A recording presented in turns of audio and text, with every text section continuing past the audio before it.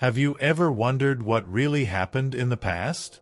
Beyond the pages of textbooks lies a world of fascinating tales, extraordinary figures, and incredible events. Join me as we explore them on Exploring History in Sleep. Welcome, everyone, to a journey into the deepest mysteries of Europe, where whispers of ancient pacts and hidden lands still echo through the centuries. Over the course of these 35 captivating parts, we will together step into the shadows of the continent's darkest legends, from valleys haunted by supernatural forces to coastlines where ancient gods still hold sway.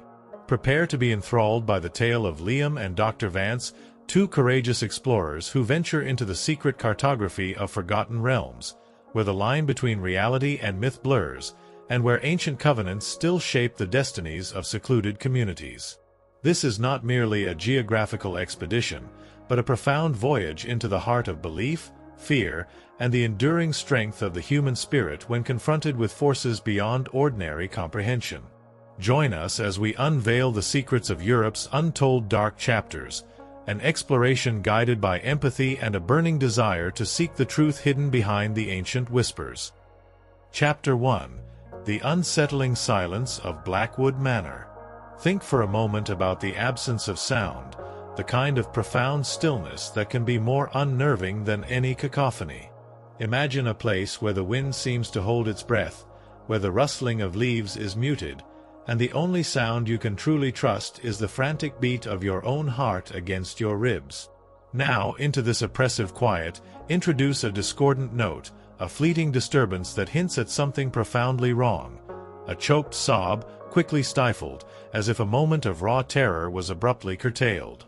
That almost imperceptible sound, lost to the vast emptiness of the night, is the genesis of our tale, a subtle crack in the veneer of normalcy that will soon shatter to reveal the bloody tapestry beneath. Blackwood Creek existed in a state of perpetual twilight, a geographical anomaly nestled so deep within a valley carved by unforgiving ancient glaciers that sunlight seemed to reach it only grudgingly. It was a place where time moved at a different pace, where the rhythms of the modern world felt like distant, intrusive echoes. The village itself was a cluster of weathered stone houses, their roofs hunched against the elements as if weary of the secrets they sheltered. The surrounding forests, a dense, brooding expanse of ancient oaks and gnarled pines, whispered tales of forgotten folklore and rustled with the unseen movements of creatures both natural and perhaps otherwise. An air of quietude, almost resignation, hung over Blackwood Creek, a sense that the land itself held its breath, anticipating something long foretold. Into this hushed landscape arrives Liam. He is a man marked by absence, his life deliberately constructed thousands of miles away from the clinging shadows of his youth. Now, in his late 20s, a subtle weariness etched around his eyes that spoke of sleepless nights and memories he couldn't quite outrun. He is summoned back to Blackwood Creek by the stark, unyielding hand of inheritance. Blackwood Manor, the imposing Gothic edifice that had dominated his childhood anxieties, a place synonymous with a cold, pervasive sadness, is now his by the cold decree of bloodline. Liam carried the ghosts of Blackwood Creek within him, intangible yet persistent. The hushed whispers that ceased abruptly as he approached, the averted gazes of the villagers when his family name was mentioned, the oppressive silence that often descended within the manor's thick stone walls, a silence that felt less like peace and more like a held breath. These were the spectral companions of his exile. And then, always lurking beneath the surface, was the jagged wound of his parents' death. A car accident, the official report had stated. A treacherous hairpin bend on a rain-slicked road, a momentary lapse in judgment with fatal consequences. He had accepted the explanation, or rather, he had built a fragile fortress of acceptance around the raw, gaping hole in his memory. It was the only way to navigate the subsequent years, a precarious raft of denial in a turbulent sea of grief. As his rented car, a jarringly modern intrusion into the timeless landscape, crunched along the long, overgrown driveway leading to Blackwood Manor, each rotation of the tires seemed to stir something dormant within him, like unsettling sediment at the bottom of a long untroubled well. The air here felt different, heavier, saturated with the earthy scent of damp soil and decaying leaves, but also with a faint, almost metallic tang, a subtle whisper of something ancient and unwell clinging to the breeze. Blackwood Manor loomed before him, a skeletal silhouette against the bruised purple and gray of the twilight sky. Its multitude of darkened windows, like vacant eyes staring out from a skull, seemed to penetrate his carefully constructed defenses, peering directly into the long-neglected corners of his soul. It was a place where the vibrant pulse of life seemed to have withered and died, leaving behind only the cold, skeletal remains of happier times. He pushed open the massive oak front door, its hinges groaning in a drawn-out protest that echoed through the cavernous hall like a mournful sigh escaping the lips of a long-deceased resident. Dust motes, disturbed by his unwelcome intrusion, danced in the meager slivers of light that filtered through the grime-coated windows, momentarily illuminating the decaying grandeur of a bygone era. Elaborate tapestries, their once vibrant hues now faded and muted like the colors of a forgotten dream, depicting scenes of grim revelry and unsettlingly ecstatic figures that seemed to writhe in some ancient, pagan fervor, hung askew on the damp, mildewed walls. The air was thick with the cloying odor of decay, a scent that spoke volumes of neglect and secrets left to fester in the suffocating darkness. Liam moved through the house with a hesitant, almost reverent tread, each footfall echoing in the unnerving silence, amplifying the frantic rhythm of his own heartbeat. An unsettling feeling began to coil in the pit of his stomach, a sense of unease that transcended the mere physical dilapidation of the manor. It was a palpable sense of a lingering presence, an unseen watcher lurking in the deeper shadows, a fleeting brush of cold air against the back of his neck when his rational mind insisted he was utterly alone. He discovered rooms sealed shut with heavy oak doors, their iron bolts rusted fast, their keys long since vanished into the labyrinthine corridors of time. He noticed strange, unsettling symbols etched into the aged wooden floorboards, intricate patterns that seemed to shift and writhe in the dim light, hinting at beliefs and rituals far removed from the staid Christian traditions of the nearby village, whispers of a darker, more primal faith. It was in the oppressive stillness of the old library, a towering mausoleum of forgotten knowledge where floor-to-ceiling shelves groaned under the weight of countless leather-bound tomes, their titles hinting at arcane arts and forbidden histories, that Liam stumbled upon his first significant discovery. Tucked away behind a loose panel in the wall, concealed with a deliberate care that spoke volumes of secrecy, was a small, heavy wooden chest. Its brass lock was encrusted with a thick layer of verdigris, stubbornly resisting the relentless passage of time, a silent testament to the years it had remained undisturbed, guarding its hidden contents with a grim tenacity. A sudden, unwelcome surge of adrenaline, sharp and disorienting, sliced through the suffocating atmosphere. Liam wrestled with the rusted lock for what felt like an eternity, the corroded metal protesting with a high-pitched screech that seemed to tear through the silence of the manor before finally yielding with a reluctant click. Inside the chest, nestled amongst brittle yellowed linens that crumbled at his touch and fragile documents tied with faded silken ribbon, lay two objects that would irrevocably shatter the fragile framework of his carefully constructed reality. The first was a thick, leather-bound journal, its aged pages filled with a dense, spidery script, the ink faded to a sepia tone that spoke of age and secrets whispered in the long-forgotten darkness. The second was a single, intricately carved wooden key, its design disturbingly organic, resembling intertwined branches or perhaps even, unsettlingly, the smooth, polished bones of some small creature. It was unlike any key Liam had ever encountered, radiating a subtle, almost palpable aura of age and something else, something undeniably sinister. The journal felt strangely cold in his hands, as if it still retained the spectral chill of the long-dead hand that had last poured its secrets onto the aged parchment. A knot of apprehension tightened in Liam's stomach as he hesitantly began to decipher the faded, elegant script. The initial entries were mundane, detailing the daily life of an ancestor he barely knew, a man named Alistair Blackwood, who had presided over the shadowed grandeur of this very manor in the early decades of the 19th century. Alastair's early prose spoke of burgeoning ambition and the steady accumulation of wealth, but a subtle, almost imperceptible undercurrent of unease soon began to bleed into his refined sentences. As Liam's eyes traced the looping, fading letters, the carefully constructed facade of Blackwood Creek, the image of a quaint, sleepy village he had carried in his memory, began to crack and crumble like ancient plaster. Alastair's confident tone gradually frayed into increasingly frantic scribbles, filled with a gnawing paranoia, a suffocating guilt that seemed to cling to the very ink, and increasingly terrifying descriptions of clandestine rituals performed under the cloak of moonless nights, rituals that demanded a horrifying and recurring price, a bloody tithe exacted by something ancient and insatiable. The journal spoke of a pact, a dark bargain struck with a malevolent entity that dwelled in the very soil beneath Blackwood Creek, an exchange for prosperity and influence that had irrevocably cursed the family line, demanding a life, a soul, generation after generation. A cold dread, deeper and more visceral than anything Liam had ever experienced, seeped into his bones as he read about the inexplicable illnesses that had withered away his ancestors in their prime, the bizarre and fatal accidents that had claimed their lives in their seemingly secure surroundings, and the sudden, unsettling disappearances that had cast a long, chilling shadow over the Blackwood name for generations.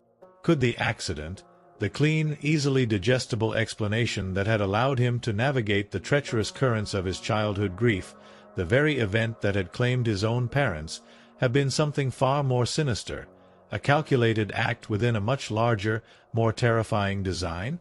The thought, once a fleeting, unwelcome whisper at the edges of his consciousness, now took root in his mind like a poisonous vine, its dark tendrils wrapping around his heart and squeezing the very breath from his lungs. The wooden key, lying heavy and strangely warm against the coldness of the journal in his palm, seemed to pulse with a faint, almost imperceptible energy, a subtle vibration that resonated deep within his bones.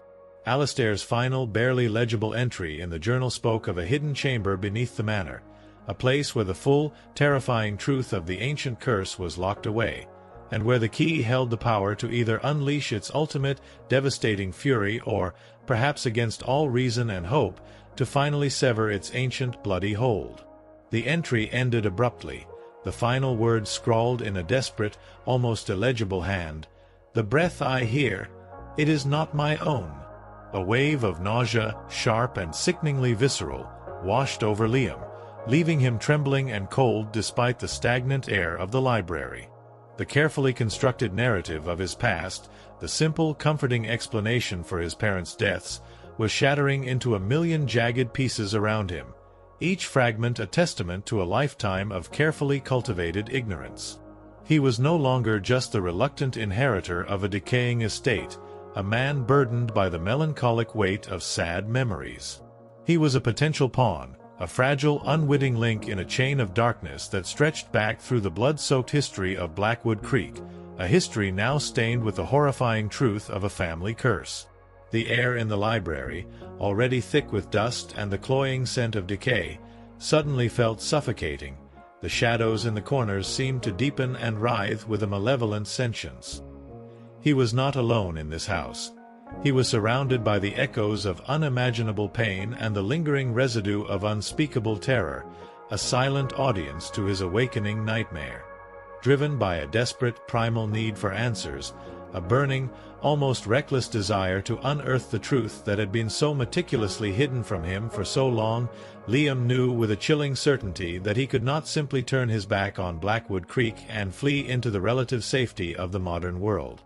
The vague, idyllic escape he had once occasionally fantasized about was now irrevocably replaced by a grim, unwavering determination. He had to know what truly happened to his parents, beyond the sterile pronouncements of a police report. He had to understand the insidious nature of the curse that seemed to cling to his family name like a suffocating shroud, poisoning the very air he breathed within these ancient walls.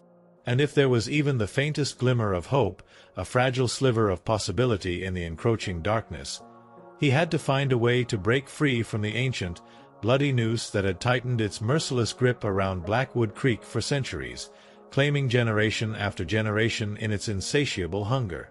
The scream he had heard upon his arrival, a fleeting, almost imagined sound, now replayed in his mind with a horrifying clarity, no longer seemed like an isolated incident, a random cry swallowed by the vast emptiness of the night.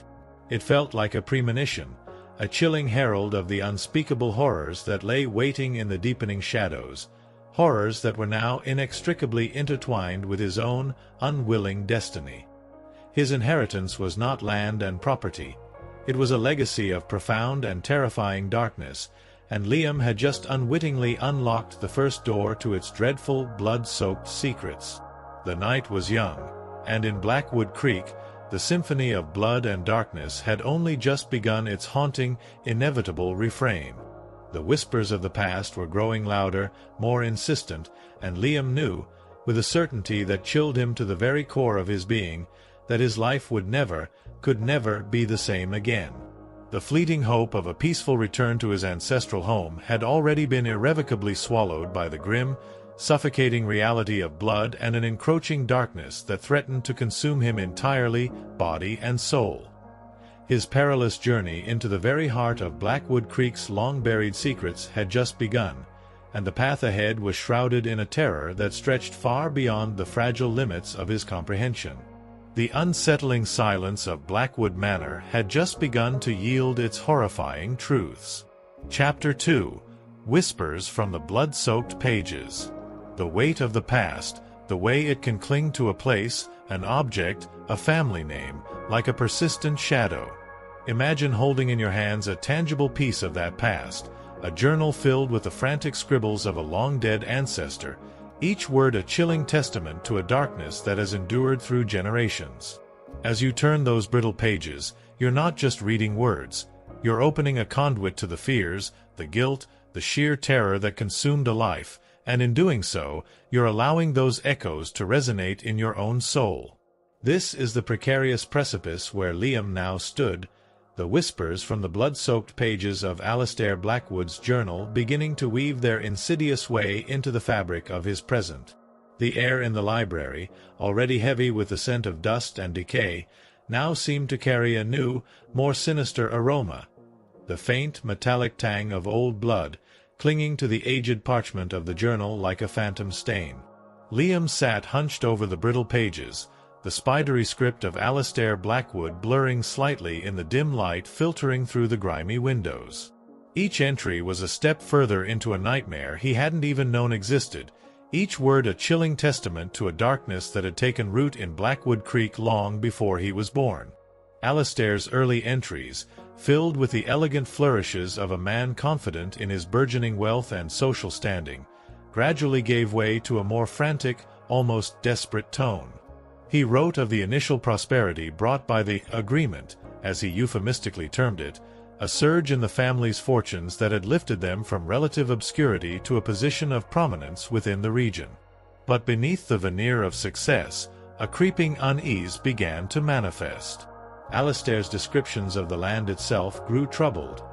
Unusually harsh winters, blighted crops, a sense of the earth turning sour and unwelcoming. He spoke of unsettling dreams, of shadows that seemed to lengthen and take on unnatural forms in the periphery of his vision. As Liam continued to read, the agreement began to reveal its true, horrifying nature.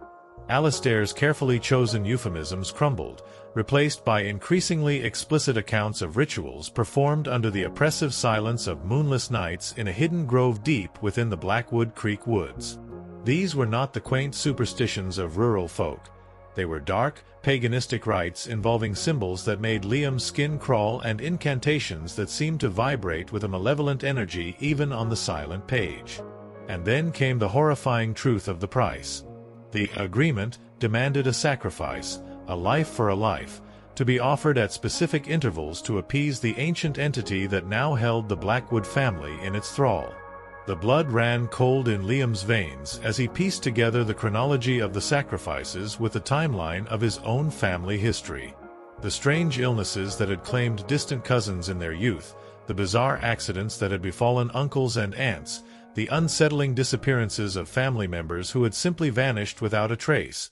They all now took on a terrifying new significance, fitting into a horrifying pattern dictated by the ancient pact. The curse, as Alastair eventually and fearfully labeled it, wasn't some abstract misfortune.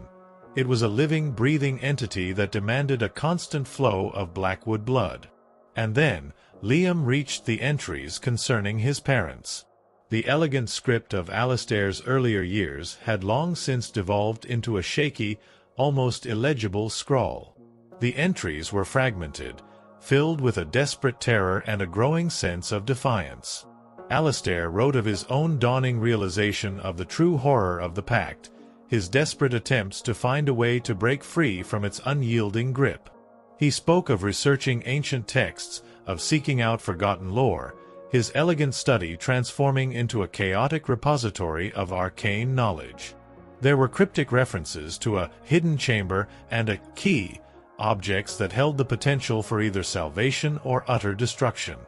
The entries leading up to Alastair's own demise were particularly chilling. They spoke of a growing paranoia, a sense of being watched not just by human eyes but by something far more ancient and sinister.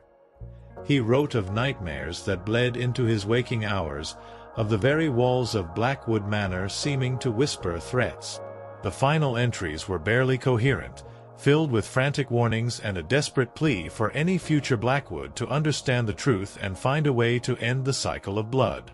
The last legible sentence echoed in Liam's mind with a terrifying resonance. The agreement, it stirs, and it knows our defiance. The weight of the journal in Liam's hands suddenly felt unbearable, as if he were holding the very essence of generations of fear and suffering. The comfortable narrative of his parents' death, the simple, tragic accident he had clung to for so long, now felt like a cruel lie, a carefully constructed deception designed to shield him from a truth too horrifying to contemplate. Had his parents discovered the truth? Had their accident been a consequence of their own defiance, a brutal silencing by the entity that held their family in its grasp? The thought sent a shiver of ice down Liam's spine, replacing his grief with a raw, burning anger. The wooden key, still lying heavy in his palm, seemed to pulse with a faint, unsettling warmth. Alastair's final, fragmented entries had mentioned it specifically, describing its intricate carvings as a map, a guide to the hidden chamber.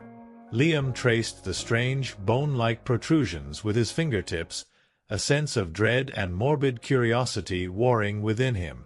This key, this seemingly innocuous object, held the potential to unlock not just a hidden room, but the terrifying truth of his family's past and perhaps the key to his own survival.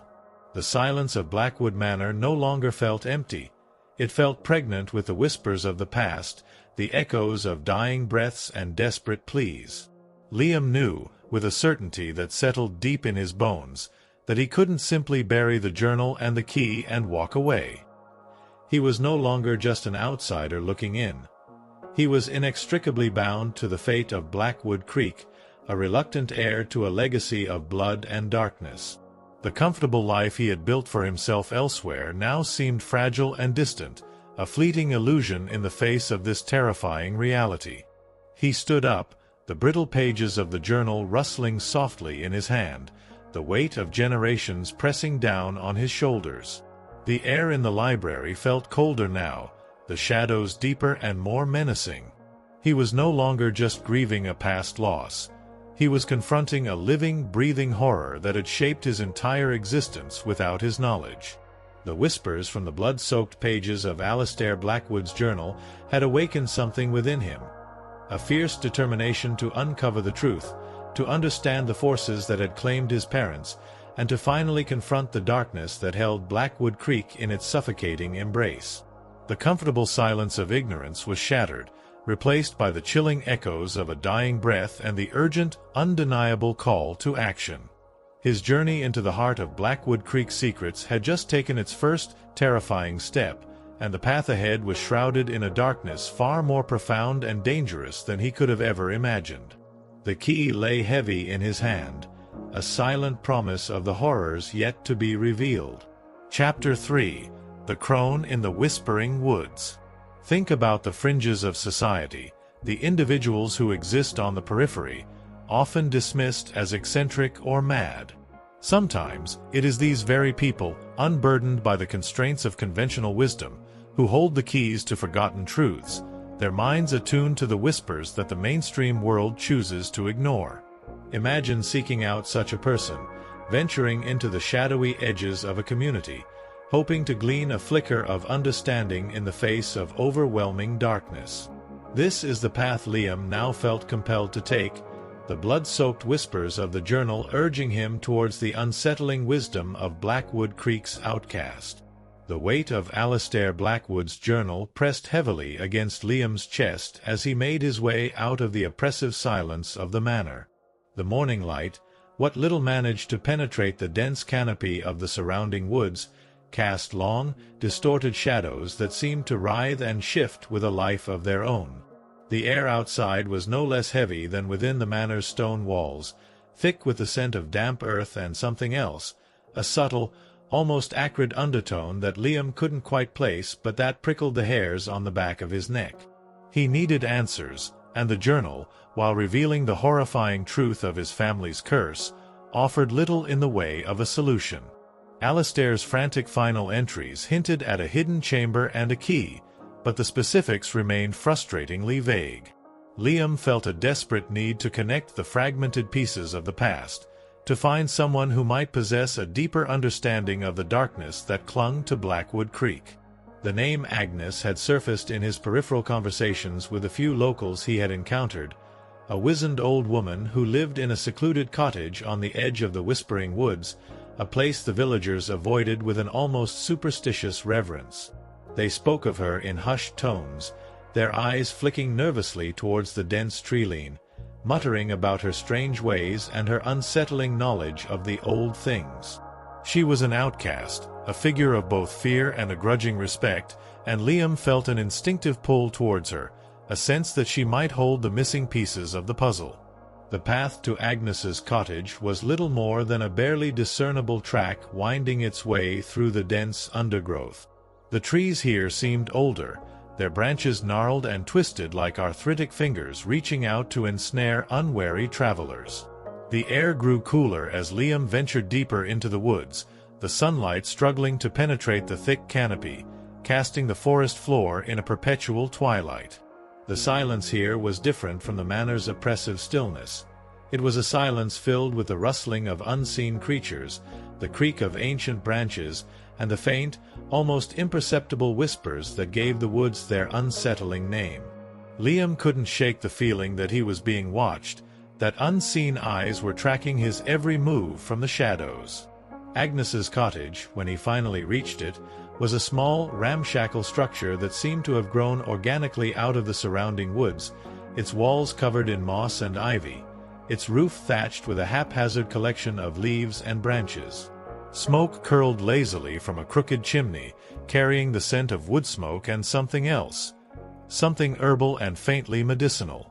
The garden surrounding the cottage was a riot of strange and unusual plants, their leaves and flowers in colors Liam had never seen before. It felt like stepping into a different world, a place where the boundaries between the natural and the supernatural blurred. He knocked on the weathered wooden door, the sound surprisingly loud in the otherwise silent woods. After a long moment, the door creaked open, revealing a figure as ancient and gnarled as the trees themselves. Agnes was small and hunched, her face a road map of wrinkles etched by time and hardship. Her eyes, however, were surprisingly sharp and clear, piercing Liam with an unnerving intensity. They seemed to hold a deep well of knowledge, a wisdom that transcended the fleeting concerns of the modern world. "You seek what is buried," Agnes said, her voice a low, raspy whisper that seemed to blend with the rustling of the leaves. There was no question in her tone, only a statement of fact. Liam felt a jolt of surprise. He hadn't even spoken yet. You know?" Agnes simply nodded, her gaze unwavering. "Blackwood Manor. It bleeds history. And the land, it remembers." She gestured with a gnarled hand towards a moss-covered stone in her garden, upon which strange symbols were carved. "The old ways, They are not forgotten here. Hesitantly, Liam told Agnes about the journal, about the curse that had plagued his family for generations, and about his parents' deaths. He spoke of the hidden chamber and the key, his voice barely above a whisper in the stillness of the woods. Agnes listened intently, her sharp eyes never leaving his face, her expression unreadable. When he had finished, a long silence hung in the air, broken only by the distant caw of a crow. Finally, Agnes spoke, her voice even lower than before. The Blackwoods, they delved into things best left undisturbed. They sought power where it should not be sought, and the land, it demanded a price. She confirmed the existence of the curse, her words echoing the horrifying truths Liam had read in the journal. She spoke of the ancient entity that dwelled beneath Blackwood Creek, a being of immense power and insatiable hunger, bound to the land by rituals performed in the long-forgotten past. The sacrifices, she explained, were not just random tragedies. They were the payments demanded by this entity, a way to appease its wrath and maintain the family's precarious hold on power and prosperity. Liam's mind reeled. The casual cruelty of it, the generations of lives sacrificed to a dark bargain struck by his ancestors, was almost unbearable to comprehend. "My parents, were they?" he began, the question hanging heavy in the air. Agnes's gaze softened slightly, a flicker of something akin to pity in their depths. "They learned the truth. They tried to break the cycle. But the old ways, they do not relinquish their hold easily. The land, it resists." She didn't explicitly confirm his parents' fate, but her implication was clear, a chilling confirmation of Liam's growing fears. He asked about the hidden chamber, about the key. Agnes's eyes narrowed, a shadow of concern passing across her wrinkled face. "The chamber, it is a place of great power. It holds not just the truth of the curse, but also the means to either break it or unleash something far worse." She looked at the wooden key Liam held, its intricate carvings seeming to pulse faintly in the dim light. "That key, it is more than just wood. It is a conduit, a link to what lies beneath. Be careful how you use it." Agnes then spoke of the rituals, her voice dropping to a near whisper as she described the horrifying details of the sacrifices, the incantations, the symbols of power. She spoke of the entity's hunger, its insatiable need for Blackwood blood, and the terrible consequences of failing to appease it. Her words painted a picture of a community living in fear, bound by a dark secret passed down through generations, a silent complicity in the face of unimaginable horror. She warned Liam about the others in Blackwood Creek, those who benefited from the curse, the descendants of those who had first made the pact. They would not welcome his inquiries. They would see him as a threat to their power and their carefully constructed lies. "Trust no one easily here, grandson," she rasped, her sharp eyes boring into his. "The darkness, it has many faces." As Liam prepared to leave, the weight of Agnes's words settling heavily upon him, he asked if there was any hope, any way to break the ancient curse that had stained his family's history with blood. Agnes looked at him, her ancient eyes filled with a profound sadness. "The roots of this evil run deep, grandson. It will not be easily undone. The land, it remembers the blood that has been spilled upon it. But," she added, her voice barely a whisper, "where there is darkness, there is always a flicker of light. The key, it holds a potential. But the path, it will be paved with pain and sacrifice." Leaving Agnes's cottage, Liam felt a strange mixture of dread and a newfound sense of grim determination. The whispers of the woods seemed to carry a new weight, no longer just the rustling of leaves but the echoes of Agnes's warnings. The truth of his family's curse was no longer a distant horror confined to the pages of a journal. It was a tangible presence that permeated the very air of Blackwood Creek. He knew now that his parents' deaths were likely not an accident, but a consequence of their defiance against the ancient evil. And he knew that he couldn't simply walk away. He had to delve deeper, to uncover the secrets of the hidden chamber and to understand the true power of the key. He had to find a way to break the cycle of blood, even if it meant facing the unimaginable darkness that lay at the heart of Blackwood Creek.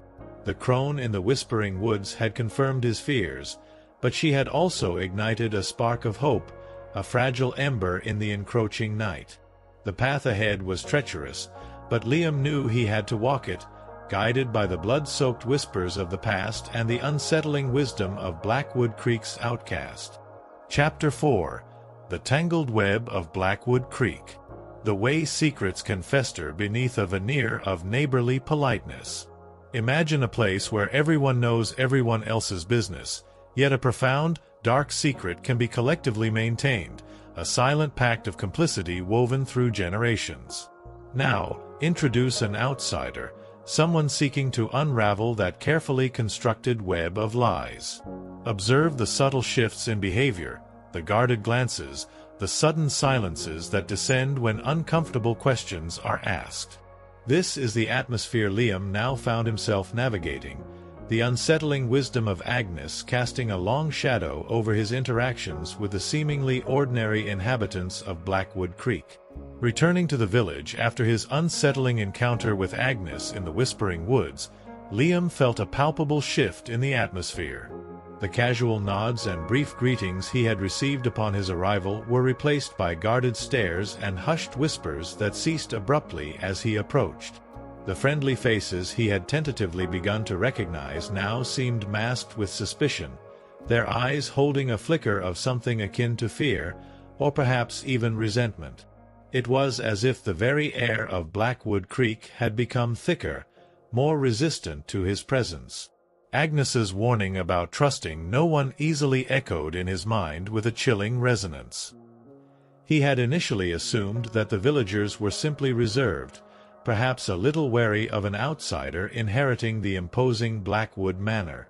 But now, armed with the horrifying knowledge gleaned from Alistair's journal and Agnes's cryptic pronouncements, he saw their reticence in a new, more sinister light.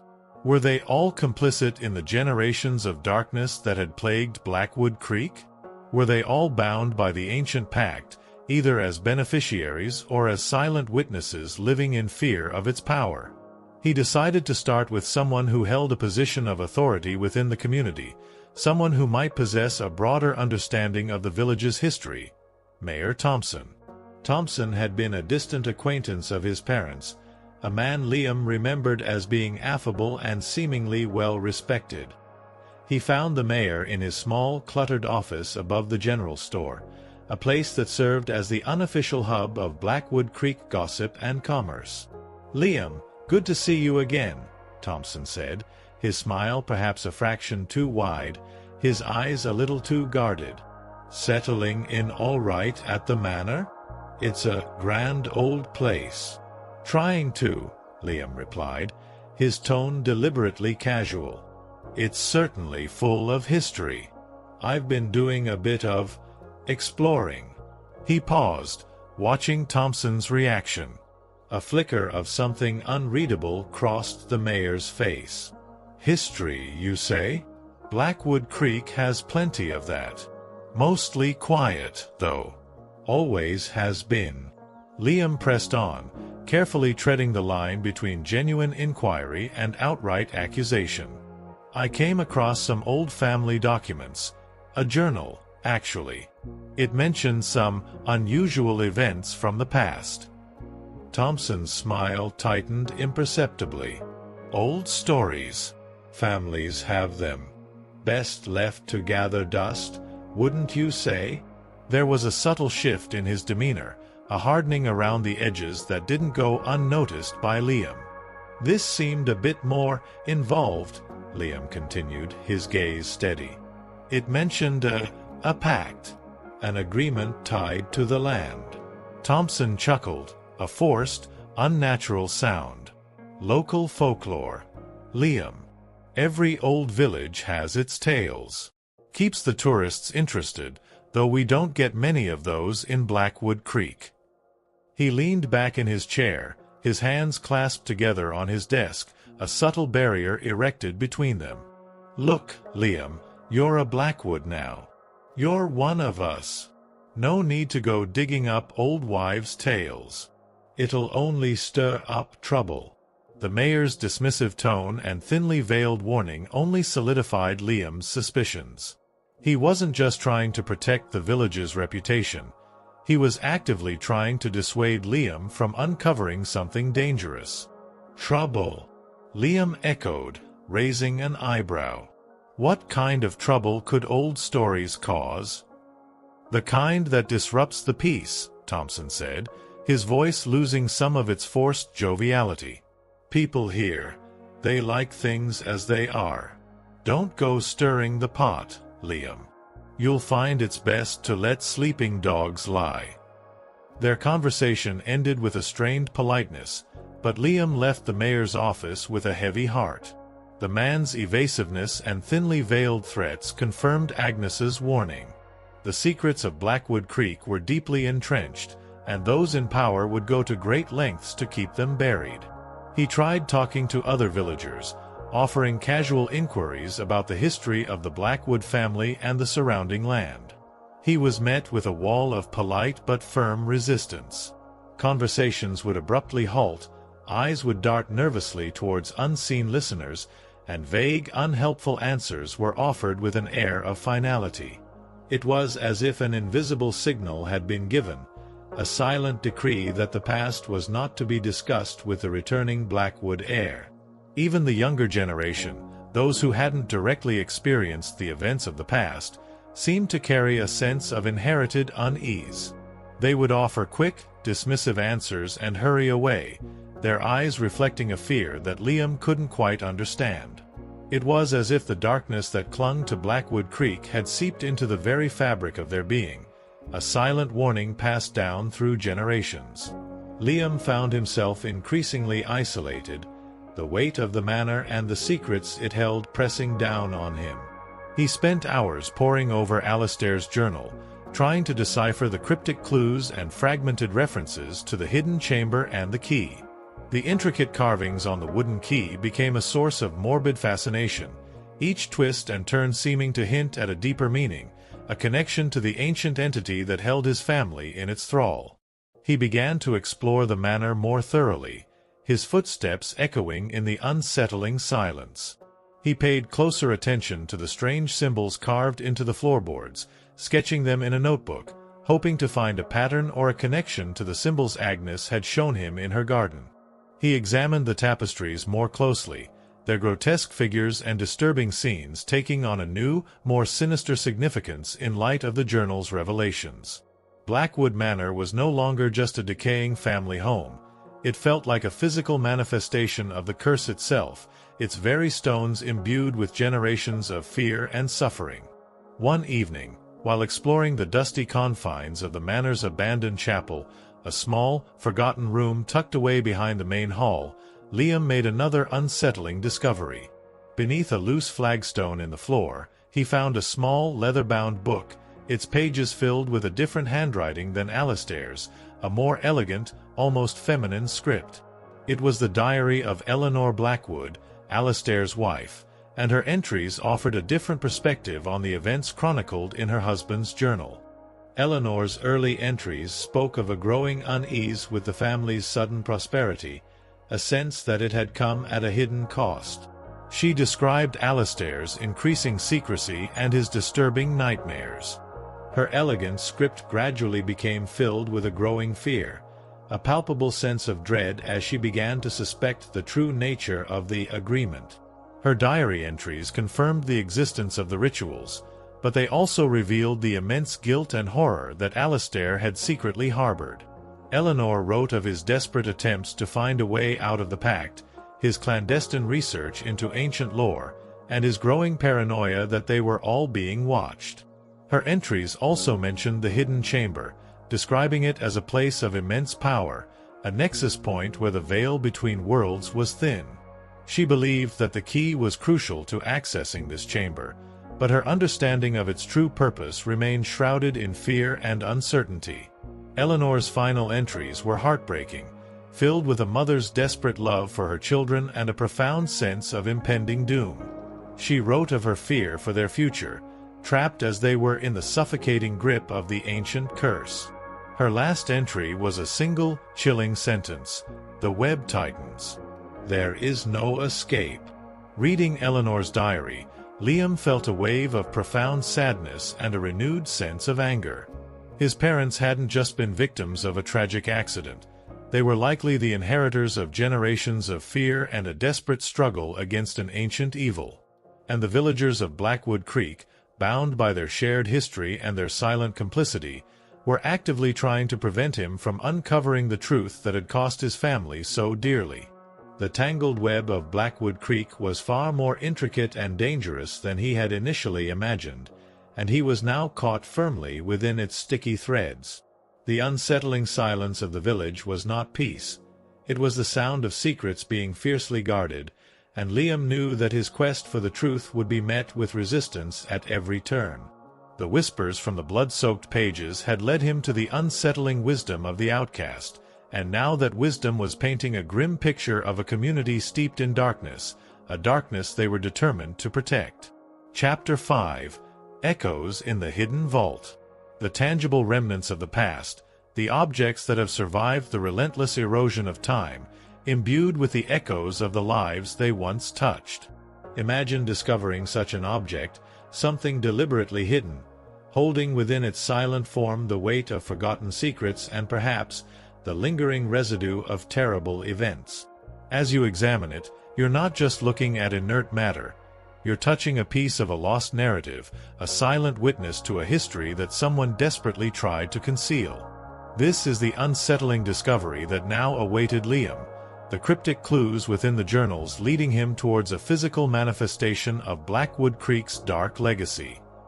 The combined weight of Alastair and Eleanor Blackwood's journals felt significant in Liam's hands, a tangible link to the generations of fear and desperation that had permeated Blackwood Manor.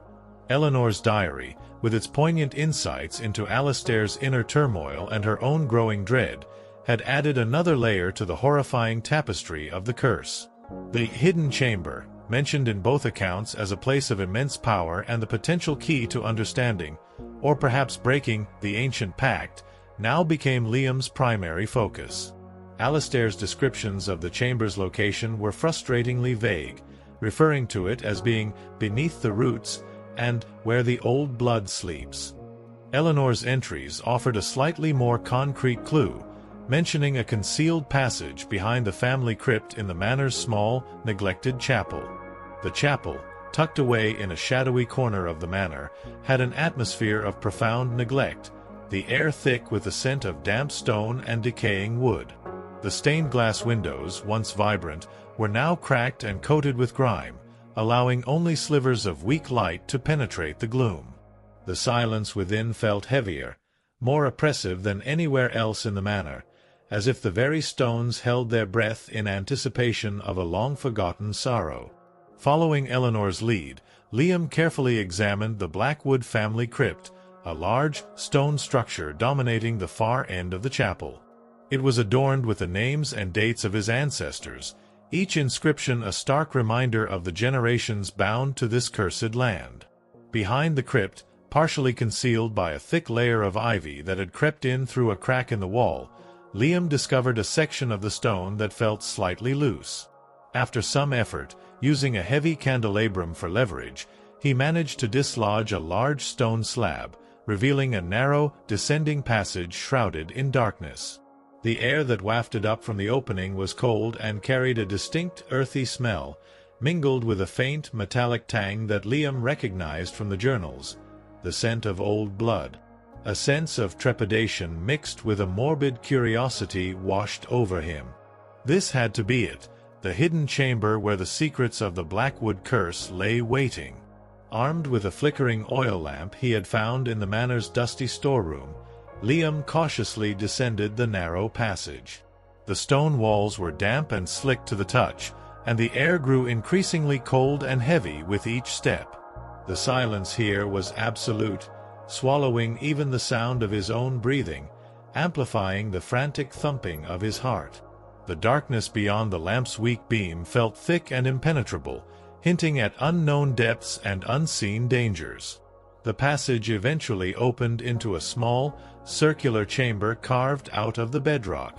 The air within was stagnant and heavy, thick with the smell of damp earth, decay, and that unsettling metallic tang. In the center of the chamber stood a stone altar, its surface stained with dark, dried residue that Liam instinctively knew was blood.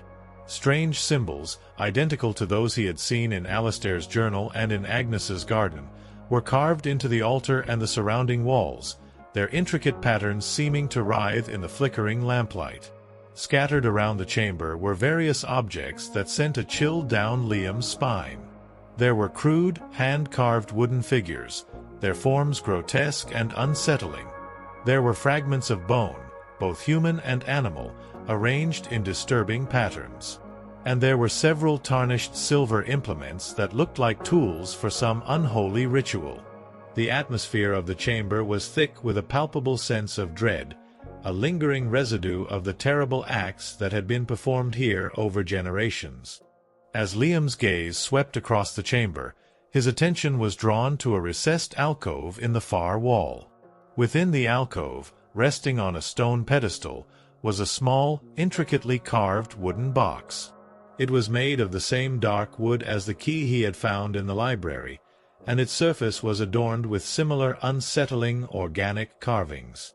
Liam felt an almost magnetic pull towards it, a sense that this box held a significant piece of the puzzle. Hesitantly, he approached the pedestal and reached for the box. As his fingers brushed against the cold, smooth wood, a faint whisper seemed to echo through the chamber, a sibilant sound that sent shivers down his spine. He couldn't make out any discernible words, but the tone was undeniably malevolent, a chilling caress of something ancient and hungry. Despite the unsettling sensation, Liam lifted the box. It was surprisingly heavy, and as he held it, he noticed a small, key-shaped indentation on its surface, perfectly matching the wooden key he carried in his pocket. A sense of grim anticipation washed over him. This was it. This box, and the key that would open it, likely held the answers he so desperately sought. With trembling hands, Liam inserted the wooden key into the indentation. It slid in smoothly, clicking into place with a soft, almost imperceptible sound. A faint tremor ran through the stone chamber, and the air seemed to grow colder, the shadows deepening and taking on more defined, almost menacing forms in the periphery of his vision. Slowly, Liam lifted the lid of the box. Inside, nestled on a bed of faded black velvet, lay several objects. There was a collection of brittle parchment scrolls, covered in the same spidery script as Alistair's journal, but also containing intricate diagrams and unsettling illustrations. There was a small obsidian amulet, its surface polished to a mirror sheen, reflecting the flickering lamplight with an unnatural intensity. And finally, there was a small, intricately carved bone whistle, its surface adorned with the same unsettling symbols that were etched throughout the chamber. As Liam reached for one of the parchment scrolls, the whispers in the chamber intensified, no longer just a sibilant murmur but a chorus of voices just below the threshold of comprehension, their tone filled with a chilling hunger and an ancient rage. The shadows around him seemed to deepen and coalesce, taking on fleeting, indistinct shapes that danced at the edge of his vision. He felt a palpable sense of being watched, of being surrounded by unseen eyes filled with malevolence. He carefully unrolled one of the scrolls. The script was even more frantic and desperate than Alistair's later entries, filled with terrifying descriptions of the entity that dwelled beneath Blackwood Creek, its insatiable demands, and the horrifying consequences of failing to appease it. The diagrams depicted the rituals in graphic detail, illustrating the sacrifices and the incantations used to bind the entity to the land and the Blackwood family. One particular scroll detailed the origins of the pact, a desperate bargain struck by an early Blackwood ancestor during a time of great hardship, exchanging the bloodline's servitude for wealth and power. The illustrations accompanying this scroll depicted a terrifying, shadowy figure, its form shifting and indistinct, but radiating an aura of immense power and ancient evil. As Liam continued to examine the contents of the box, the whispers in the chamber grew louder, more insistent, seeming to claw at the edges of his sanity. The air grew colder, and he felt a prickling sensation on his skin, as if unseen hands were reaching out from the shadows. He knew he was treading on dangerous ground, delving into secrets that were meant to remain buried. The hidden vault beneath Blackwood Manor was not just a repository of forgotten history.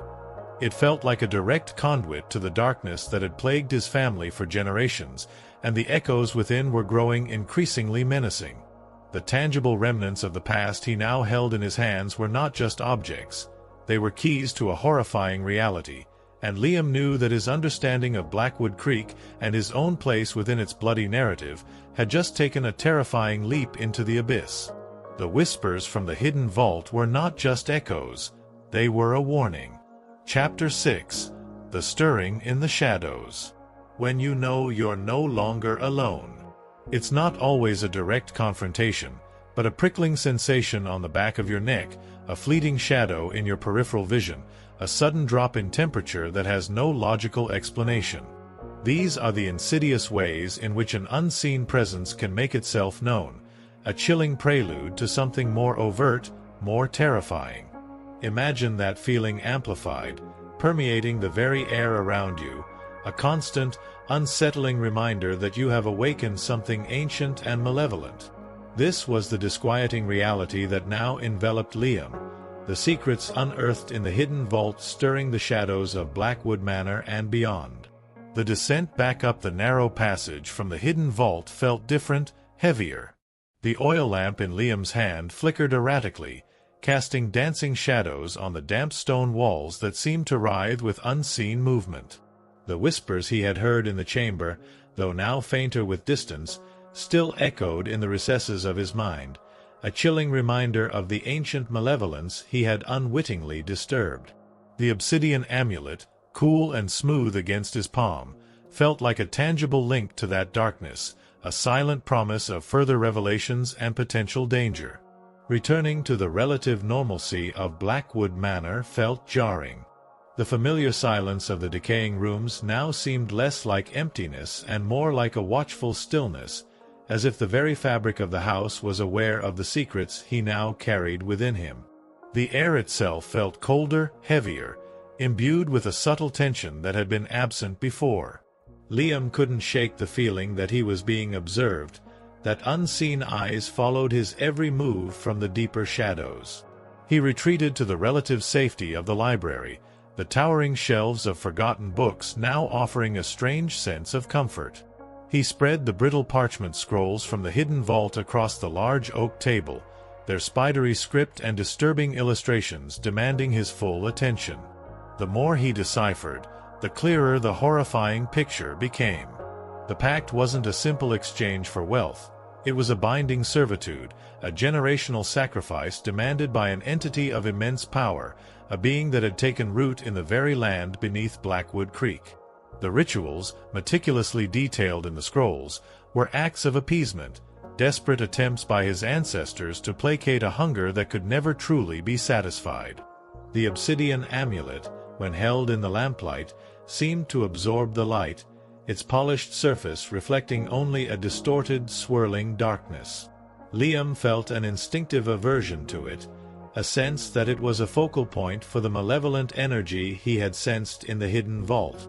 The bone whistle, with its unsettlingly organic carvings, remained untouched on the table, its potential purpose hinting at something ancient and perhaps terrifyingly primal. As Liam delved deeper into the scrolls, the subtle shifts in his environment intensified.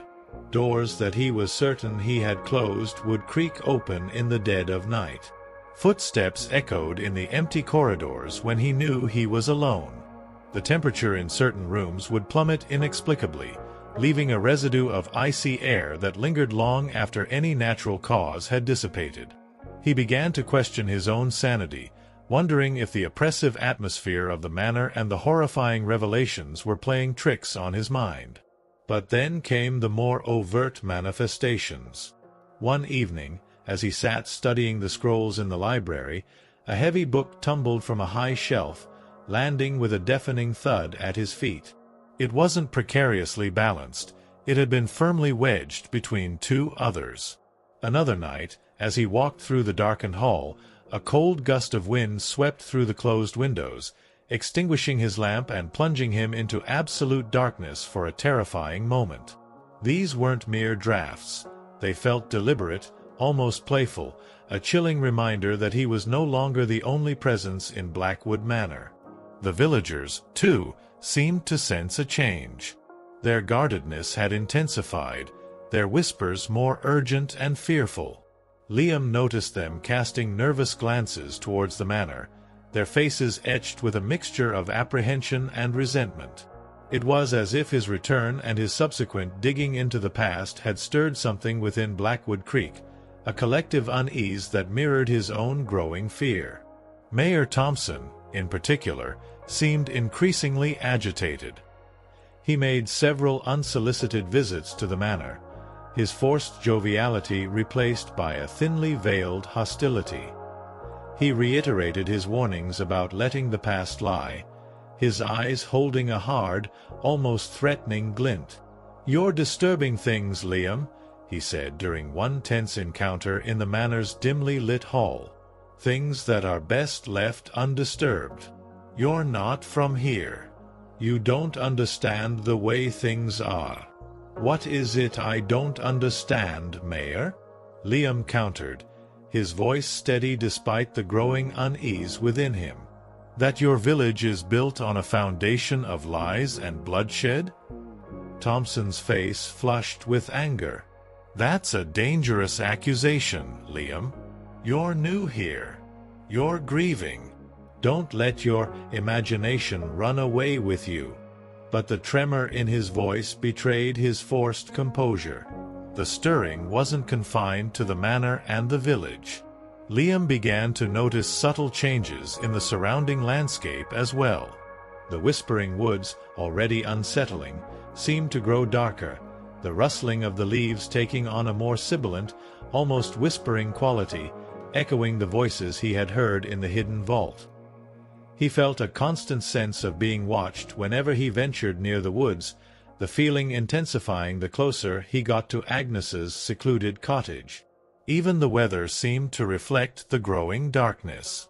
The days grew shorter, the skies perpetually overcast, casting Blackwood Creek in a perpetual gloom. The wind carried a mournful howl, and the rain, when it fell, seemed to lash against the manor windows with an almost sentient fury. Liam knew that he had awakened something ancient and malevolent by delving into the secrets of his family's past. The subtle shifts in the manor, the village, and the surrounding land were all undeniable signs that the entity beneath Blackwood Creek was aware of his actions, that it was stirring in its age-old slumber. The whispers in the hidden vault were no longer just echoes. They were a prelude to something far more terrifying, a warning that the darkness was beginning to rise. He was no longer just seeking answers. He was now in a precarious dance with an ancient evil, and he knew that the next step he took could have unimaginable consequences. The shadows of Blackwood Manor were no longer just shadows. They were beginning to take on a life of their own. Chapter 7. The Crimson Stain on the Snow. The profound shock of the unexpected, the way a familiar scene can be brutally violated by an intrusion of violence. Imagine a pristine landscape, perhaps a blanket of freshly fallen snow, suddenly marred by a stark, unnatural color, the crimson stain of blood. That single, jarring visual shatters the illusion of peace, replacing it with a visceral understanding of danger and loss. This is the brutal awakening that awaited Liam, the stirring in the shadows of Blackwood Creek culminating in a stark and terrifying message. The oppressive atmosphere of Blackwood Manor had begun to feel almost commonplace to Liam, a constant low hum of unease that accompanied his every waking moment. The subtle disturbances, the creaking doors, the inexplicable temperature drops, the fleeting shadows, had become a chilling backdrop to his relentless study of the ancient scrolls and the cryptic entries in Alastair and Eleanor's journals. He was slowly piecing together the horrifying history of the pact, the identity of the entity beneath Blackwood Creek, and the terrifying rituals that had sustained its power for generations. He had been planning another visit to Agnes, hoping that the new information gleaned from the hidden vault might elicit further insights from the old crone. He felt a desperate need for guidance, a lifeline in the encroaching darkness that threatened to consume him. The villagers remained stubbornly unhelpful, their guardedness hardening into outright hostility in some cases, their eyes reflecting a fear that seemed to stem from a deep-seated understanding of the forces Liam was now meddling with. Mayor Thompson's thinly veiled threats hung in the air, a constant reminder of the resistance he would face in his quest for the truth. The morning dawned cold and still. A fresh layer of snow, pristine and white, blanketed Blackwood Creek and the surrounding landscape, momentarily lending an illusion of peace to the troubled land. Liam, wrapped in a thick woolen coat he had found in the manor's dusty attic, decided to make the trek to Agnes's cottage before the villagers were fully awake, hoping to avoid any unwanted confrontations. The walk through the snow-covered woods was eerily silent, the muffled crunch of his boots the only sound breaking the stillness. The trees, their branches heavy with snow, stood like silent sentinels, their shadows stretching long and distorted across the white expanse. Despite the apparent tranquility, Liam couldn't shake the feeling of being watched, a prickling sensation on the back of his neck that had become a constant companion. As he neared Agnes's secluded cottage, a jarring splash of color against the pristine white caught his eye. It was a crimson stain on the freshly fallen snow, stark and unnatural, leading towards the cottage door. Liam's heart lurched in his chest, a cold dread gripping him with icy fingers. He broke into a run, his boots sinking deep into the snow, the idyllic scene now replaced by a growing sense of panic. As he reached the cottage, the scene that greeted him sent a wave of nausea and horror crashing over him. The wooden door of Agnes's cottage hung open, swaying gently in the cold breeze. The crimson stain on the snow led directly to the threshold, and as Liam stepped inside, the source of the horror became sickeningly clear. Agnes lay sprawled on the floor of her small, cluttered cottage, her frail body twisted at an unnatural angle. Her eyes, once sharp and knowing, now stared blankly at the rough-hewn ceiling. A deep, ragged gash marred her throat, the crimson stain on the snow now a horrifying pool surrounding her lifeless form. The air was thick with the metallic tang of fresh blood, mingling with a familiar scent of herbs and wood smoke. But the horror didn't end there. Etched in blood on the wooden wall above Agnes's body was a symbol, one that Liam recognized instantly from Alistair's journal and the carvings in the hidden vault, an intricate, unsettling sigil that represented the ancient entity beneath Blackwood Creek. It was a clear, brutal message, a crimson warning scrawled in Agnes's own blood. Liam stood frozen in the doorway, the idyllic beauty of the snow-covered landscape now a stark and terrifying contrast to the brutal reality within the cottage. Agnes, the only person who had offered him any guidance, the only flicker of light in the encroaching darkness, was dead. And the manner of her death, the chilling symbol etched in her own blood, was a clear indication of who or what was responsible. A wave of grief and a burning white-hot rage washed over Liam. Agnes's death was not just a loss. It was a deliberate act of violence, a calculated move by the forces of darkness to silence anyone who might aid him in his quest for the truth.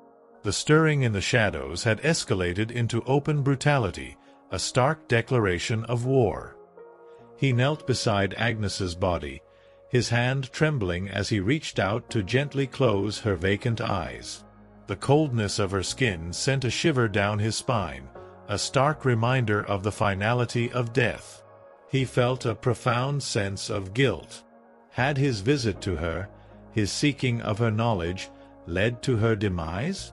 Had he inadvertently drawn the attention of the ancient entity and its human servants to the only ally he had in this cursed place? As he stood up, his gaze fell upon something clutched tightly in Agnes's stiffening hand. It was a small, intricately carved wooden bird, its form strangely familiar.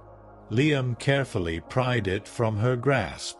It was identical to a carving he had seen in Alistair's journal, a symbol associated with protection against the entity. Agnes, even in her final moments, had tried to ward off the darkness. The crimson stain on the snow outside the cottage door now seemed to scream a silent warning. Liam was no longer just an unwelcome outsider digging into the past. He was now a direct threat, and the forces of darkness were willing to spill blood to silence him. Agnes's death was a brutal escalation, a stark reminder of the immense power he was up against. The tangled web of Blackwood Creek had tightened, and Liam knew that his every move would now be met with deadly resistance. The stirring in the shadows had become a violent storm, and Liam was caught directly in its path. The silence of the snow-covered woods was now broken by the silent scream of Agnes's final moments, a chilling testament to the blood and darkness that held Blackwood Creek in its unyielding grip. His quest for the truth had just become a fight for survival. Chapter 8. A Voice from Beyond the Veil. The instinct to seek help when faced with overwhelming darkness, the primal urge to reach out to someone, anyone, who might offer a glimmer of understanding or a hand to pull you from the abyss.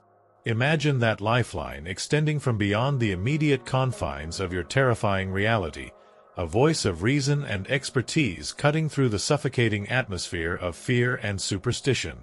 This is the desperate measure Liam now felt compelled to take, the brutal murder of Agnes forcing him to look beyond the insular and hostile confines of Blackwood Creek.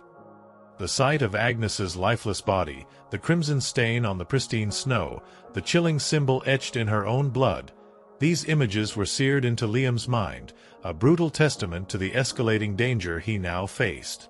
The raw grief he felt for the old woman, his only ally in this cursed place, was quickly overshadowed by a cold, hard knot of fear and a burning desire for retribution. He knew he couldn't face the darkness of Blackwood Creek alone.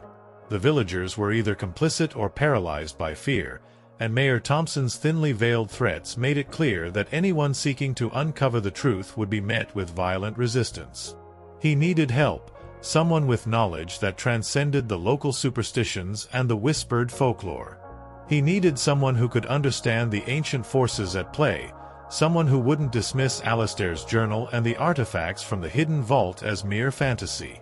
His mind raced, searching for any connection, any possibility of external assistance. He remembered a fleeting reference in one of Eleanor Blackwood's diary entries, a mention of a correspondence with a scholar in Europe who had shown an interest in the local legends of Blackwood Creek.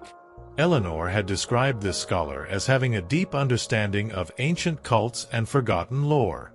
The entry was brief, offering no name or specific location, but it planted a seed of hope in the barren landscape of Liam's despair. After hours of searching through the dusty archives of Blackwood Manor, sifting through brittle letters and faded documents, Liam finally found it, a small collection of correspondence between Eleanor Blackwood and a Dr. Eleanor Vance, a researcher of folklore and the occult based in Prague. The letters spanned several years, detailing Eleanor's growing unease with the Blackwood family history and Dr. Vance's insightful, often unsettling, interpretations of the local legends. Dr. Vance spoke of ancient entities bound to the land by blood pacts, of rituals designed to appease dark forces, and of the devastating consequences of disturbing such ancient arrangements. Reading Dr. Vance's letters, Liam felt a surge of hope mixed with a chilling sense of validation. Here was someone who understood the very darkness that had consumed his family and held Blackwood Creek in its suffocating grip. He had to reach her. The logistics of contacting someone in Europe from the isolated confines of Blackwood Creek presented a challenge. The local phone lines were unreliable, and the internet connection was intermittent at best. He eventually managed to get a weak signal on his mobile phone and sent a desperate, concise email to the last known address for Dr. Vance, outlining his situation and the horrifying discoveries he had made. He knew it was a long shot, a message cast into the digital void, but it was the only lifeline he had. Days crawled by, each hour filled with a gnawing anxiety. The manor remained silent, but the subtle disturbances continued, a constant reminder that he was not alone. He found small, unsettling arrangements of stones outside his bedroom door, symbols that mirrored those in the hidden vault. He heard faint whispers in the dead of night, too indistinct to understand but undeniably present. The villagers continued to regard him with suspicion and hostility, their silence a palpable threat. Mayor Thompson kept his distance, but Liam felt his watchful gaze whenever he ventured into the village, a silent promise of future confrontation. Just as Liam's hope began to dwindle, a reply arrived. A brief, urgent email from Dr. Eleanor Vance. She had received his message and, recognizing the gravity of his situation based on her previous correspondence with Eleanor Blackwood, she was willing to help. She warned him to trust no one in Blackwood Creek and advised him to gather as much evidence as possible. She informed him that she would make arrangements to travel to Blackwood Creek as soon as possible. A wave of relief washed over Liam, so potent it almost buckled his knees. He wasn't alone anymore. There was someone who believed him, someone who understood the terrifying reality he was facing. Dr. Vance's willingness to help was a beacon of hope in the overwhelming darkness. However, her arrival also brought a new set of risks. An outsider nosing around Blackwood Creek, especially one connected to the Blackwood family, was bound to raise suspicion and potentially provoke a dangerous reaction from those who sought to keep the ancient secrets buried. Liam knew that he had to be careful, to keep Dr. Vance's impending arrival a secret for as long as possible. In the days leading up to her arrival, Liam focused on gathering more evidence. He meticulously photographed the symbols in the hidden vault, the artifacts he had found, and the relevant passages in the journals. He sketched the strange arrangements of stones he had found outside his door. He felt a desperate need to document everything, to have tangible proof of the darkness that permeated Blackwood Creek. He also began to explore the manor more systematically, searching for any other hidden passages or secret rooms that might shed further light on the history of the curse.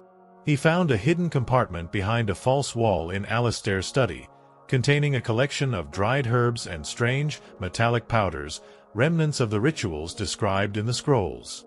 Each discovery only deepened his understanding of the ancient evil that held Blackwood Creek in its thrall. Finally, the day arrived.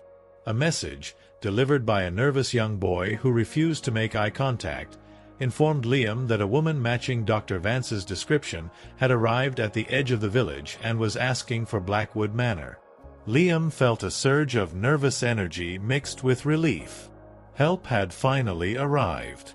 As he drove to meet Dr. Vance, the familiar landscape of Blackwood Creek seemed different, charged with a new tension. He knew that her arrival marked a turning point, a shift in the balance of power. The secrets of Blackwood Creek were no longer his burden alone. But he also knew that her presence would not go unnoticed, and that the shadows that clung to this cursed land would likely stir with renewed intensity. A voice from beyond the veil had answered his desperate call, but the true battle for Blackwood Creek, and for his own survival, was only just beginning. The fragile hope she brought was a welcome light, but Liam knew that it would likely be tested by the profound darkness that permeated every corner of this troubled land. Chapter 9. Unveiling the Forbidden Rites. The chilling allure of the forbidden, the human fascination with secrets that lie just beyond the boundaries of accepted knowledge. Imagine gaining access to such forbidden lore, ancient texts detailing practices that defy reason and morality, rituals steeped in blood and darkness. As you decipher these unsettling accounts, you're not just reading words. You're peering into the abyss, glimpsing the terrifying potential of human depravity and the ancient entities that might prey upon it. This is the disturbing path Liam and Dr. Vance now embarked upon, the scrolls from the hidden vault offering a horrifying glimpse into the forbidden rites that lay at the heart of Blackwood Creek's curse. Dr. Eleanor Vance was not what Liam had expected. He had pictured a frail, elderly academic, perhaps lost in the dusty realms of ancient texts.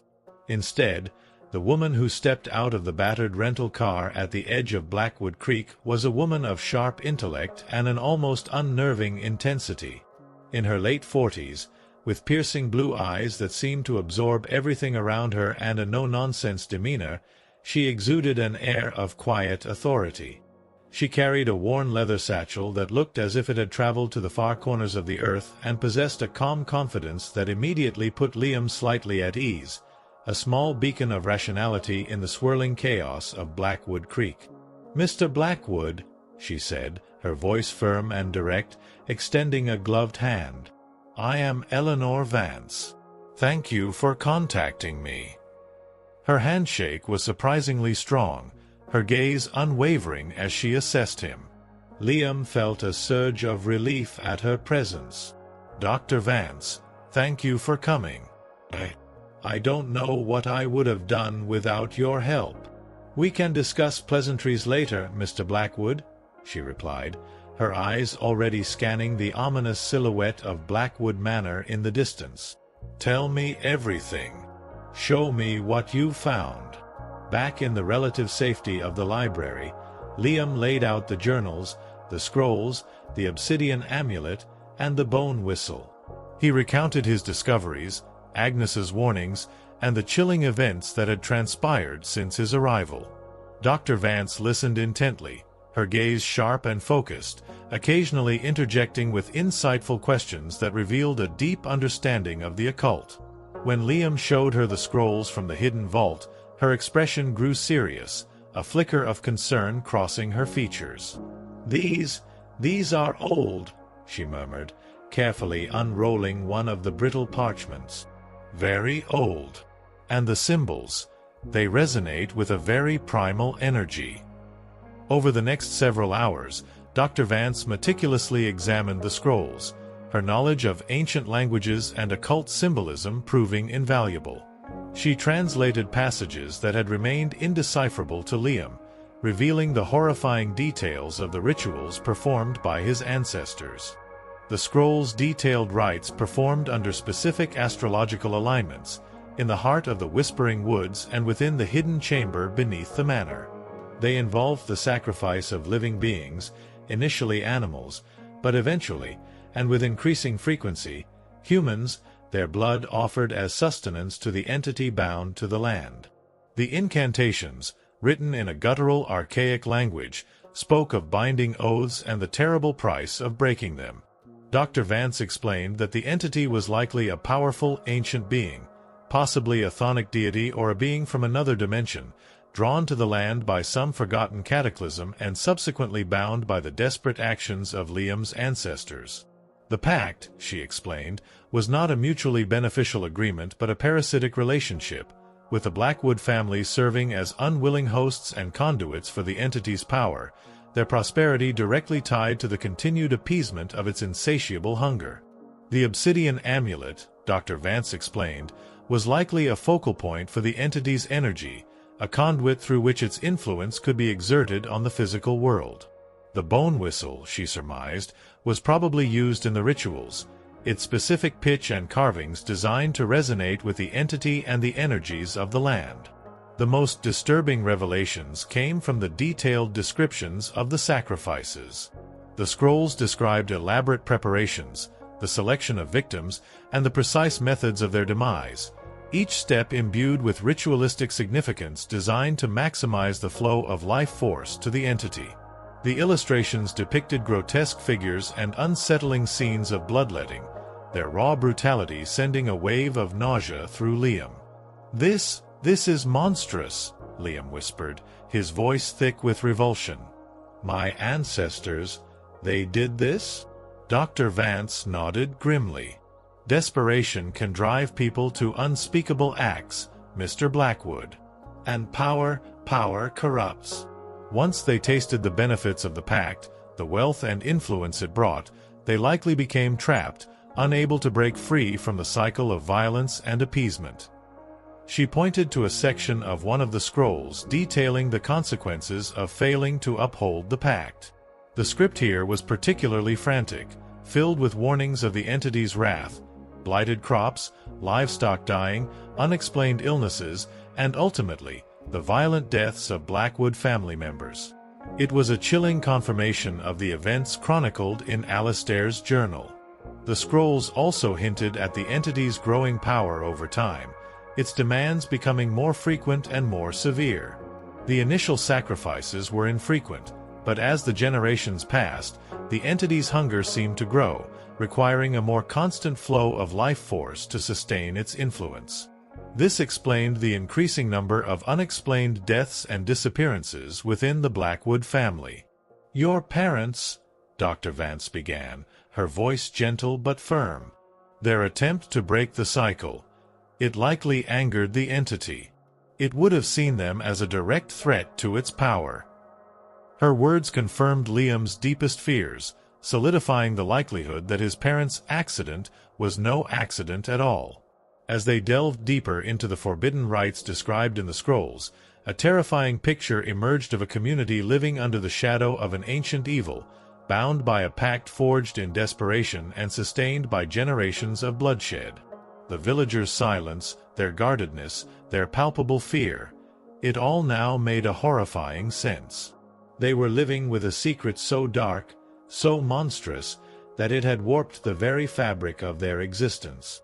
Dr. Vance explained that breaking such an ancient pact would not be easy. The entity had been bound to the land for centuries, its influence woven into the very fabric of Blackwood Creek.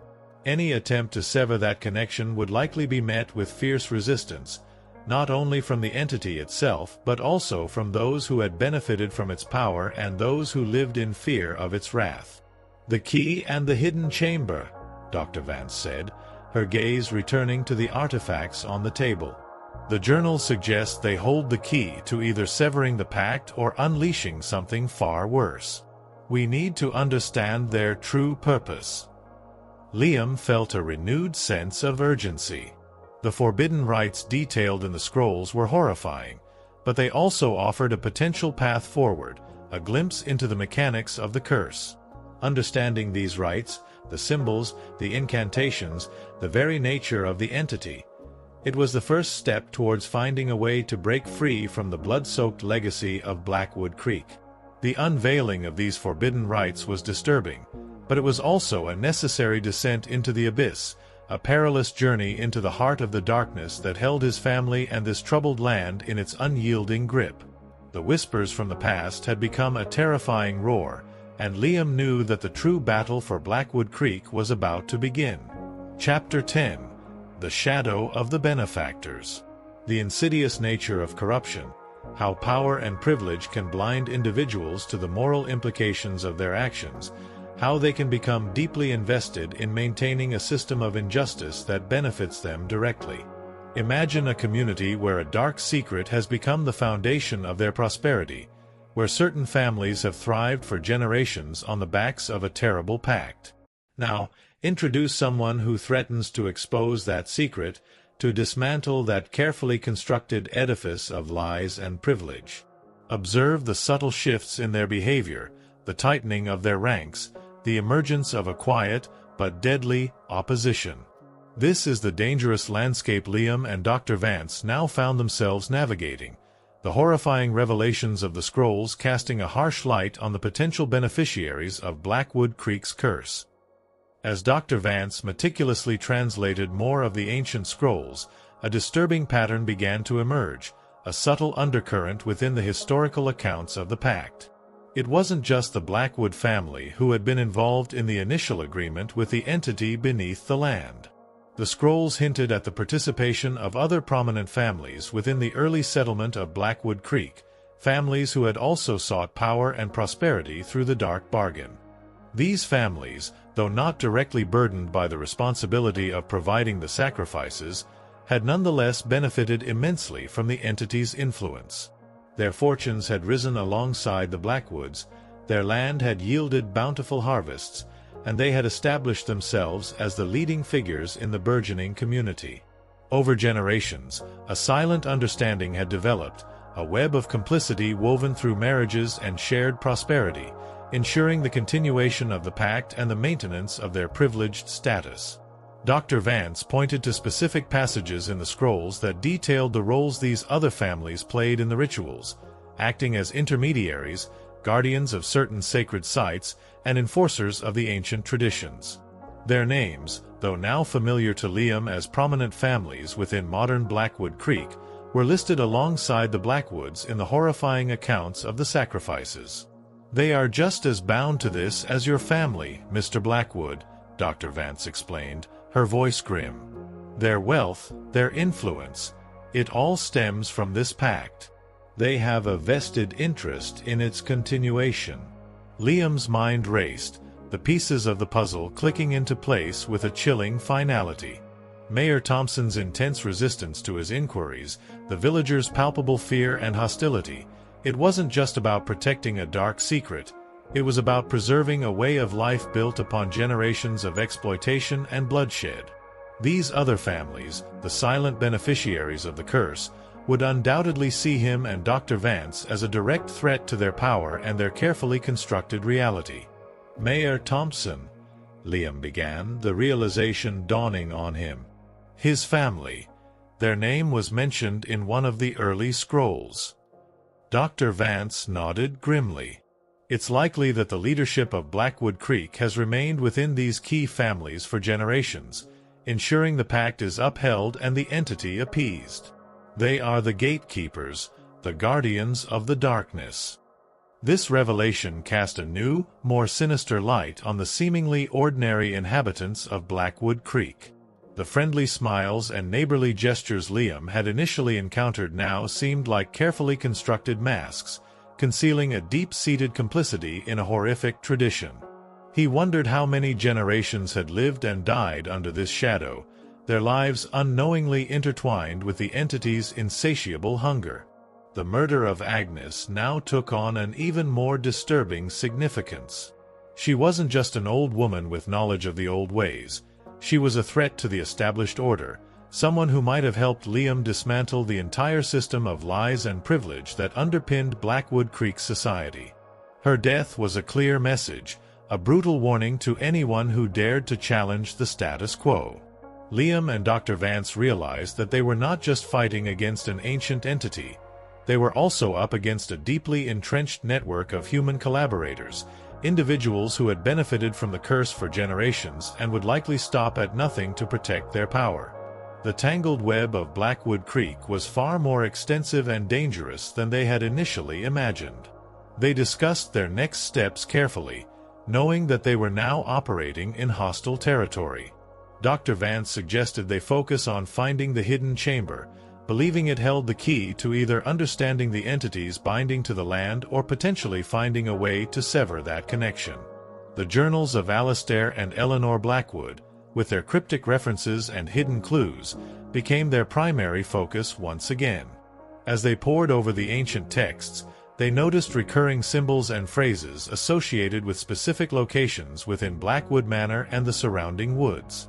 Eleanor's diary, in particular, mentioned a hidden passage behind a specific tapestry in the main hall, a tapestry depicting a particularly unsettling scene of a shadowy figure surrounded by kneeling supplicants.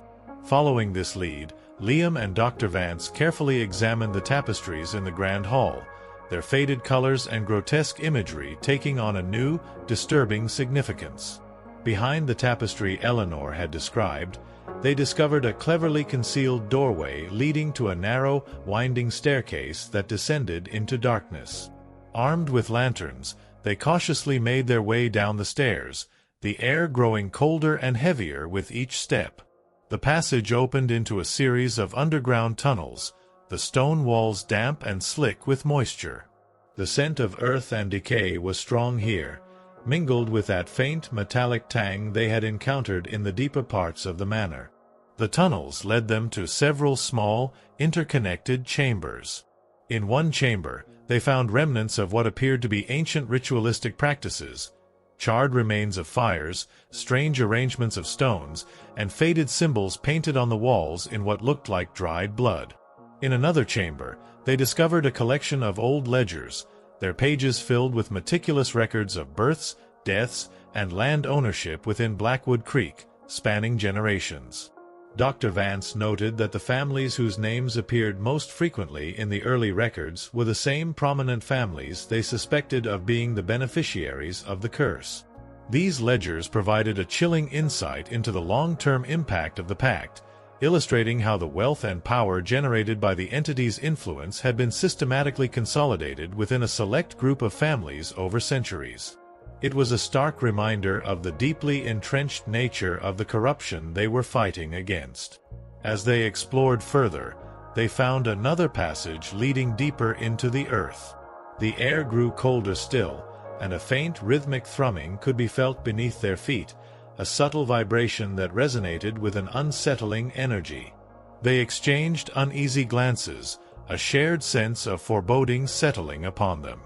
They were getting closer to the heart of the darkness, to the entity itself, and they knew that the closer they got, the greater the danger would become. The shadow of the benefactors loomed large over Blackwood Creek, a silent, deadly opposition to their quest for the truth, and Liam and Dr. Vance knew that they were walking a path fraught with peril. The tangled web of Blackwood Creek was tightening around them, and the true extent of the human resistance to their efforts was beginning to reveal its terrifying face. Chapter 11. The Heart of the Whispering Earth. The primal fear of the unknown depths, the unsettling feeling of standing above something ancient and powerful slumbering beneath the surface. Imagine descending into that darkness, the air growing heavy with an otherworldly energy, the silence amplifying the frantic beat of your own heart. As you venture deeper, the sense of an unseen presence intensifies, a palpable awareness of something vast and powerful stirring in the shadows. This is the terrifying descent Liam and Dr. Vance now undertook, the rhythmic thrumming beneath their feet drawing them towards the very heart of the entity that lay bound beneath Blackwood Creek. The rhythmic thrumming beneath their feet grew stronger with each step, vibrating through the stone floor of the tunnel and resonating deep within Liam's chest. The air grew colder, carrying a faint, almost ozonic tang, and the oppressive silence was punctuated by a low, guttural hum that seemed to emanate from the very earth itself. Dr. Vance held her lantern high, its beam cutting through the oppressive darkness, her expression a mixture of apprehension and grim determination. "This is it," she murmured, her voice barely above a whisper. "We're getting close to the source." The tunnel opened into a vast cavern, the ceiling lost in shadow high above.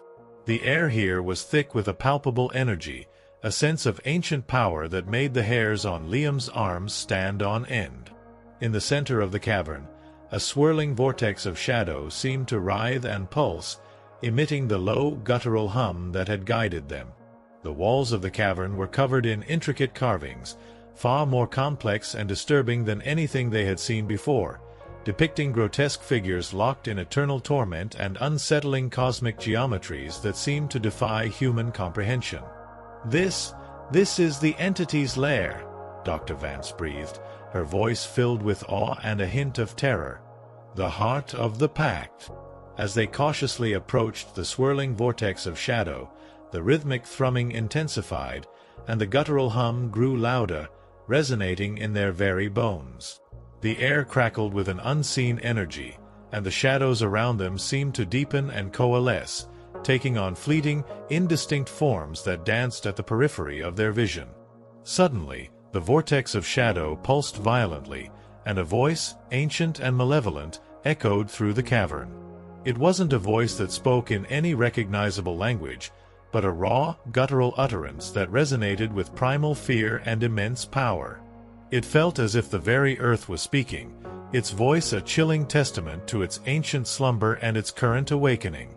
Liam felt a wave of nausea and dizziness wash over him, his mind reeling from the sheer alienness of the sound.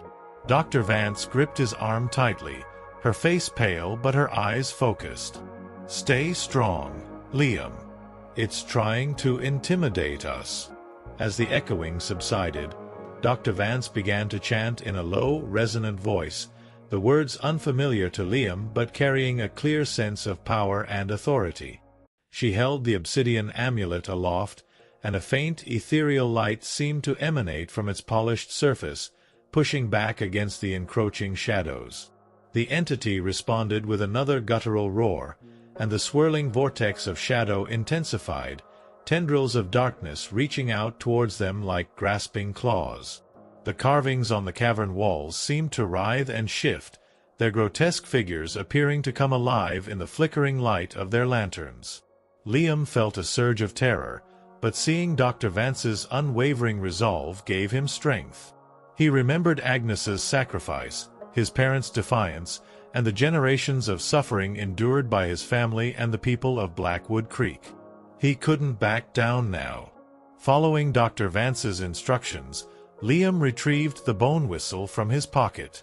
As he raised it to his lips, the carvings on its surface seemed to pulse with a faint light.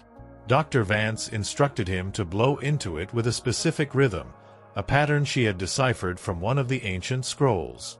As Liam blew into the whistle, a high-pitched, resonant tone filled the cavern, a sound that seemed to vibrate in harmony with the guttural hum of the entity but also carried a discordant, disruptive quality.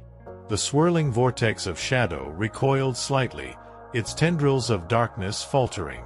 The entity roared again, its voice filled with a palpable rage. The cavern shook violently, and rocks rained down from the ceiling. Liam and Dr. Vance held their ground, the ethereal light from the amulet and the piercing tone of the bone whistle creating a fragile barrier against the entity's immense power. Dr. Vance explained that the whistle's tone and the amulet's light were resonating with the entity's binding, disrupting its connection to the land and weakening its influence. The carvings on the cavern walls, she said, were part of the ancient ritual that had bound the entity, and their current animation was a sign of its weakening grip. "We need to sever the connection completely," Dr. Vance shouted over the roaring of the entity and the shaking of the cavern. "The scrolls speak of a focal point, a nexus of energy within this chamber. We need to disrupt it." Following the diagrams in the scrolls, Dr. Vance pointed to a large, obsidian obelisk standing at the far end of the cavern, its surface covered in the same unsettling symbols that adorned the amulet and the bone whistle. "That's it," she yelled. "The binding nexus. We need to disrupt its energy flow." The entity, sensing their intent, unleashed its full fury. The swirling vortex of shadow expanded, engulfing the cavern in an oppressive darkness. The guttural hum intensified to a deafening roar, and the very air seemed to crackle with malevolent energy. Liam and Dr. Vance fought their way towards the obsidian obelisk, battling against the entity's psychic assault and the physical obstacles it conjured, shifting shadows that lashed out like whips and rocks that flew through the air with unnatural force.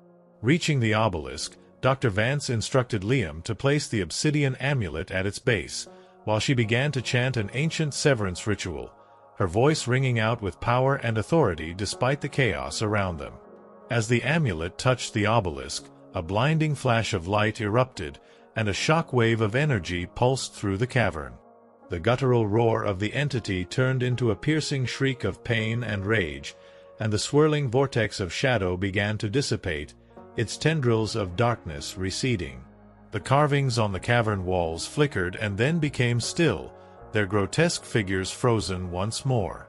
The rhythmic thrumming beneath their feet ceased. A profound silence descended upon the cavern, broken only by Liam's ragged breathing and Dr. Vance's exhausted sighs. The oppressive energy had lifted, the air feeling lighter, cleaner. The ancient power that had permeated this place for centuries seemed to have been broken. They had reached the heart of the whispering earth and confronted the darkness that lay bound beneath Blackwood Creek. But they knew their fight was far from over. The entity might have been weakened, its connection disrupted, but the human beneficiaries of the pact, the families who had thrived under its shadow for generations, would undoubtedly not relinquish their power without a fight. The heart of the whispering earth had been silenced, but the echoes of its influence still lingered in the shadowed corners of Blackwood Creek. Chapter 12. The Reckoning in the Moonlight. The tenacity of those who cling to power, the lengths to which they will go to protect their privilege when their foundations are threatened. Imagine a community where the established order, built upon a dark secret, begins to crumble, and those who have long benefited from that secret find their authority challenged.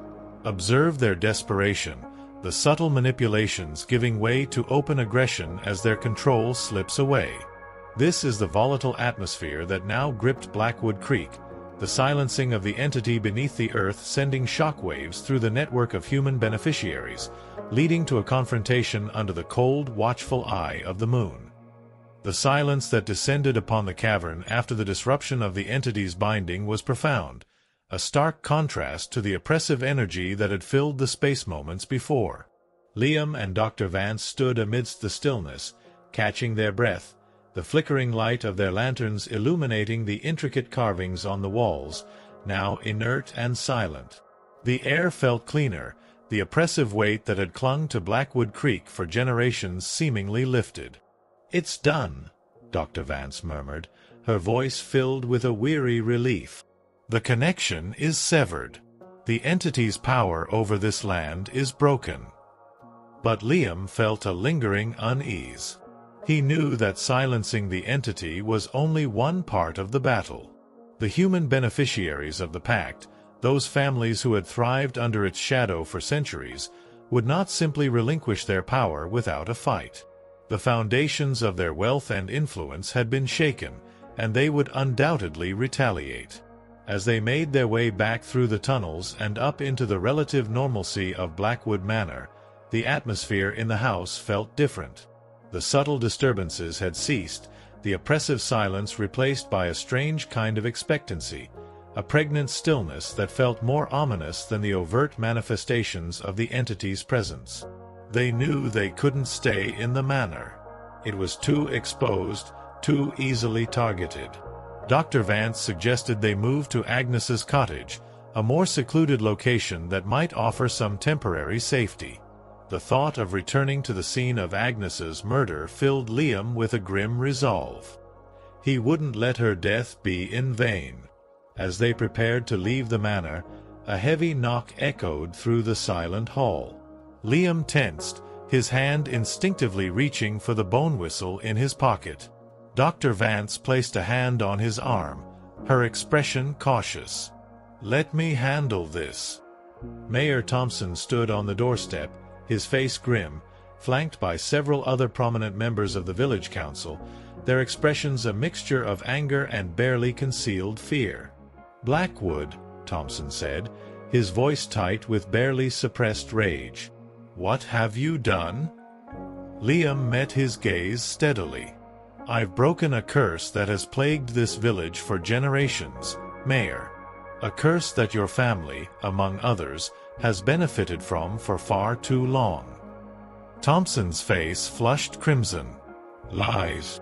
You're a madman, Blackwood, stirring up trouble where there was none.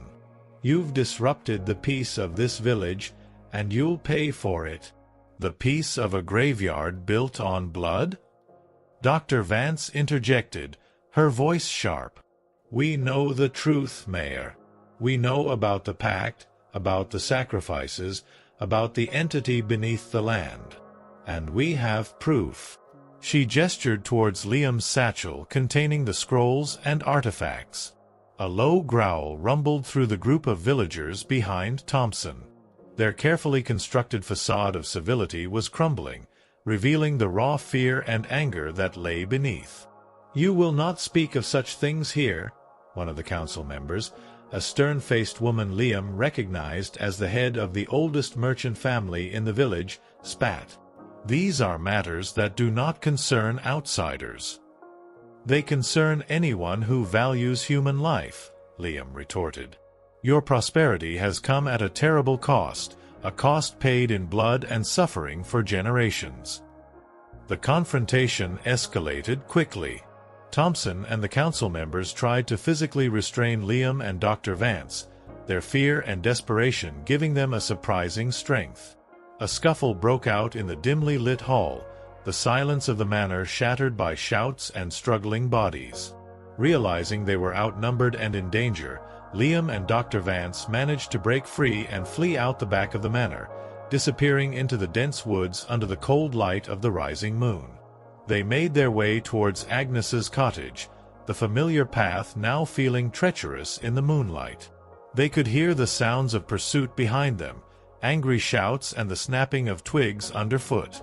The beneficiaries of the curse were not going to let them expose their secrets without a fight. Reaching Agnes's cottage, they barricaded the door as best they could, knowing it wouldn't hold for long. The small, isolated structure felt more like a trap than a sanctuary. "They'll be here soon," Dr. Vance said, her voice grim. "They can't let us leave with the evidence." Liam felt a surge of adrenaline mixed with a cold fear. He had faced an ancient entity, but now he was facing something perhaps even more dangerous. Desperate people with everything to lose. As the first angry shouts echoed from the edge of the woods, Liam knew that the reckoning had begun. The silencing of the entity had not brought peace to Blackwood Creek. It had ignited a conflict, a desperate struggle between those who sought the light and those who clung to the darkness. Under the cold, watchful eye of the moon, the true nature of Blackwood Creek would be revealed, and the price of its secrets would finally be paid. The whispers of the past had become a roar of defiance, and the final battle for the soul of Blackwood Creek was about to unfold. The crimson stain on the snow had been a prelude. Now, the ground itself might run red. Chapter 13. The Price of Revelation. The primal instinct to protect one's own, the fierce loyalty that can drive individuals to acts of desperation when their community or way of life is threatened.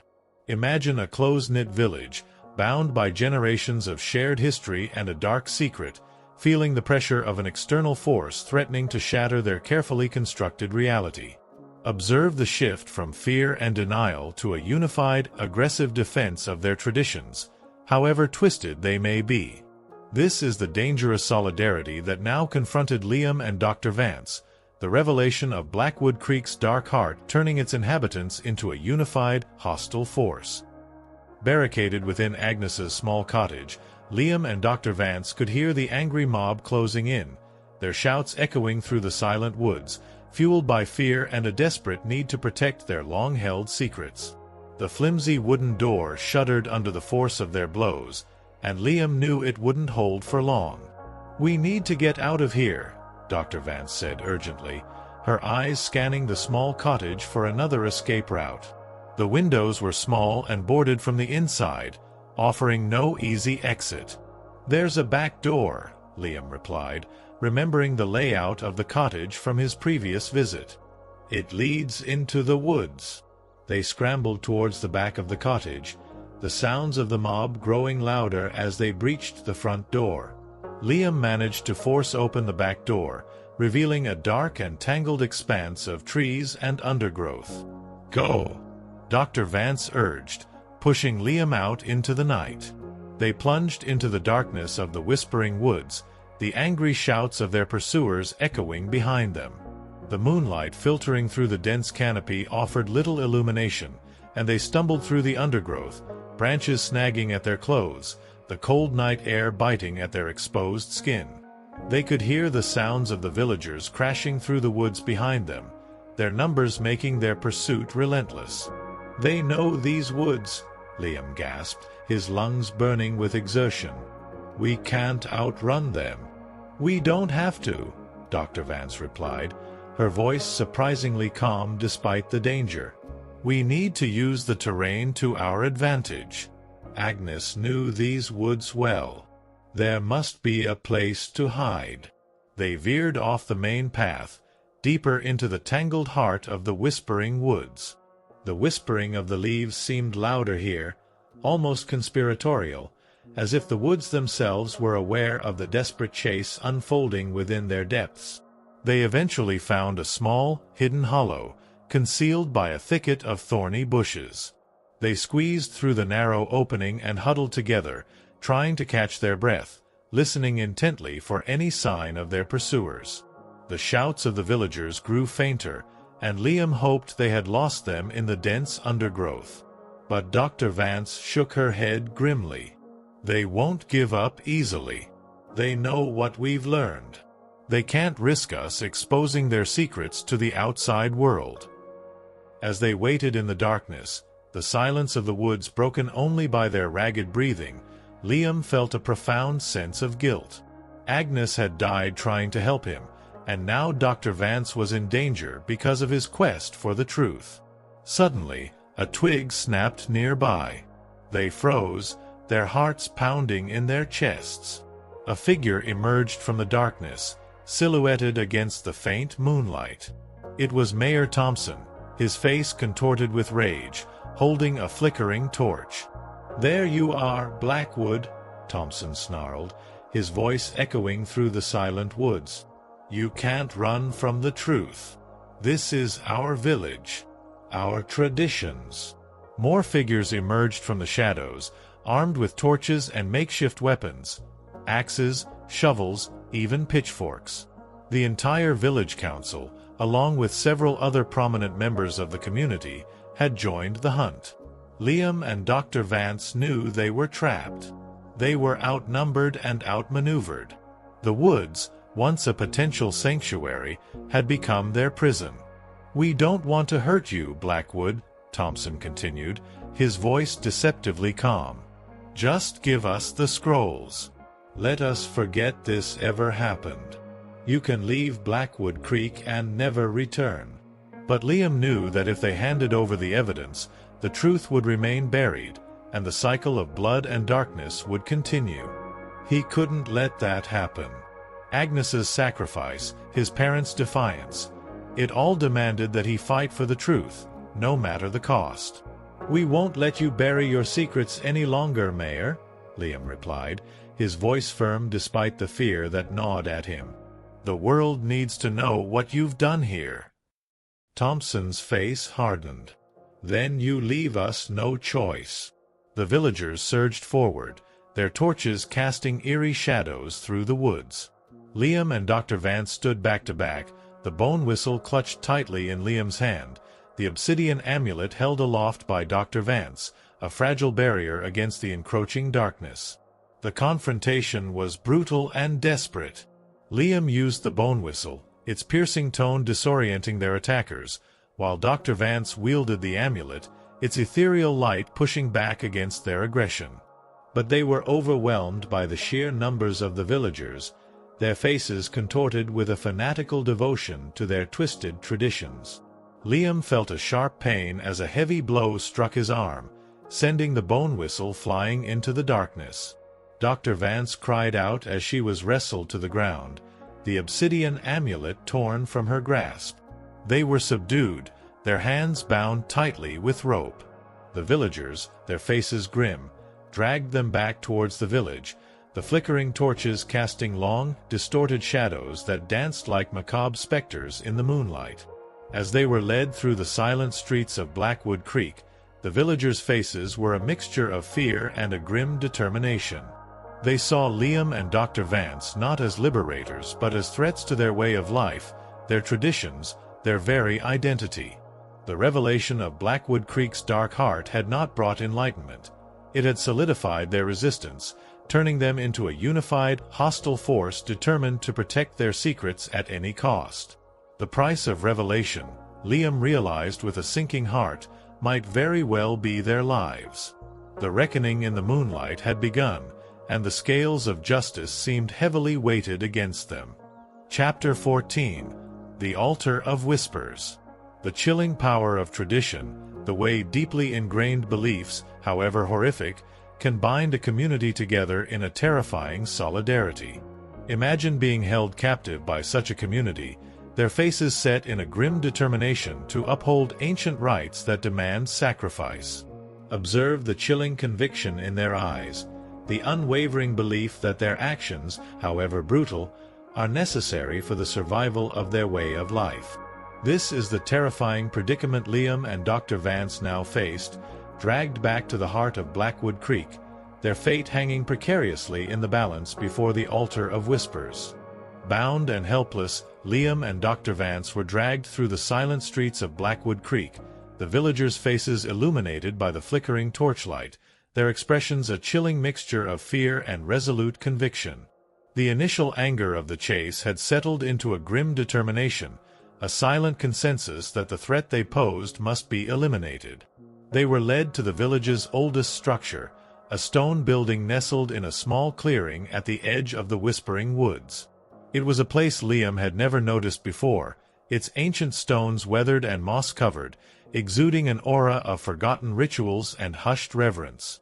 This was the village sanctuary, the heart of their ancient traditions, the place where the pact with the entity had been first forged and where it continued to be upheld in secret. Inside, the air was thick with the scent of damp earth, wood smoke, and a faint metallic tang that Liam now recognized as the smell of old blood. The room was dimly lit by flickering candles, casting long, dancing shadows on the rough-hewn stone walls.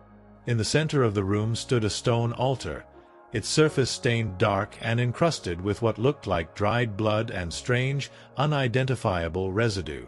Carved into the altar and the surrounding walls were the same unsettling symbols Liam had seen in the hidden vault and in Agnes's cottage. This was the Altar of Whispers, the focal point of their terrifying rites. Mayor Thompson addressed the assembled villagers, his voice low and grave. "We have brought them back. They have sought to disrupt the ancient ways, to break the pact that has sustained our village for generations. They do not understand the balance. They do not understand the price of our prosperity." A murmur of agreement rippled through the crowd. Their faces, illuminated by the candlelight, were set in a grim determination. They believed they were protecting their community, their way of life, from an ignorant outsider and a meddling academic. Liam tried to reason with them, his voice strained against the tight ropes binding his wrists. "You're wrong," he pleaded. "This pact, it demands innocent lives. It's a cycle of violence and fear. There has to be another way." His words were met with cold silence, their faces hardening with unwavering conviction. Dr. Vance also tried to speak, to explain the parasitic nature of the entity and the possibility of breaking free from its influence, but her pleas were ignored, dismissed as the misguided ramblings of an outsider. Thompson turned to Liam, his eyes filled with a chilling certainty. "The entity is stirring. We felt it when you disrupted the Nexus. It demands appeasement. It demands a sacrifice to restore the balance." He looked at Liam and then at Dr. Vance, a grim understanding dawning in their eyes. They were to be the sacrifices. Fear, cold and sharp, pierced through Liam's anger and desperation. He had faced the entity itself, but the chilling conviction in the eyes of these ordinary villagers was far more terrifying. They believed they were doing what was necessary, upholding a tradition passed down through generations, however horrific.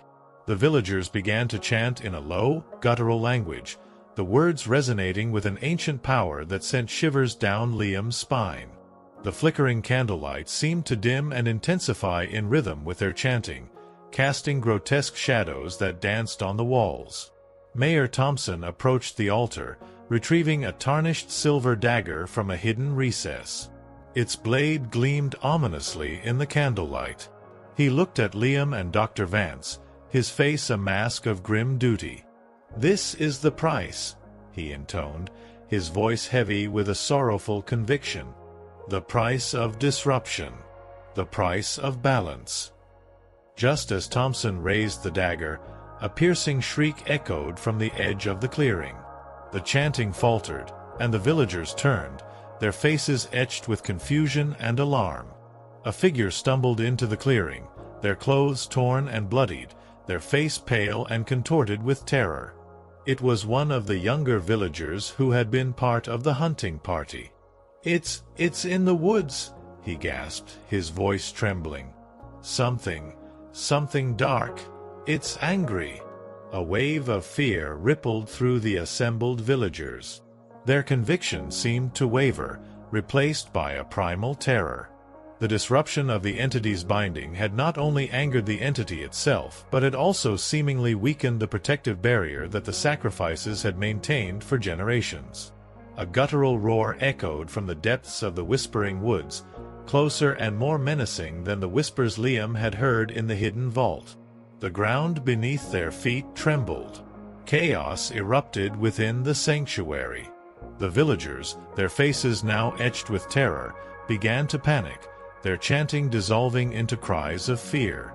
Thompson stood frozen, the dagger still raised in his hand, his eyes wide with a dawning horror. The entity, no longer bound by the ancient pact and enraged by the disruption of its power, was reaching out, its influence seeping into Blackwood Creek once more. The price of revelation was not just Liam and Dr. Vance's lives. It was the potential destruction of everything the villagers held dear. The Altar of Whispers was about to become a stage for a far greater reckoning, a confrontation not just between Liam and the villagers, but between the villagers and the ancient darkness they had so desperately tried to appease. The balance had been disrupted, and the consequences were about to be unleashed upon Blackwood Creek with terrifying force. Chapter 15. The Shattered Sanctuary. The terrifying consequences of disturbing an ancient power, the way a fragile equilibrium, however dark, can shatter into chaos when its foundations are undermined. Imagine a community that has long appeased a malevolent entity through ritual and sacrifice, suddenly finding that the entity is no longer bound, its wrath unleashed upon them. Observe the swift descent from grim conviction to utter terror as the comfortable darkness they inhabited turns against them. This is the horrifying reality that now engulfed Blackwood Creek, the entity's unbound fury tearing through the shattered sanctuary, turning the hunters into the hunted. The guttural roar that echoed from the whispering woods was unlike anything Liam had heard before, a sound that resonated with primal rage and ancient power, shaking the very foundations of the stone sanctuary. The villagers, their faces contorted with terror, stumbled back from the altar, their earlier conviction dissolving into a panicked frenzy. The flickering candlelight danced wildly, casting grotesque shadows that now seemed to mimic the unseen horror lurking just beyond the clearing. Mayor Thompson stood frozen for a moment, the silver dagger still clutched in his trembling hand, his eyes wide with a dawning realization of the catastrophic consequences of their actions. The disruption of the entity's binding, the act they had so desperately tried to prevent, had not only failed to appease the darkness but had seemingly enraged it beyond measure. The young villager who had stumbled into the clearing, his eyes wide with terror, pointed a shaking finger towards the edge of the woods. "It's coming! I saw it, shadows, moving between the trees." A collective gasp of fear swept through the assembled villagers. The comforting darkness they had lived under for generations had turned against them, and the entity they had so meticulously appeased was now a terrifying, unbound force. The first sign of the entity's presence was a wave of icy cold that swept through the clearing, extinguishing several of the flickering candles and plunging parts of the sanctuary into shadow. A low, sibilant whisper, the same chilling sound Liam had heard in the hidden vault, seemed to slither through the air, too indistinct to understand but carrying an undeniable aura of malevolence. Then, the shadows themselves began to move. They writhed and elongated, detaching themselves from the walls and the trees, taking on amorphous, menacing forms that seemed to coalesce and dissipate in the flickering light. The villagers cried out in terror, their makeshift weapons now seeming pathetically inadequate against this unseen foe. Panic erupted. The unified front they had presented moments before shattered into a chaotic scramble for escape. The conviction in their eyes was replaced by a primal fear, the hunters now desperately trying to become the hunted. Liam and Dr. Vance, still bound and helpless, watched in horror as the sanctuary descended into chaos. The entity's presence was palpable, a suffocating blanket of fear that pressed down on them. They could feel its immense power, its rage directed not just at those who had disrupted its binding but at the entire village that had sustained it for so long. Mayor Thompson, finally jolted into action, shouted at the villagers, trying to restore order. "We need to offer it something. A sacrifice. Now." His eyes darted frantically towards Liam and Dr. Vance, the chilling logic of their twisted tradition reasserting itself in his desperate mind. But the entity was no longer bound by their rules. It didn't wait for their offerings.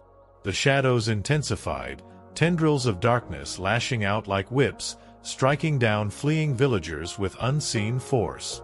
Screams of pain and terror filled the air, mingling with the entity's guttural roars and sibilant whispers.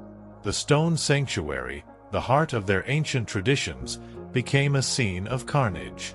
The flickering candlelight illuminated grotesque tableaus of villagers struck down by unseen forces, their bodies twisted into unnatural shapes. The air grew thick with the scent of fear and the metallic tang of fresh blood, mingling with the ancient odor that had permeated the sanctuary for centuries. Liam and Dr. Vance, still bound, were caught in the midst of the chaos. They could feel the entity's malevolent presence swirling around them, the shadows brushing against their skin like icy fingers. They were no longer the intended sacrifices. They were simply caught in the entity's indiscriminate rage. Suddenly, the ground beneath them bucked violently. The stone altar cracked, and a fissure snaked across the floor of the sanctuary. A wave of raw, chaotic energy erupted from the fissure, throwing the remaining villagers into the air like rag dolls. Dr. Vance cried out, her eyes wide with terror. "It's breaking through! The veil, it's tearing!" The swirling vortex of shadow that Liam had seen in the underground cavern began to manifest within the sanctuary, a swirling abyss of darkness that seemed to suck the very light from the air. The guttural roar intensified to a deafening crescendo, and the sibilant whispers became a chorus of ancient malice. Mayor Thompson, his face a mask of utter horror, stumbled towards the vortex, his silver dagger clutched uselessly in his hand. He seemed to understand the enormity of their mistake, the catastrophic consequences of their blind adherence to a dark tradition. "Forgive us," he whispered, his voice barely audible above the roaring of the entity, before a tendril of shadow snaked out from the vortex and enveloped him, silencing him forever. The shattered sanctuary became a gateway, a conduit for the entity's full, unbound power to pour into Blackwood Creek. The price of revelation was not just the exposure of their secrets, it was the unleashing of an ancient darkness that threatened to consume them all. The altar of whispers had become a stage for their annihilation, the hunters and the hunted alike facing the terrifying consequences of disturbing a power they had never truly understood. Liam and Dr. Vance, caught in the maelstrom, could only watch in horror as Blackwood Creek began its descent into utter darkness.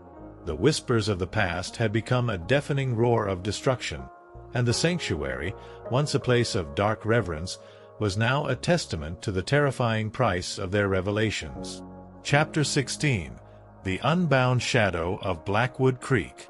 The terrifying prospect of an ancient evil unleashed, no longer confined by ritual or tradition, its wrath indiscriminate and absolute. Imagine a familiar landscape twisted into a nightmare, the very air thick with a malevolent presence, the shadows alive and hungry. Observe the swift and brutal collapse of order, the descent into primal fear as a community faces annihilation at the hands of a power they once sought to control. This is the apocalyptic scenario that now unfolded in Blackwood Creek, the unbound shadow of the entity tearing through the village, turning it into a scene of unimaginable horror. The unleashing of the entity's full power from the shattered sanctuary was swift and devastating. The swirling vortex of shadow expanded rapidly, engulfing the small clearing and spilling out into the surrounding woods, a tendril of pure darkness reaching towards Blackwood Creek like a grasping, malevolent hand. The guttural roars intensified, echoing through the valley, carrying a chilling resonance that spoke of ancient rage and boundless power. The sibilant whispers became a cacophony of malice, seeming to claw at the very edges of sanity. Liam and Dr. Vance, still bound amidst the chaos, could only watch in helpless horror as the entity's unbound shadow descended upon Blackwood Creek. The once familiar landscape began to twist and distort, the trees in the whispering woods contorting into grotesque shapes, their branches reaching like skeletal fingers. The air grew heavy, thick with a palpable sense of dread, making it difficult to breathe. An unnatural darkness fell upon the village, even the moonlight struggling to penetrate the oppressive gloom. The screams of the villagers, once confined to the sanctuary, now echoed throughout Blackwood Creek as the entity's wrath spread. Unseen forces lashed out, tearing through homes, shattering windows, and striking down anyone caught in their path. The sounds of destruction mingled with the entity's roars and whispers, creating a symphony of terror that seemed to emanate from the very heart of the land. Liam felt a surge of desperate guilt. His quest for the truth, his disruption of the ancient pact, had not liberated Blackwood Creek. It had unleashed a far greater evil upon it. Agnes's sacrifice, his parents' defiance, all seemed to have been in vain, leading only to this terrifying apocalypse. Dr. Vance, despite their dire predicament, remained remarkably composed. Her eyes, though wide with horror, held a spark of grim determination. "It's not over, Liam," she said, her voice strained but firm. "The binding was broken, but the entity is still connected to this land. There must be a way to sever that connection completely." But as they watched the chaos unfold around them, the prospect of stopping the unbound entity seemed impossible. Its power was immense, its rage indiscriminate. Blackwood Creek was being torn apart, its inhabitants facing annihilation.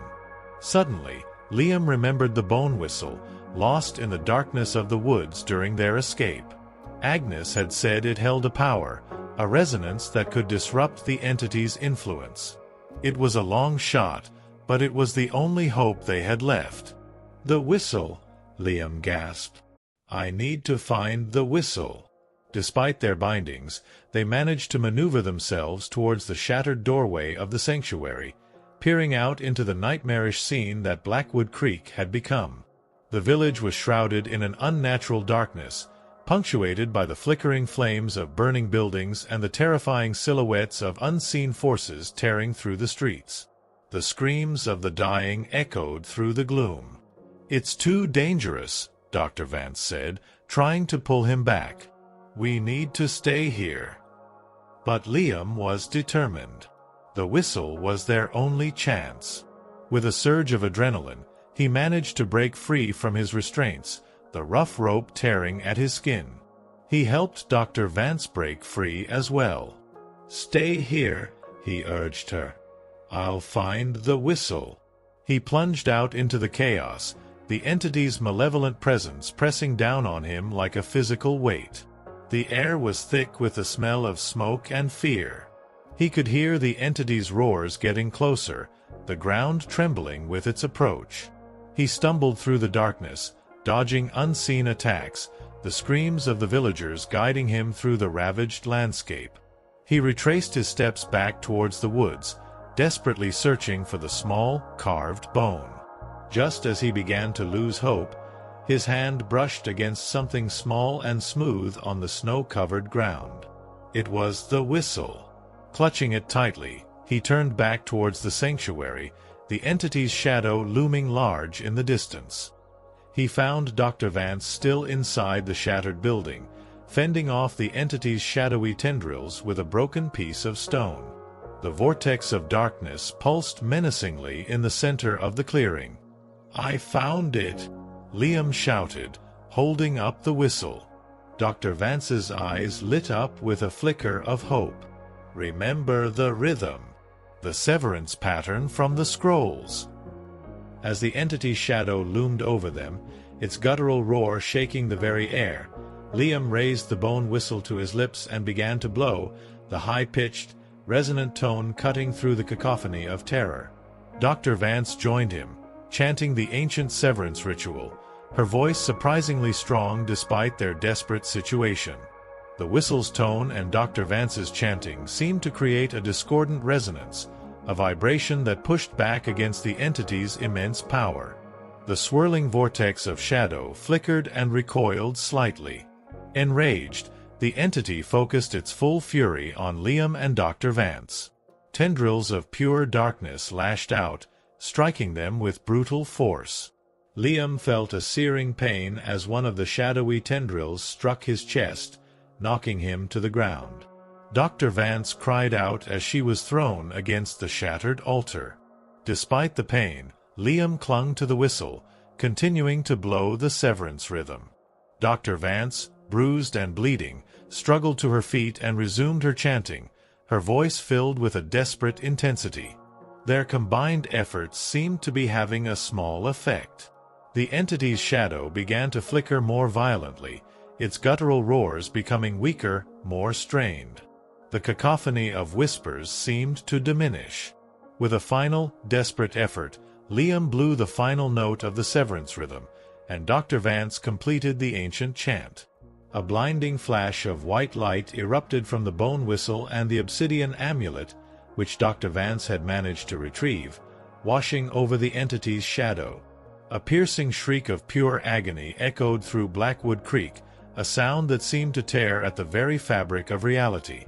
The swirling vortex of shadow imploded, collapsing in on itself until it vanished completely, leaving behind only a lingering sense of cold and an echoing silence.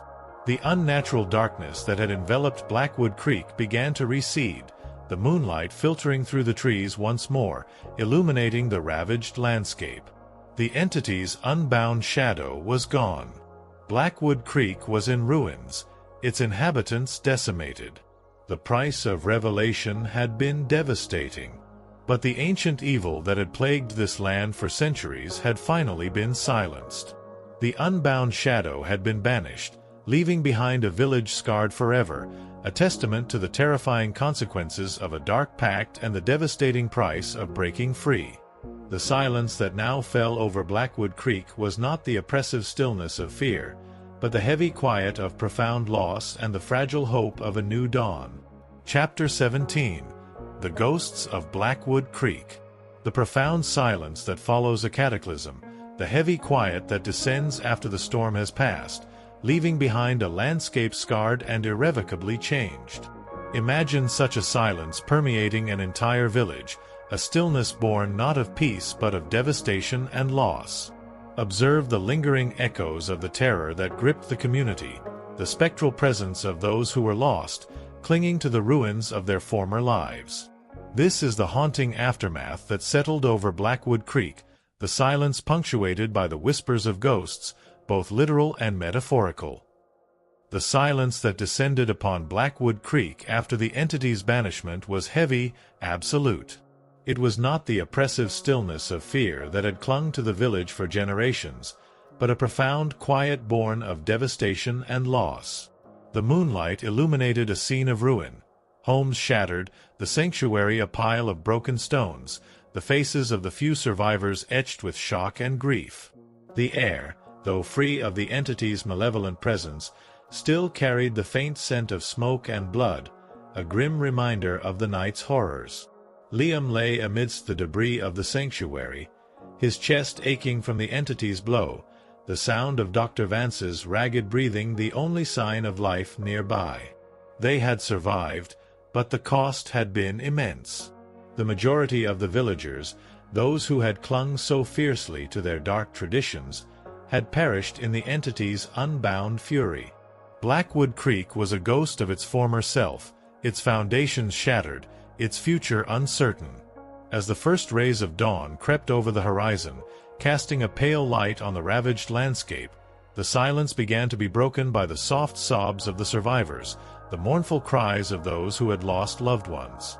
The weight of their collective grief hung heavy in the air, a palpable presence that mirrored the spectral echoes of the entity's passing. Dr. Vance, bruised and shaken but resolute, helped Liam to his feet. They surveyed the devastation, the extent of the loss sinking in with a chilling finality. The ancient pact was broken, the entity banished, but Blackwood Creek had paid a terrible price for its liberation. In the days that followed, Liam and Dr. Vance became reluctant caretakers of the shattered village. They helped the few survivors tend to the wounded, recover the dead, and begin the arduous task of rebuilding their lives amidst the ruins. The villagers who remained were a changed people, their faces etched with the trauma of what they had witnessed, their blind faith in the old ways shattered by the entity's indiscriminate wrath. The silence of Blackwood Creek remained, but it began to shift, punctuated by the whispers of remembrance, the shared stories of loss, and the tentative murmurs of a future free from the ancient curse. The ghosts of Blackwood Creek were everywhere. In the empty shells of homes, in the silent woods, in the haunted eyes of the survivors. Liam felt the weight of his family's history, the burden of the pact that had shaped generations of suffering. He had come to Blackwood Creek seeking answers about his parents' deaths, and he had unearthed a darkness far greater than he could have imagined. He had played a part in breaking the curse, but the cost had been devastating. The ghosts of his ancestors, the victims of the entity's hunger, now seemed to mingle with the ghosts of the villagers who had perished in the final reckoning. Dr. Vance, with her knowledge of ancient lore and her unwavering resolve, became a source of strength for the survivors. She helped them understand the true nature of the entity they had appeased for so long, guiding them towards a future based on truth and remembrance, rather than fear and superstition. Slowly, tentatively, the survivors began to rebuild. They cleared the rubble, mourned their dead, and started to envision a future for Blackwood Creek free from the shadow of the ancient pact. The land itself seemed to respond, the oppressive atmosphere lifting, the air feeling cleaner, the shadows less menacing. Liam knew he couldn't stay in Blackwood Creek. The ghosts were too many, the memories too painful. He had come seeking closure, and he had found a brutal truth and a devastating liberation. His path now lay elsewhere, away from the haunted valley, towards a future where the echoes of Blackwood Creek might eventually fade. Dr. Vance decided to stay for a while, offering her guidance and support to the struggling community. She saw it as her responsibility to help them heal, to ensure that the darkness of the past did not consume their future. Before Liam left, he visited Agnes's cottage, now silent and empty. He placed the carved wooden bird he had found in her hand on the doorstep, a silent tribute to the woman who had been his only ally. He also visited the ruins of the sanctuary, a place that had been the heart of their darkness and the stage for their liberation. He felt a sense of closure, a quiet understanding of the terrible price that had been paid. As he drove away from Blackwood Creek, leaving behind the ravaged landscape and the whispering ghosts, Liam carried the weight of its history within him. He knew that the scars of the past would never fully disappear, but he also carried a fragile hope for the future, a belief that even from the ashes of devastation, a new beginning was possible. The unbound shadow of Blackwood Creek had been banished, but the ghosts of its past would forever linger, a silent testament to the darkness that had once held this troubled land in its grip and the devastating price of its liberation. The silence of Blackwood Creek was now a silence of remembrance, a quiet promise of a future finally free from the ancient curse. Chapter 18. Echoes Beyond the Valley. The enduring nature of trauma, the way the echoes of profound and terrifying experiences can linger long after the immediate danger has passed. Imagine carrying the weight of such memories, the spectral presence of a place marked by darkness and loss, coloring your perception of the world and shaping your interactions with it. Observe the subtle ways in which the past can intrude upon the present, the unexpected triggers that can transport you back to moments of terror and grief. This is the enduring legacy of Blackwood Creek that Liam now carried with him, the echoes of the valley reaching far beyond its shadowed confines.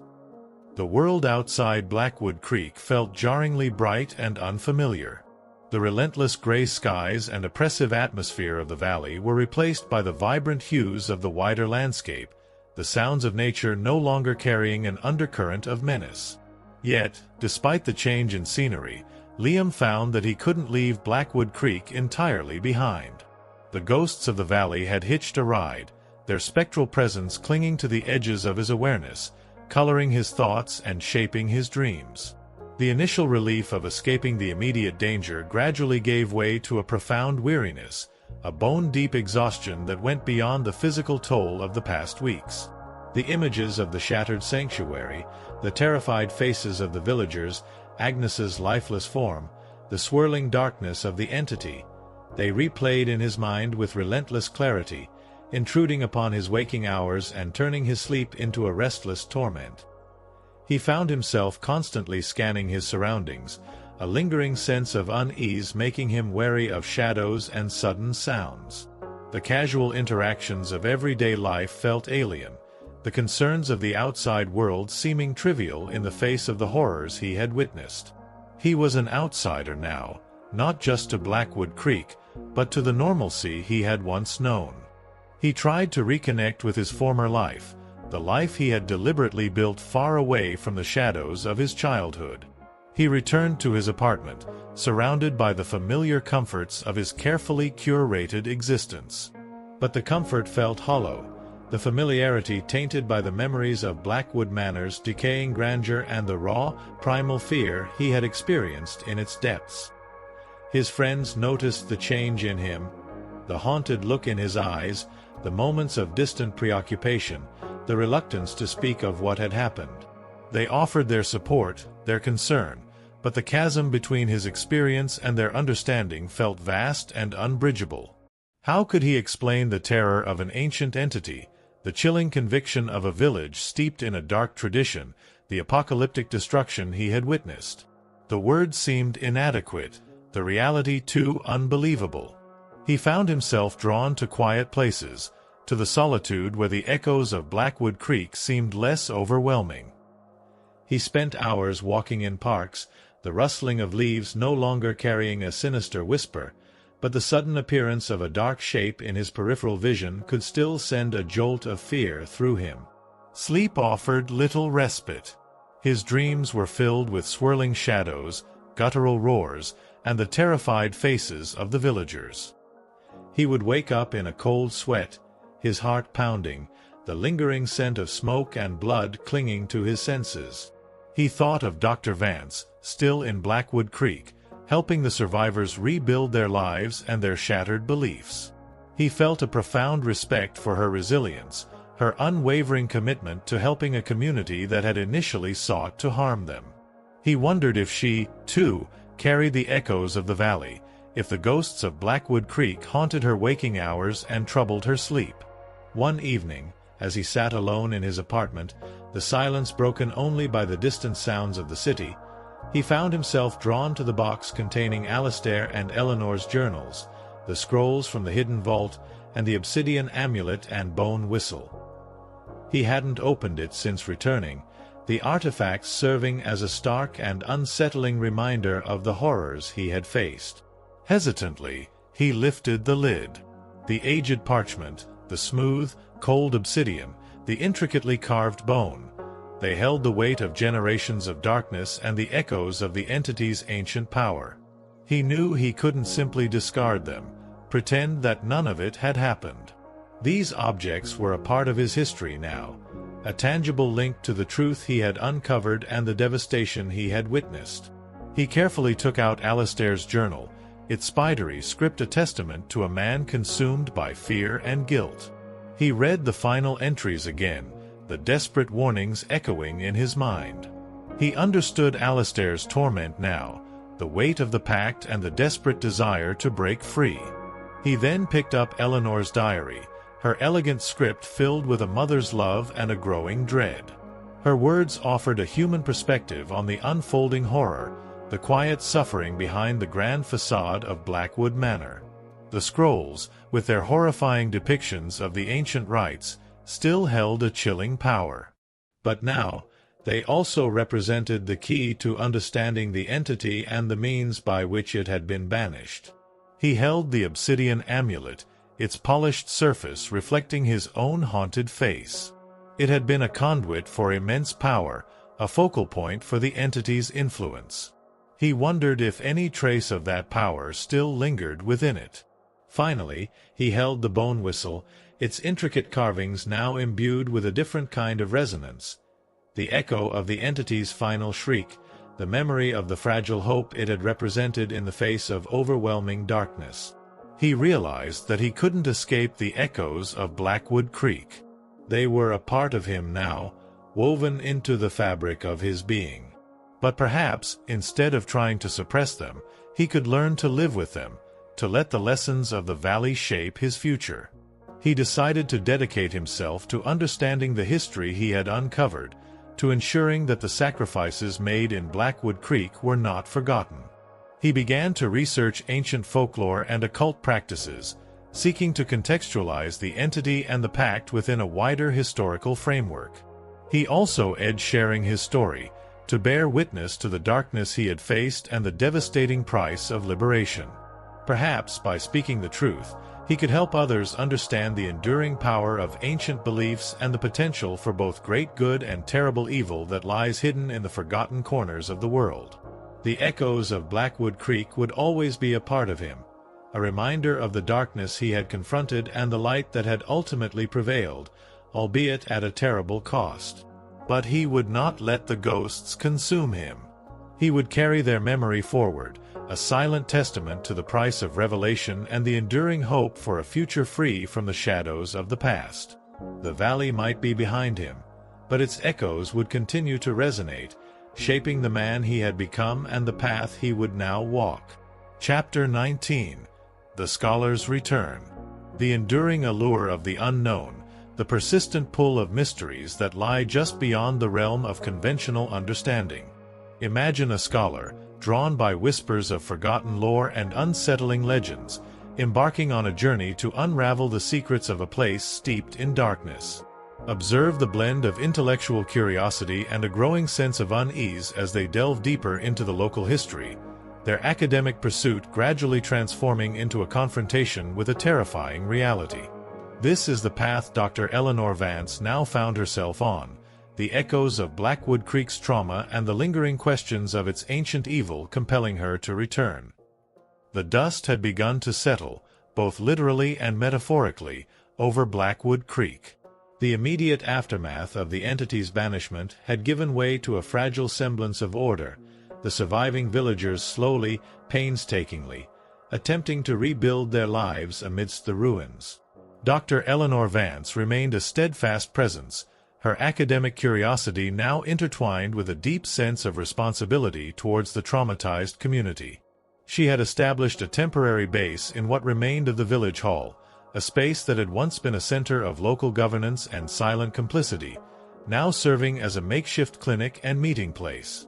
She spent her days tending to the physical and emotional wounds of the survivors, her knowledge of ancient healing practices proving surprisingly useful alongside more conventional first aid. Evenings were dedicated to listening to their stories, patiently piecing together the fragmented accounts of generations living under the shadow of the pact, their narratives now unburdened by the fear of the entity. But beneath the surface of her practical assistance, Dr. Vance's scholarly mind remained active. The banishment of the entity had answered some questions, but it had also raised new ones. What was the true nature of the being that had held Blackwood Creek in its thrall for so long? Where had it come from? And were there other places, other communities, bound by similar ancient pacts? The ancient scrolls and artifacts Liam had discovered held tantalizing clues, but their fragmented nature left much open to interpretation. Dr. Vance felt a compelling need to delve deeper, to contextualize the Blackwood Creek entity within the broader history of occult beliefs and forgotten deities. She contacted colleagues in Europe, sharing anonymized details of her findings, seeking parallels in ancient texts and local legends. The responses she received were intriguing, hinting at similar entities bound to specific locations through blood oaths and sustained by ritualistic sacrifice. Some texts spoke of chthonic deities, ancient earth spirits demanding tribute, while others described beings from other dimensions, drawn to the mortal realm through points of weakness in the fabric of reality. The more Dr. Vance researched, the more she realized that Blackwood Creek was not an isolated anomaly. It was a disturbing example of a phenomenon that had likely occurred in other remote corners of the world, where ancient beliefs and forgotten rituals had persisted in the shadows of mainstream society. A particular set of texts, detailing the folklore of remote regions in the Carpathian Mountains, resonated strongly with the Blackwood Creek case. They spoke of a powerful earthbound entity demanding periodic blood sacrifices in exchange for the prosperity of the community. The rituals performed at a specific location marked by unusual geological formations and ancient symbols. The parallels were unsettlingly precise. Driven by this new lead, and feeling a responsibility to understand the full scope of the darkness that had plagued Blackwood Creek, Dr. Vance made a decision. Once the immediate needs of the survivors were met and a semblance of stability returned to the village, she would travel to the Carpathian Mountains to explore these similar legends firsthand. Saying goodbye to the survivors was difficult. A fragile bond had formed between them, forged in the crucible of shared trauma and the hope of a new beginning. They were grateful for her help, her calm presence a source of comfort in their shattered world. They understood her need to understand the broader implications of what had happened, the potential for other communities to be suffering under similar ancient burdens.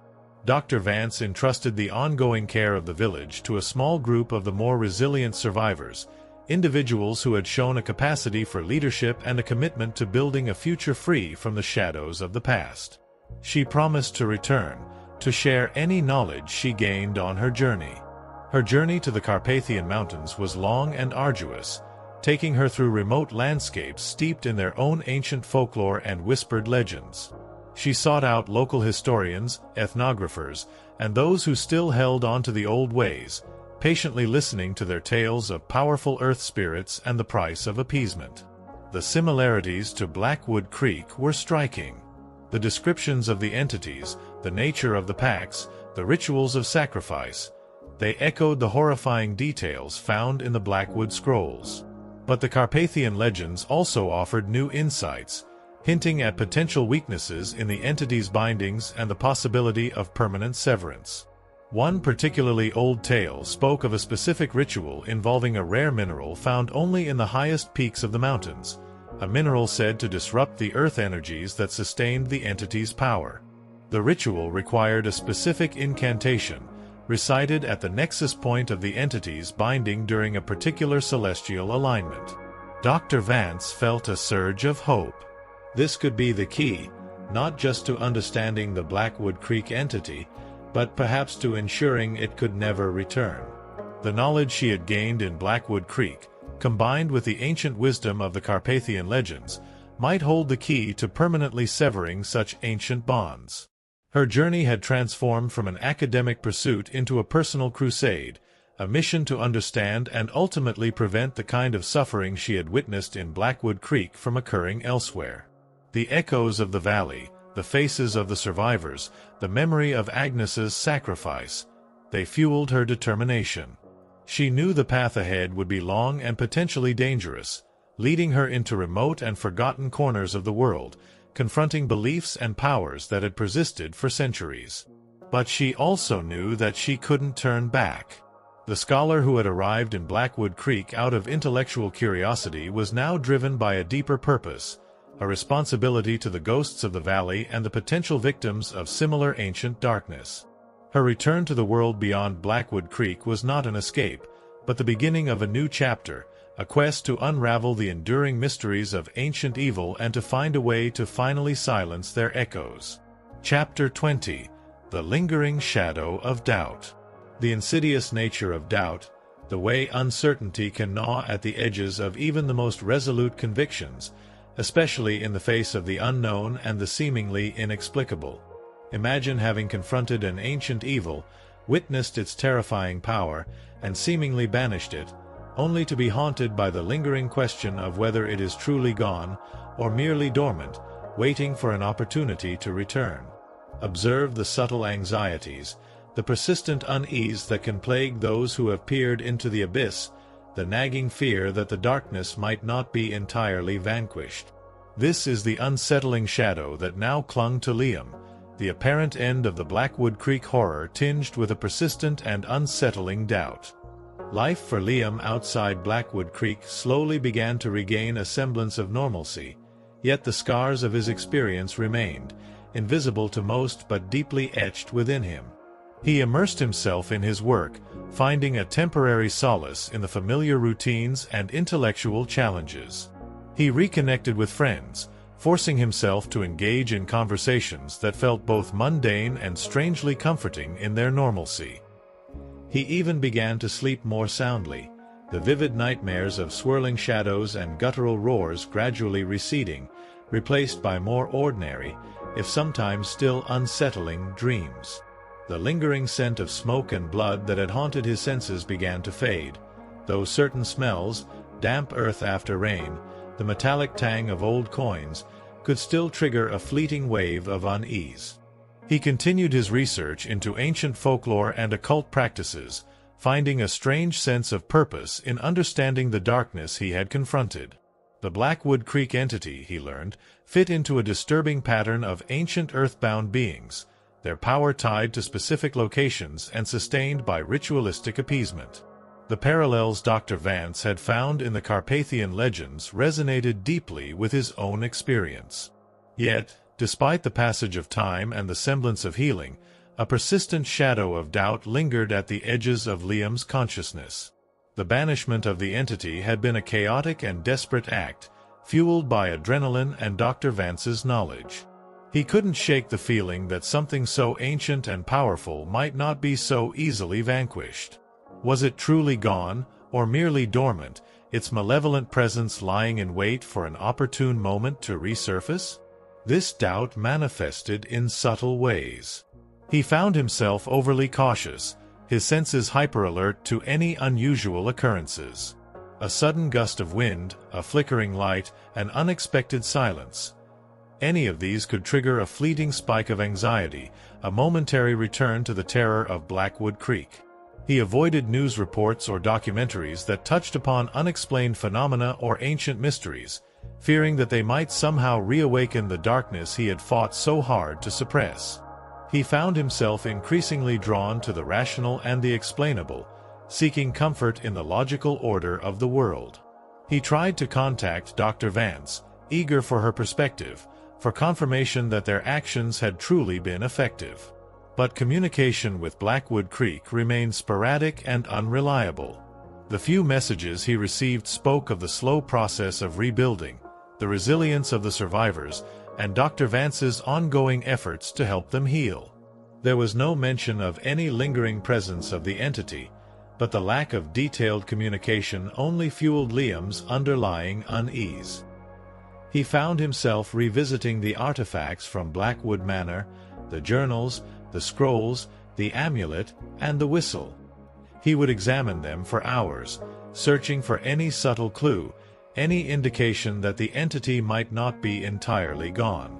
The obsidian amulet remained stubbornly inert, its polished surface reflecting only his own anxious face. The bone whistle felt cold and lifeless in his hand. The scrolls, though filled with terrifying accounts of the entity's power, offered no definitive answer about its ultimate fate. One particularly unsettling thought kept recurring. The entity had been bound to the land for centuries.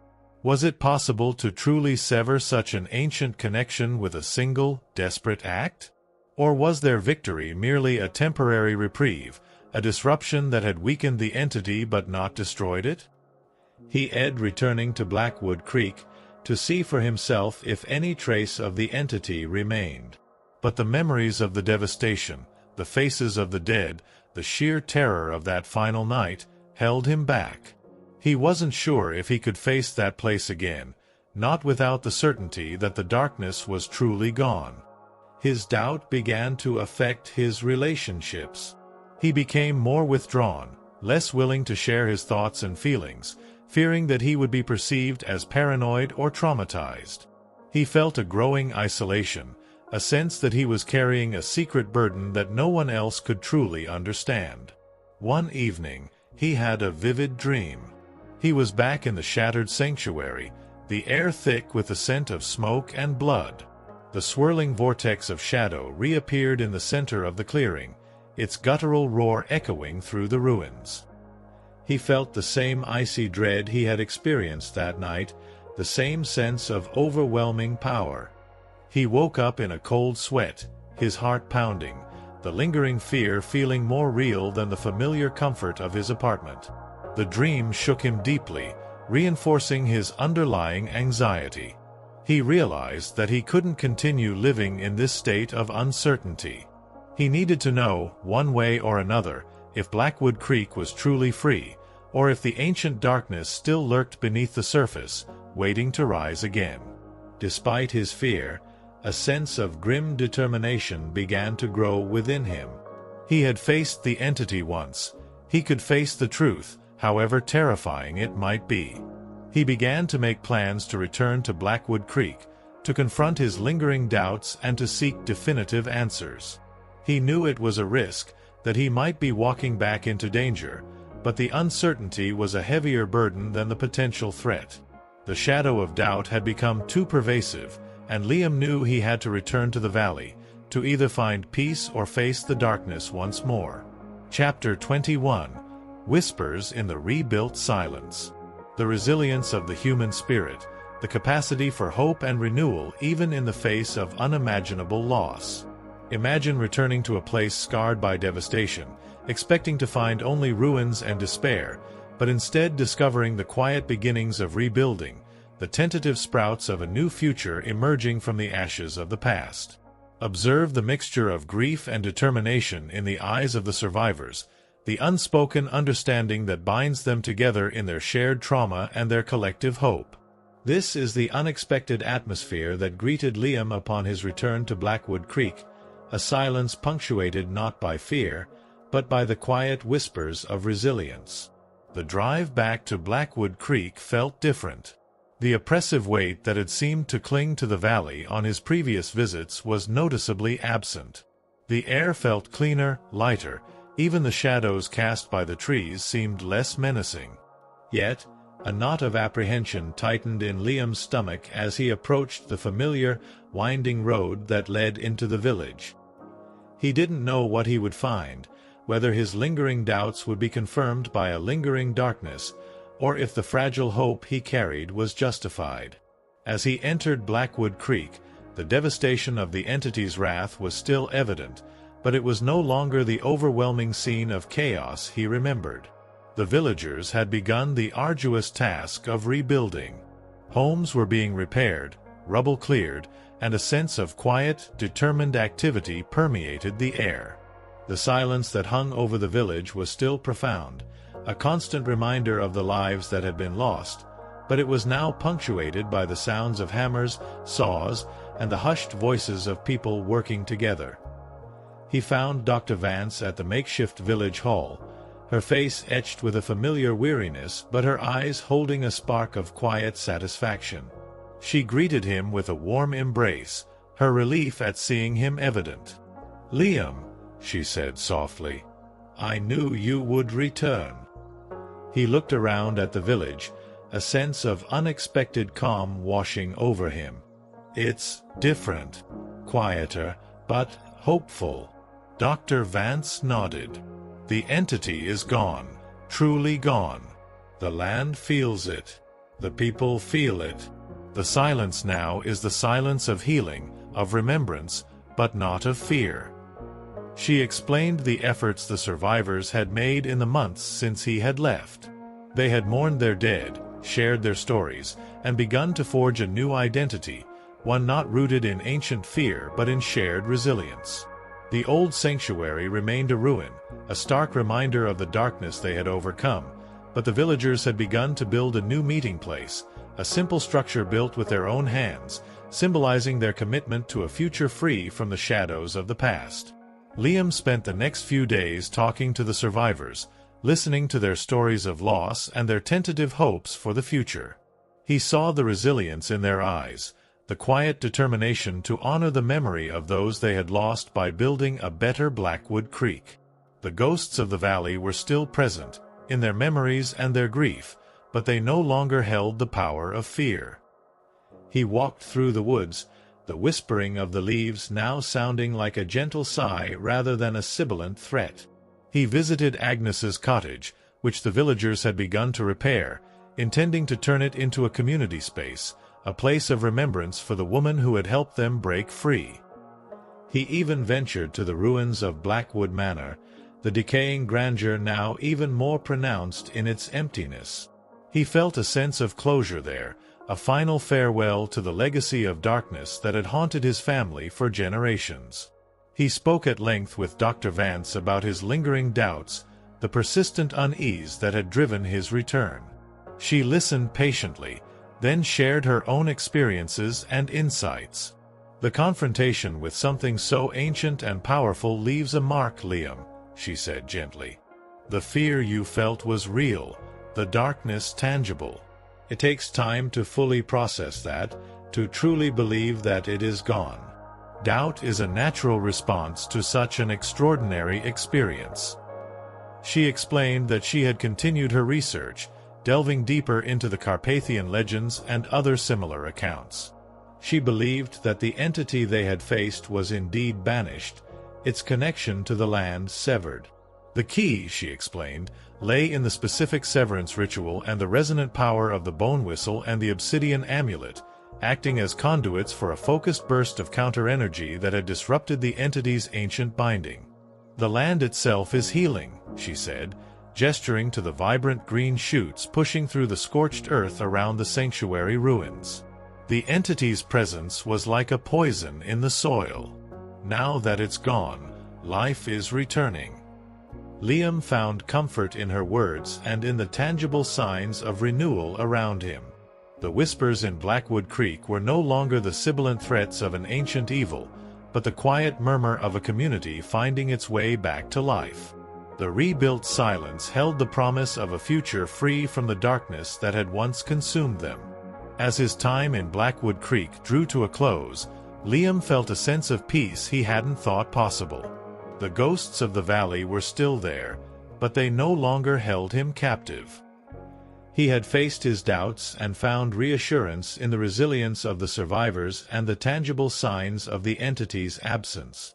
He knew he would never forget Blackwood Creek, the darkness he had confronted, and the devastating price of liberation. But he also knew that he could now carry those memories without being consumed by them. The echoes of the valley would remain, a reminder of the darkness that had been banished and the enduring power of hope and resilience. Saying goodbye to Dr. Vance and the survivors was bittersweet. A strong bond had formed between them, forged in the crucible of shared experience. He promised to stay in touch, to follow their progress as they rebuilt their lives. As he drove away from Blackwood Creek for the final time, Liam looked back at the valley, no longer shrouded in an oppressive gloom but bathed in the warm light of the sun. The whispers he heard now were not those of an ancient evil, but the quiet murmur of a community finding its way back to life, a testament to the enduring strength of the human spirit in the face of unimaginable darkness. The lingering shadow of doubt had finally begun to recede, replaced by a quiet hope for a future where the echoes of Blackwood Creek would serve not as a haunting, but as a reminder of the darkness they had overcome and the resilience they had found in the rebuilt silence. Chapter 22. The World Beyond the Whispers. The subtle ways in which profound experiences can reshape one's perception of the world, the heightened awareness of underlying currents and hidden histories that can linger after confronting the extraordinary. Imagine returning to the familiar routines of everyday life, but now seeing them through a different lens, attuned to the whispers beneath the surface of the ordinary. Observe the quiet vigilance, the persistent curiosity that drives one to seek out similar echoes in the world beyond the immediate trauma. This is the new perspective that Liam carried with him, the lessons of Blackwood Creek opening his eyes to the possibility of similar darkness lurking in unexpected places. Returning to his life after his final departure from Blackwood Creek, Liam found that he could no longer inhabit his former routines with the same unquestioning ease. The world beyond the valley, once a comforting realm of normalcy, now seemed subtly different, imbued with a potential for hidden depths and forgotten histories that he had previously overlooked. The whispers of Blackwood Creek, though no longer a source of immediate fear, had sharpened his senses, making him more attuned to the subtle undercurrents that might lie beneath the surface of seemingly ordinary places. He continued his research into ancient folklore and occult practices, his initial academic curiosity now fueled by a more personal and urgent need to understand the broader context of what he had experienced. He devoured texts on forgotten deities, earthbound spirits, and the rituals used to appease or bind them. He found himself drawn to accounts of remote communities and their enduring traditions, searching for echoes of the darkness he had encountered in Blackwood Creek. He discovered that the phenomenon of entities tied to the land through pacts and sustained by sacrifice was not as isolated as he had initially believed. While not commonplace in modern society, such beliefs and practices had persisted in various forms throughout history and in different cultures, often relegated to the fringes of civilization, hidden beneath layers of folklore and superstition. He learned about ancient sites imbued with a palpable sense of power, places where the veil between worlds was said to be thin, attracting entities from beyond. He read about the rituals performed at these locations, the offerings made to appease the resident forces, and the dire consequences of disrupting these delicate balances.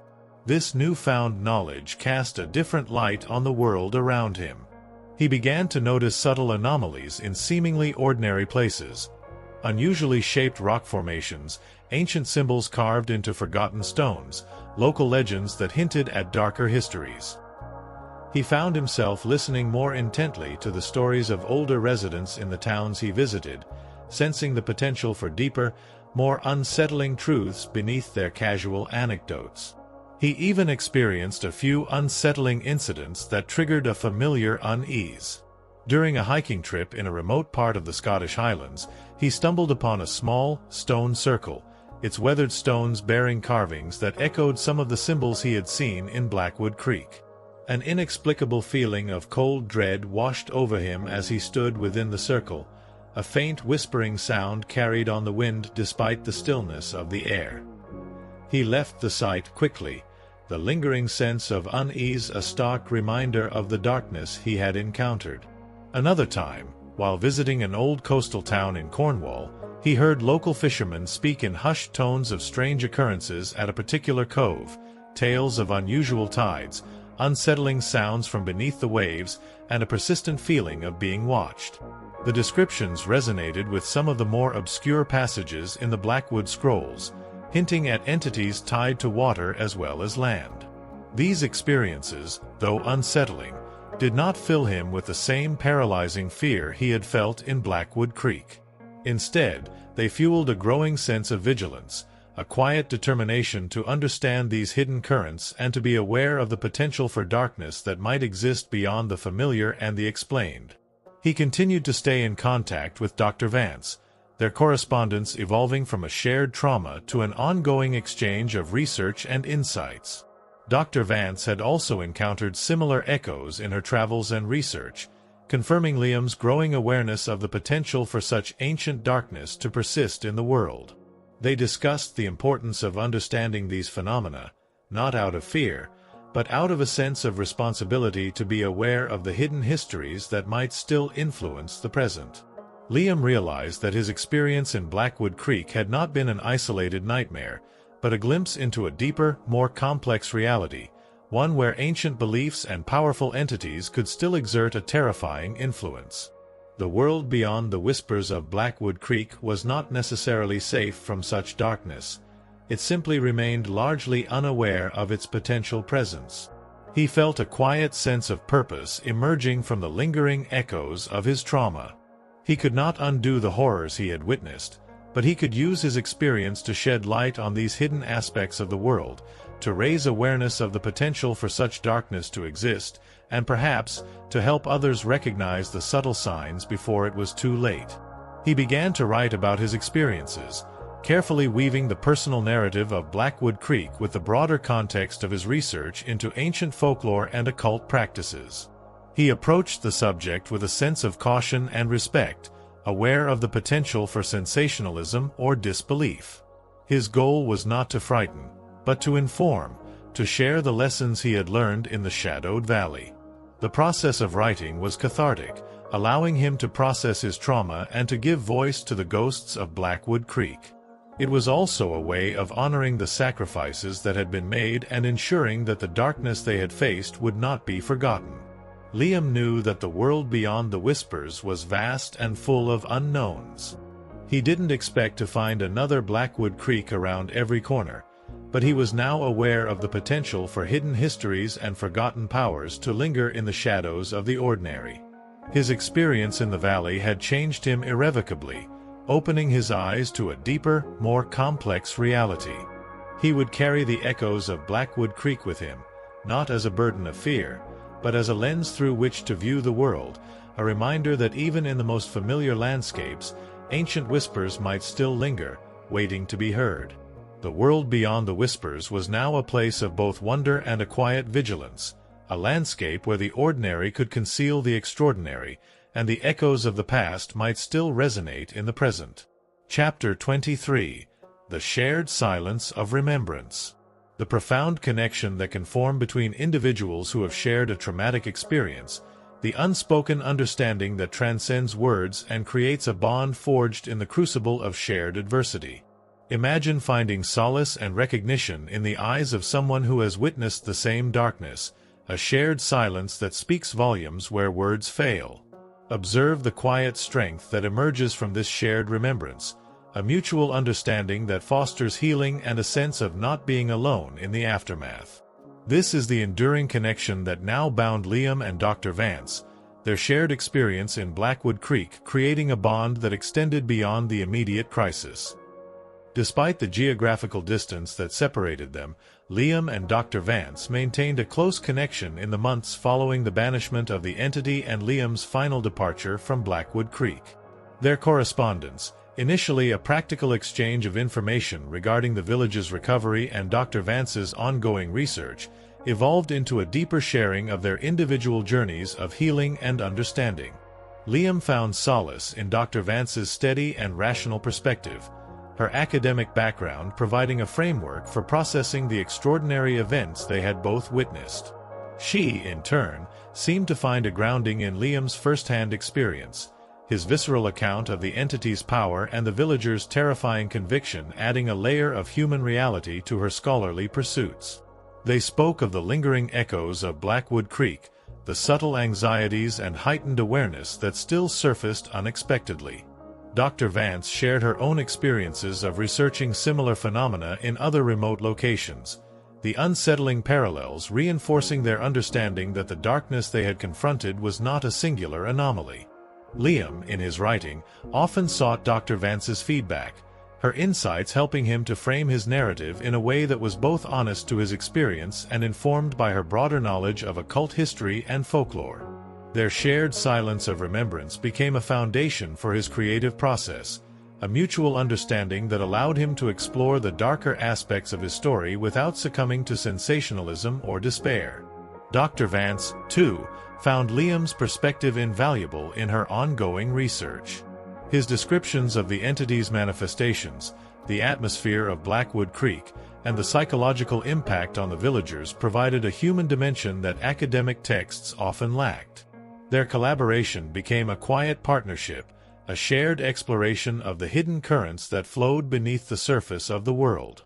As time passed, the immediate intensity of their shared trauma began to soften, replaced by a more nuanced understanding of its lasting impact.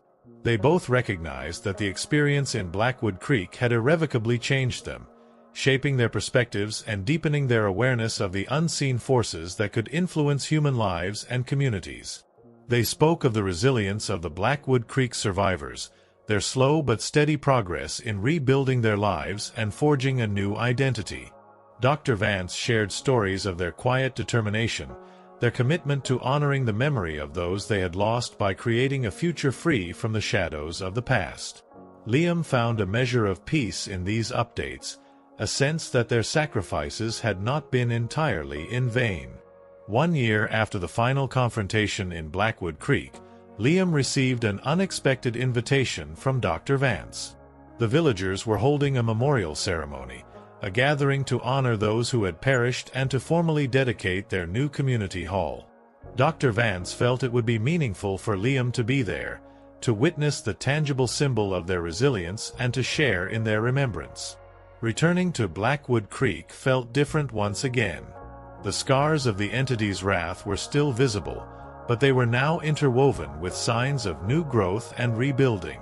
The atmosphere was somber but not oppressive, the silence now carrying a sense of quiet dignity and shared grief.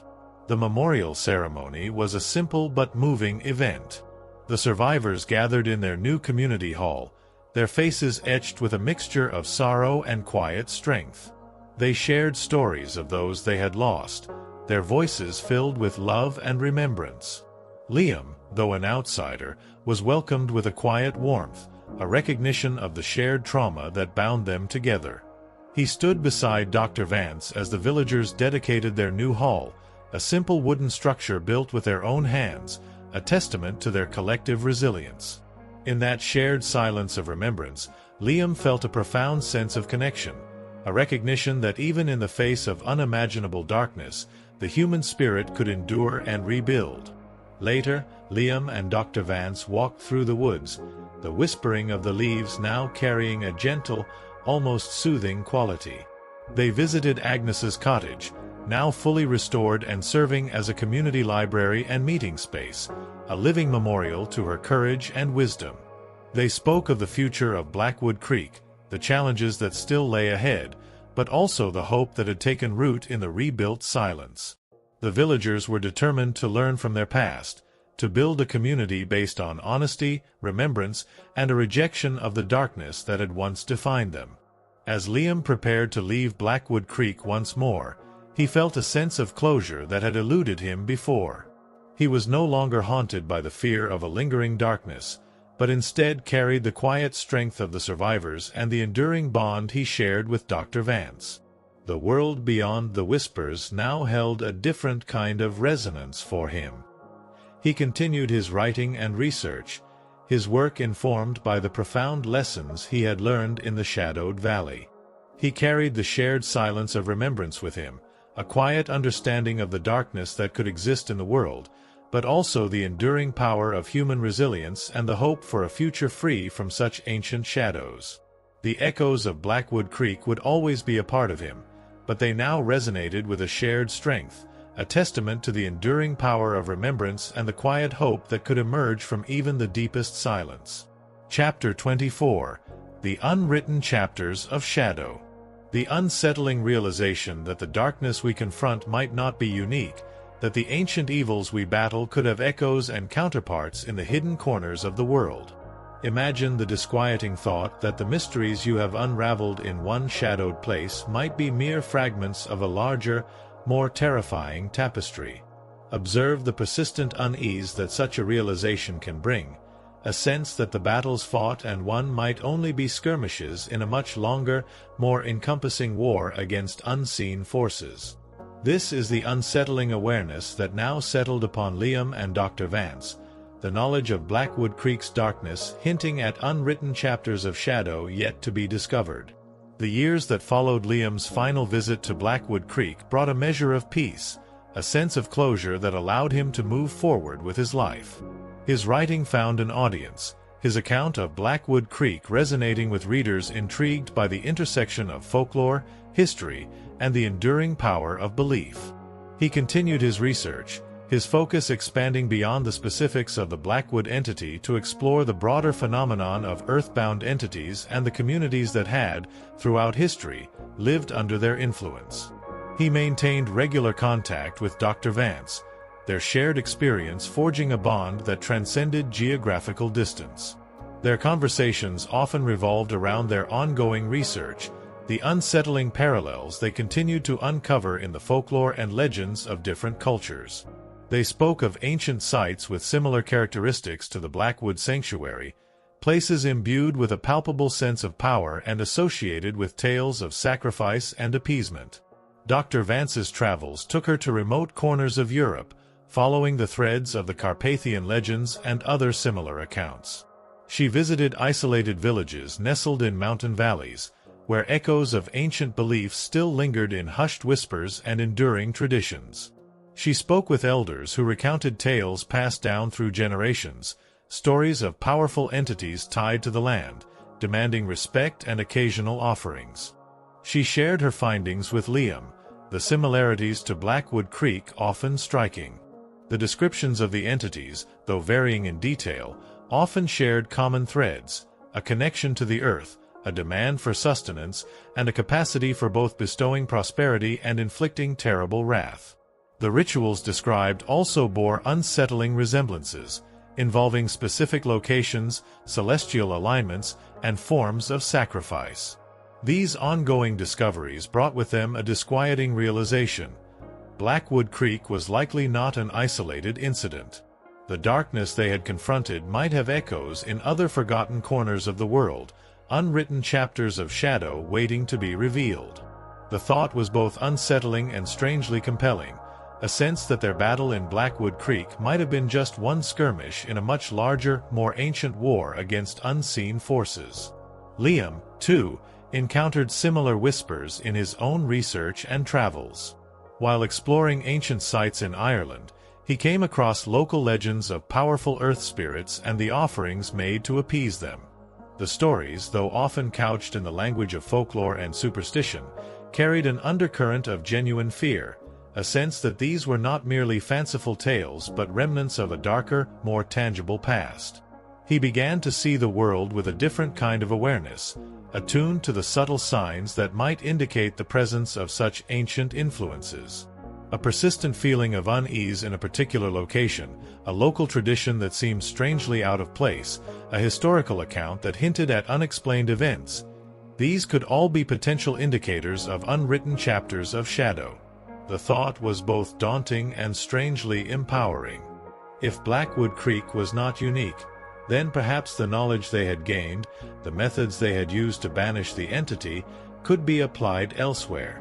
The shared silence of remembrance that bound Liam and Dr. Vance now carried a new dimension, a quiet sense of responsibility to be aware of these potential echoes of darkness in the world.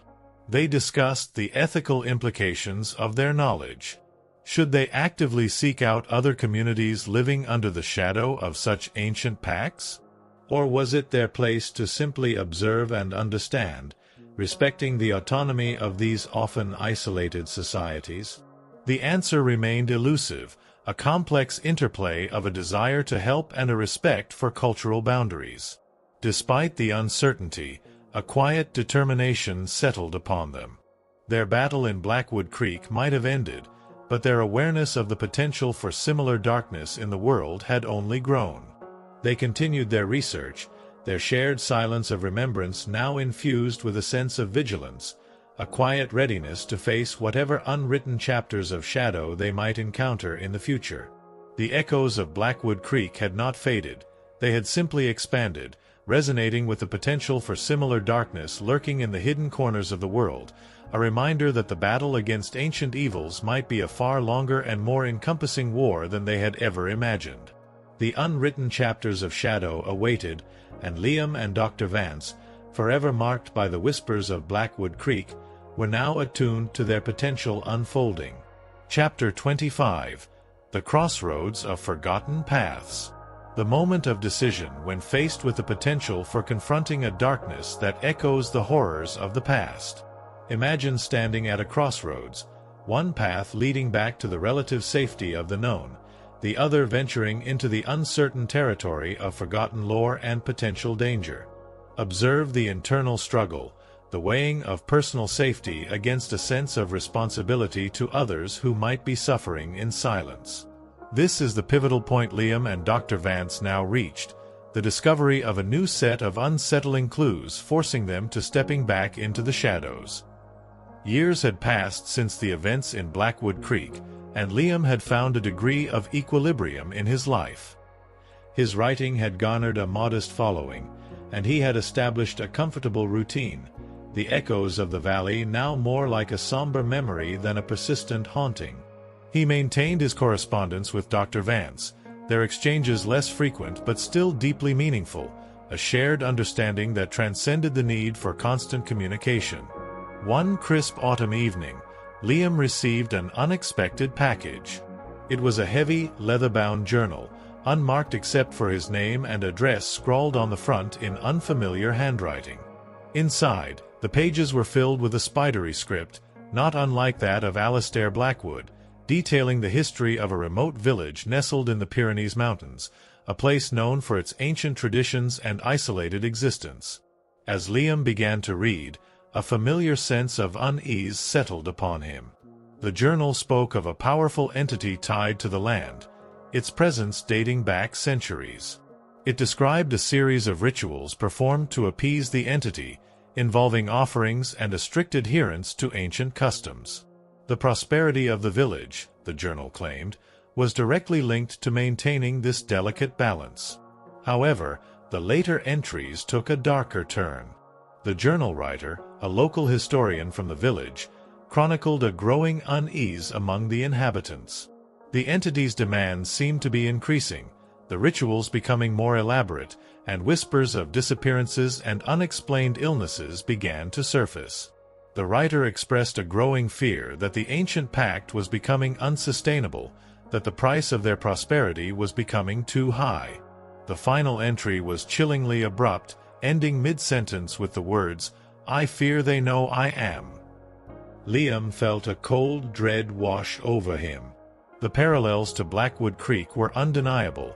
The descriptions of the entity, the rituals, the growing fear, they echoed his own terrifying experiences. He immediately contacted Dr. Vance, sending her scans of the journal entries. Dr. Vance's response was swift and concerned. She recognized the patterns, the familiar hallmarks of an ancient pact with an earthbound entity. She had encountered similar legends in her research in the Pyrenees region, whispers of a village clinging to archaic traditions in the face of a growing darkness. They both felt a sense of unease, a shared understanding that they could not simply ignore these disturbing echoes. The potential for another community to be suffering under a similar ancient burden weighed heavily on them. The crossroads of forgotten paths lay before them, to remain in the relative safety of their current lives, or to venture into the unknown, to potentially confront another unwritten chapter of shadow. The decision was not taken lightly. They both understood the risks involved, the potential for danger in interfering with deeply entrenched traditions and powerful, unseen forces. The memories of Blackwood Creek, the violence and loss, were still vivid.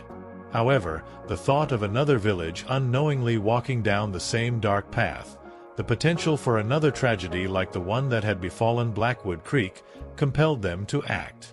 Their shared silence of remembrance now carried a new weight, a sense of responsibility to use their knowledge and experience to help others, if possible.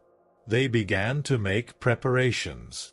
Dr. Vance, with her linguistic skills and knowledge of ancient cultures, started researching the specific folklore and traditions of the Pyrenees region. Liam, drawing on his first-hand experience in Blackwood Creek, focused on identifying potential signs of the entity's influence and the dynamics within a community bound by such a pact. They agreed to travel to the Pyrenees village separately, hoping to avoid raising suspicion. Liam, with his connection to the Blackwood legacy and his previous involvement in a similar situation, would approach cautiously, observing and gathering information. Dr. Vance, with her academic credentials and her experience in interacting with remote communities, would seek out local historians and elders, attempting to corroborate the information in the journal. The journey to the Pyrenees was long and took them through breathtaking but often isolated landscapes. As they neared the village described in the journal, a palpable sense of ancientness seemed to emanate from the mountains, a feeling of being far removed from the modern world, where old traditions might still hold sway. The village itself was nestled in a secluded valley, its stone houses clustered together as if for protection. The inhabitants were reserved, their eyes holding a watchful quality. The air carried a sense of quietude, but beneath it, Liam sensed a subtle undercurrent of unease, a feeling that mirrored the early days of his time in Blackwood Creek.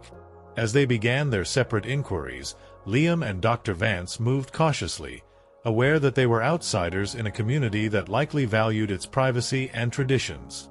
The unwritten chapters of shadow in the Pyrenees had begun to reveal themselves, and the crossroads of forgotten paths had led them back into the potential for confronting an ancient darkness once more. The whispers in this new valley were faint, but they carried a familiar, unsettling resonance. Chapter 26: Echoes in the Pyrenean Mist.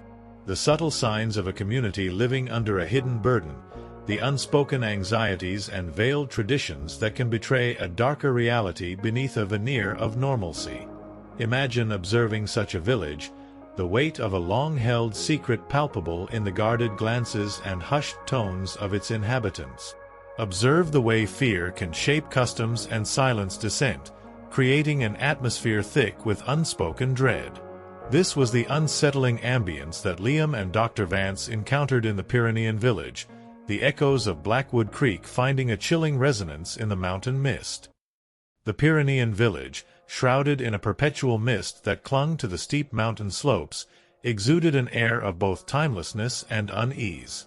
The stone houses, their roofs heavy with moss, seemed to huddle together as if seeking mutual protection from the elements and something unseen. The villagers moved with a quiet reserve, their interactions brief and their gazes often averted, creating an atmosphere thick with unspoken thoughts. Liam, posing as a hiker interested in local history, found the villagers polite but guarded. Their accounts of their traditions were vague, often glossing over details with a dismissive wave or a cryptic remark about the old ways. Yet, beneath their carefully constructed normalcy, Liam sensed a subtle tension, a weariness in their eyes that hinted at a deeper burden. He noticed small, seemingly insignificant customs, offerings of food left at the edge of the village, hushed chants carried on the wind at dusk, a collective avoidance of a certain section of the surrounding forest, that echoed some of the early signs he had observed in Blackwood Creek. Dr. Vance, meanwhile, presented herself as a visiting scholar interested in the region's folklore. Her academic credentials and respectful demeanor allowed her to gain slightly more access to the village elders and local historians. She learned of ancient legends surrounding a powerful earth spirit said to inhabit the mountains, a being that had long been appeased through ritual offerings to ensure the village's prosperity. The descriptions of the spirit were vague and contradictory, ranging from a benevolent guardian to a more capricious and demanding entity. However, the emphasis on maintaining a strict adherence to tradition and the veiled warnings against disrupting the old ways resonated uncomfortably with the journal's growing unease. As they continued their separate inquiries, Liam and Dr. Vance shared their observations, the parallels to Blackwood Creek becoming increasingly difficult to ignore. The village's isolation, the emphasis on ancient traditions, the subtle atmosphere of fear, and the hushed references to a powerful entity, they all painted a familiar and unsettling picture. Liam decided to explore the surrounding forest, the section that the villagers seemed to avoid. The air grew colder as he ventured deeper into the dense woods, the mist clinging to the ancient trees, muffling all sound. He noticed unusual rock formations, some bearing faint carvings that reminded him of the symbols in the Blackwood scrolls. An inexplicable feeling of unease settled upon him, a prickling sensation on the back of his neck as if he were being watched. He also found small, decaying offerings, withered flowers, bones of small animals, left at the base of certain trees, silent testaments to long-held rituals. Dr. Vance, through her conversations with an elderly woman who claimed to have inherited some of the village's historical records, managed to corroborate the journal's account of growing unease. The old woman spoke in hushed tones of increasing demands from the mountain spirit, of unexplained disappearances of livestock and, more recently, of villagers. She spoke of a growing fear that the balance was shifting, that the ancient pact was no longer protecting them but consuming them. The old woman also revealed a crucial detail, the location of the entity's sacred site, a hidden clearing high in the mountains, accessible only through a series of forgotten paths. She warned Dr. Vance against going there, her eyes filled with a deep-seated fear. "It is a place of darkness," she whispered. "Best left undisturbed." Despite the warning, Liam and Dr. Vance knew they had to see this sacred site. The parallels to Blackwood Creek were too strong to ignore, and the potential for another community to be facing a similar crisis compelled them to act. They shared the information they had gathered and, using Liam's experience in navigating the Blackwood Woods and Dr. Vance's understanding of ancient rituals, they began to plan their ascent into the Pyrenean mist. The echoes of Blackwood Creek had led them to another crossroads, and they knew they had to follow this forgotten path, however perilous it might be. The shared silence of remembrance now carried the weight of potential intervention, the hope of preventing another tragedy echoing in the damp Pyrenean air. Chapter 27. The Ascent into Shadow. The inherent risk in venturing into the unknown, the mounting sense of unease as you leave behind the familiar and ascend into a realm shrouded in mystery and potential danger. Imagine following forgotten paths, the air growing colder, the silence deepening, the very landscape seeming to warn you to turn back. Observe the unwavering determination that pushes you forward despite these ominous signs, a sense of purpose outweighing the primal instinct for self-preservation. This was the mindset that propelled Liam and Dr. Vance into the shadowy heights of the Pyrenees, the echoes of Blackwood Creek fueling their ascent into the unknown heart of the mountain. The ascent into the Pyrenees was a journey into a different world. The well-trodden paths quickly gave way to overgrown trails, barely discernible beneath layers of fallen leaves and moss-covered stones. The air grew noticeably colder with each upward step, the sunlight struggling to penetrate the dense canopy of ancient trees. The village below receded into a hazy memory, the sounds of human habitation replaced by the rustling of leaves and the distant cry of unseen birds.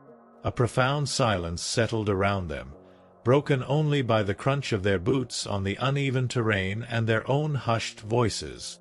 Liam, drawing on his experience navigating the treacherous woods around Blackwood Manor, took the lead, his senses alert to any subtle signs of the forgotten path. Dr. Vance, her academic curiosity now tinged with a growing apprehension, followed closely, her gaze constantly scanning the surrounding landscape for any unusual markings or geological formations that might align with the old woman's description of the sacred site. As they climbed higher, the mist that perpetually clung to the lower slopes thickened, enveloping them in a damp, ethereal shroud. Visibility decreased, the ancient trees taking on distorted, almost menacing shapes in the swirling gray. The silence deepened, amplifying the frantic beat of their own hearts and creating a sense of isolation, as if they were the only two souls in this forgotten realm. Despite the challenging terrain and the oppressive atmosphere, an unwavering determination propelled them forward. The echoes of Blackwood Creek, the memory of the villagers living under the shadow of their ancient pact, and the chilling final words of the journal writer fueled their ascent. They knew they were venturing into the unknown, potentially confronting a darkness that had remained undisturbed for centuries, but the possibility of helping another community avoid the horrors they had witnessed outweighed the inherent risks. After hours of arduous climbing, they reached a plateau. The mist here was particularly dense, swirling around them in disorienting patterns. The landscape was stark and otherworldly, dominated by jagged rock formations and twisted, stunted trees that seemed to claw at the sky. An unnatural stillness hung in the air, broken only by the mournful sigh of the wind as it snaked through the rocky outcrops. Following the fragmented directions from the old woman and Dr. Vance's growing intuition, they began to explore the plateau. They noticed unusual arrangements of stones, some bearing faint, weathered carvings that resembled symbols neither of them had seen before. A sense of ancient power emanated from these formations, a subtle vibration in the air that resonated with an unsettling energy. Suddenly, the mist parted momentarily, revealing a hidden clearing nestled amongst the jagged rocks. In the center of the clearing stood a large, flat stone, its surface stained a dark, reddish-brown. The air here was heavy with a palpable sense of dread, a feeling of ancient sorrow and lingering pain. An unnatural silence hung over the clearing, as if even the wind held its breath in this forsaken place. This was it, the sacred site, the altar of whispers in the Pyrenees. As they cautiously approached the stone, they noticed more intricate carvings on its surface, symbols that seemed to writhe and shift in their peripheral vision. A low, almost imperceptible hum emanated from the stone, a sound that resonated deep within their bones, stirring a primal unease. The atmosphere in the clearing was heavy, oppressive, a stark contrast to the relative normalcy they had left behind. They could feel the weight of centuries of ritual and sacrifice clinging to the air, a palpable sense of darkness that mirrored the oppressive atmosphere of Blackwood Manor's hidden vault. They knew they had reached the heart of the mystery, the source of the unease that permeated the village below. But as they stood in the silent clearing, shrouded in the Pyrenean mist, they also knew that their ascent into shadow had only just begun. The echoes of Blackwood Creek had led them here, to this forgotten place of ancient power, and they were now poised to uncover the unwritten chapters of shadow that lay hidden in the heart of the mountain. The true nature of the entity that held the Pyrenean village in its grasp, and the price of its appeasement, remained shrouded in the mist, waiting to be revealed. Chapter 28. The Heart of the Mountain's Hunger. The chilling revelation of a long-held secret, the horrifying truth that lies beneath generations of tradition and appeasement. Imagine finally confronting the entity that has demanded sacrifice and shaped a community's existence for centuries. Observe the raw power emanating from this ancient being, the terrifying glimpse into a reality that defies human understanding. This was the horrifying truth that now confronted Liam and Dr. Vance in the mist-shrouded clearing, the heart of the Pyrenees Mountains' ancient hunger laid bare. As Liam and Dr. Vance cautiously approached the stained stone altar in the center of the clearing, the low hum emanating from it intensified, vibrating through the very ground beneath their feet. The air grew colder, and the swirling mist seemed to coalesce around the altar, taking on fleeting, indistinct shapes that danced at the periphery of their vision. A palpable sense of ancient power emanated from the stone, a feeling of immense age and a deep, insatiable hunger. The carvings on the altar, now illuminated by the faint light filtering through the thinning mist, were more intricate and disturbing than they had initially appeared. They depicted grotesque figures locked in eternal torment, their bodies twisted in unnatural ways, and unsettling symbols that seemed to pulse with a faint, inner light. These were not mere decorations. They felt like conduits, channels through which a dark energy flowed. Suddenly, the mist around the altar swirled violently, and a voice, ancient and resonant, echoed through the clearing. Unlike the raw, guttural roar of the Blackwood entity, this voice was strangely melodic, yet it carried an undercurrent of immense power and cold indifference. It spoke in a language neither Liam nor Dr. Vance recognized, yet its meaning seemed to seep directly into their minds, a chilling pronouncement of its ancient dominion over the land and its inhabitants. Liam felt a wave of nausea and dizziness, his mind struggling to comprehend the sheer alienness of the voice. Dr. Vance gripped his arm tightly, her face pale but her eyes focused with a mixture of terror and intellectual fascination. It's communicating," she whispered, her voice trembling slightly. "But how?" As the echoing subsided, the carvings on the altar began to glow more intensely, and the reddish-brown stains on its surface seemed to deepen, almost as if fresh blood were seeping from the stone. The mist around the altar parted further, revealing a swirling vortex of shadow beneath the flat stone, a dark abyss that seemed to pulse with a malevolent energy. This was the heart of the mountain's hunger, the entity itself, its presence radiating an ancient power that felt both terrifying and strangely alluring. It was a being of pure energy and shadow, its form indistinct yet undeniably present, its ancient consciousness aware of their intrusion. The melodic voice echoed again, this time accompanied by a sense of immense sorrow and a deep, abiding loneliness. It spoke of being bound to the mountain, of an ancient pact forged in a time beyond human memory, a bargain struck for survival that had twisted into an eternal hunger. Dr. Vance, her mind racing, began to speak in a low, measured tone, addressing the entity in Latin, a language often associated with ancient rituals and invocations. She spoke of their understanding of ancient pacts, of the potential for release and the possibility of finding a new balance. The entity responded, its melodic voice now tinged with a hint of curiosity. It spoke of the endless cycle of appeasement, the generations of villagers who had offered it sustenance, their lives intertwined with its ancient hunger. It expressed a weariness, a longing for an end to its eternal binding. Liam, remembering the devastation in Blackwood Creek, felt a surge of caution. This entity, though seemingly capable of communication and expressing a desire for release, was still a being of immense power, its motivations potentially beyond human comprehension. Dr. Vance continued to speak with the entity, her questions probing the nature of its binding, the original terms of the pact, and the possibility of severing its connection to the mountain without causing further harm to the villagers. The entity's responses were cryptic and often unsettling, hinting at a deep interconnectedness with the land itself, a symbiotic relationship that had evolved over millennia. It spoke of a heartstone, hidden deep within the mountain, a nexus of energy that served as the anchor for its binding. It suggested that disrupting this heartstone might sever the pact, but it also warned of potential consequences, a destabilization of the mountain's energy, perhaps even a catastrophic collapse.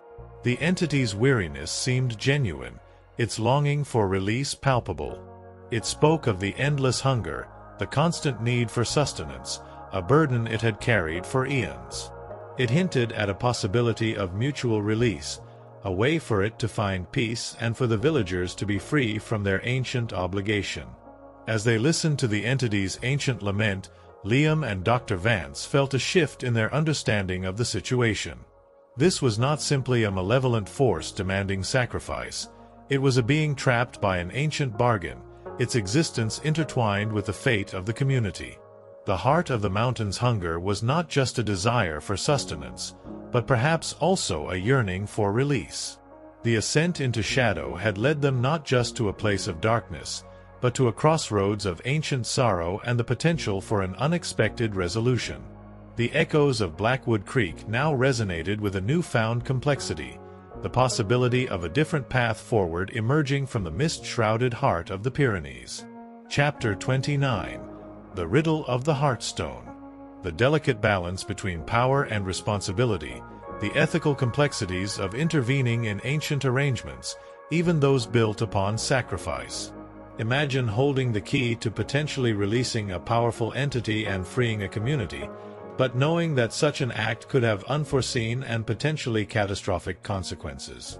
Observe the careful deliberation, the weighing of potential benefits against unknown risks, the search for a path that minimizes harm while maximizing the possibility of liberation. This was the intricate dilemma that now faced Liam and Dr. Vance, the riddle of the Heartstone presenting a perilous choice with far-reaching implications for the Pyrenean village. The entity's revelation of the Heartstone as the anchor of its binding presented Liam and Dr. Vance with a complex ethical and practical challenge. The prospect of freeing the Pyrenean village from its ancient obligation was compelling, echoing their success in Blackwood Creek.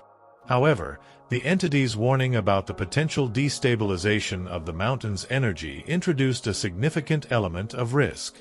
They were no longer dealing with a purely parasitic relationship but a seemingly symbiotic one, where the entity's presence was deeply intertwined with the natural forces of the land. "We need to understand more about this Heartstone," Dr. Vance murmured, her brow furrowed in thought. "Its composition, its location, the nature of its connection to the entity and the mountain itself." The entity, sensing their hesitation, offered more information, its melodic voice tinged with a renewed sense of hope. It described the Heartstone as a crystalline structure, located deep within a network of caverns at the mountain's core. It pulsed with a unique energy, a resonance that both sustained its own existence and somehow maintained the geological stability of the surrounding peaks. Disrupting this energy flow, it cautioned, could lead to unpredictable and potentially dangerous consequences, ranging from minor tremors to a catastrophic collapse of the mountain itself. Is there no way to sever the connection without destroying the Heartstone? Liam asked, his mind racing, trying to find a parallel to the disruption of the nexus in Blackwood Creek. The entity's voice grew somber. "The binding is ancient, woven into the very fabric of this place. The Heartstone is both anchor and source. To sever one is to risk destabilizing the other. This presented a significant dilemma. They could potentially free the village from the entity's demands, but at the risk of unleashing a geological catastrophe upon them. The weight of such a decision pressed heavily on Liam and Dr. Vance. They were outsiders, and the potential consequences of their actions could be devastating for the community they sought to help. They spent hours in the mist-shrouded clearing, debating their options, carefully weighing the potential benefits against the unknown risks. They ed trying to find a way to disrupt the entity's connection to the Heartstone without destroying it, perhaps by understanding the specific frequencies or energies involved. However, the entity's description of the ancient and deeply interwoven nature of the binding made this seem like a long shot. They also ed the possibility of relocating the village, freeing them from the entity's influence by moving them beyond its reach. However, the villagers' deep-rooted connection to their ancestral land and the practical challenges of such a large-scale relocation made this option seem unlikely and potentially disruptive in its own way. Ultimately, they realized that they couldn't make this decision alone. The potential consequences would primarily affect the villagers, and it was their choice to make, once fully informed of the risks and potential rewards. They decided to descend back to the village and share what they had learned with the community, particularly the elders and those who held positions of leadership. This would be a delicate conversation, requiring them to explain the horrifying truth of the ancient pact, the entity's desire for release, and the perilous riddle of the Heartstone. The villagers' reaction to their revelations was a mixture of disbelief, fear, and a dawning sense of grim understanding. The journal writer's growing unease and the recent disappearances had already sown seeds of doubt about the benevolence of the mountain spirit. Liam and Dr. Vance's account of the entity's true nature and its desire for release, coupled with the warning about the Heartstone, presented them with a terrifying choice. The village elders gathered in hushed council, debating their options long into the night. The weight of centuries of tradition clashed with the hope of a future free from sacrifice, all overshadowed by the fear of unleashing a geological catastrophe upon their homes. Finally, they reached a decision. They would trust Liam and Dr. Vance to guide them. They had lived under the shadow of the mountain's hunger for too long, and the possibility of true freedom, even with the inherent risks, was a chance they were willing to take. However, they insisted that any action taken must prioritize the safety of the village and seek a solution that minimized the potential for destruction. With the villagers' consent, Liam and Dr. Vance returned to the mist-shrouded clearing, the weight of their responsibility now even heavier. They approached the entity once more, their conversation focused on finding a way to sever its connection to the Heartstone without triggering a catastrophic destabilization of the mountain. The entity, sensing the villagers' willingness to embrace change, offered a new piece of the puzzle. It spoke of a specific ritual, a song of unbinding, that had been part of the original pact but had been lost over the centuries. This ritual, performed at the Heartstone during a specific celestial alignment, might offer a way to gently sever the connection, allowing the entity to find release while maintaining the mountain's stability. The riddle of the Heartstone now had a new verse, a glimmer of hope in the shadow of potential destruction. The lost song of unbinding offered a path forward, but finding that lost knowledge and performing the ritual under the correct conditions presented a new set of challenges in their ascent into the heart of the mountain's ancient hunger. Chapter 30. The Lost Song of Unbinding. The enduring power of forgotten knowledge, the way ancient rituals and lost traditions can hold the key to unlocking seemingly insurmountable challenges. Imagine embarking on a quest for such lost knowledge, sifting through fragmented texts and whispered legends, hoping to find a solution that balances liberation and preservation. Observe the meticulous research and the growing sense of hope as the pieces of the puzzle begin to fall into place. This was the new path that unfolded before Liam and Dr. Vance, the riddle of the Heartstone leading them on a search for the lost song of unbinding, a melody that held the potential for both freedom and stability for the Pyrenean village. The mention of the lost song of unbinding ignited a renewed sense of hope in Liam and Dr. Vance. The possibility of a solution that could free the entity and the village without risking the mountain's stability offered a delicate path forward. Their immediate task became finding this lost knowledge, piecing together fragments of the ancient pact that had been lost to time. They returned to the village, sharing the entity's revelation with the elders. The news of a potential peaceful resolution was met with a mixture of cautious optimism and a deep-seated skepticism born of generations living under the shadow of sacrifice. The elders spoke of fragmented verses and half-remembered melodies passed down through oral tradition, whispers of a song said to have been sung at the mountain's heart in the time of the first pact. Dr. Vance, with her expertise in ancient languages and folklore, delved into the village's meager historical records, searching for any written references to the song. Liam, drawing on his experience with the Blackwood Scrolls, looked for recurring symbols or linguistic patterns that might offer clues to its structure or meaning. Their research led them to the village's oldest building, a small, crumbling structure that had once served as a repository for their most sacred texts. Inside, amidst the dust and decay, they found a collection of brittle parchments, their ink faded but still legible in places. Among these fragments, they discovered partial verses of a song, written in an archaic dialect of the local language, interspersed with symbols that resonated with the carvings on the altar. Dr. Vance painstakingly began the process of translation, piecing together the fragmented verses, while Liam meticulously documented the accompanying symbols, searching for connections to the entity's descriptions and the mountain's energy. The process was slow and painstaking, like piecing together a shattered mosaic, but with each fragment they deciphered, a clearer picture of the lost song began to emerge.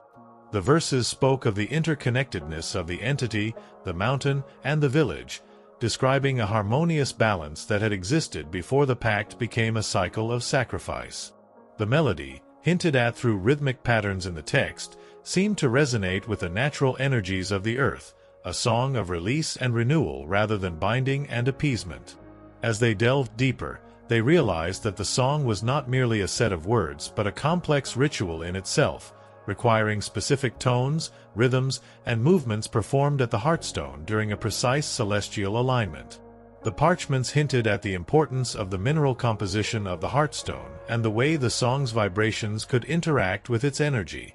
The entity, sensing their progress, offered further guidance through their mental connection. It clarified the celestial alignment needed for the ritual, the convergence of two specific constellations that occurred only once every few decades. It also described the location of the Heartstone within the mountain's cavern system, a place marked by a unique crystalline formation that pulsed with a soft, inner light.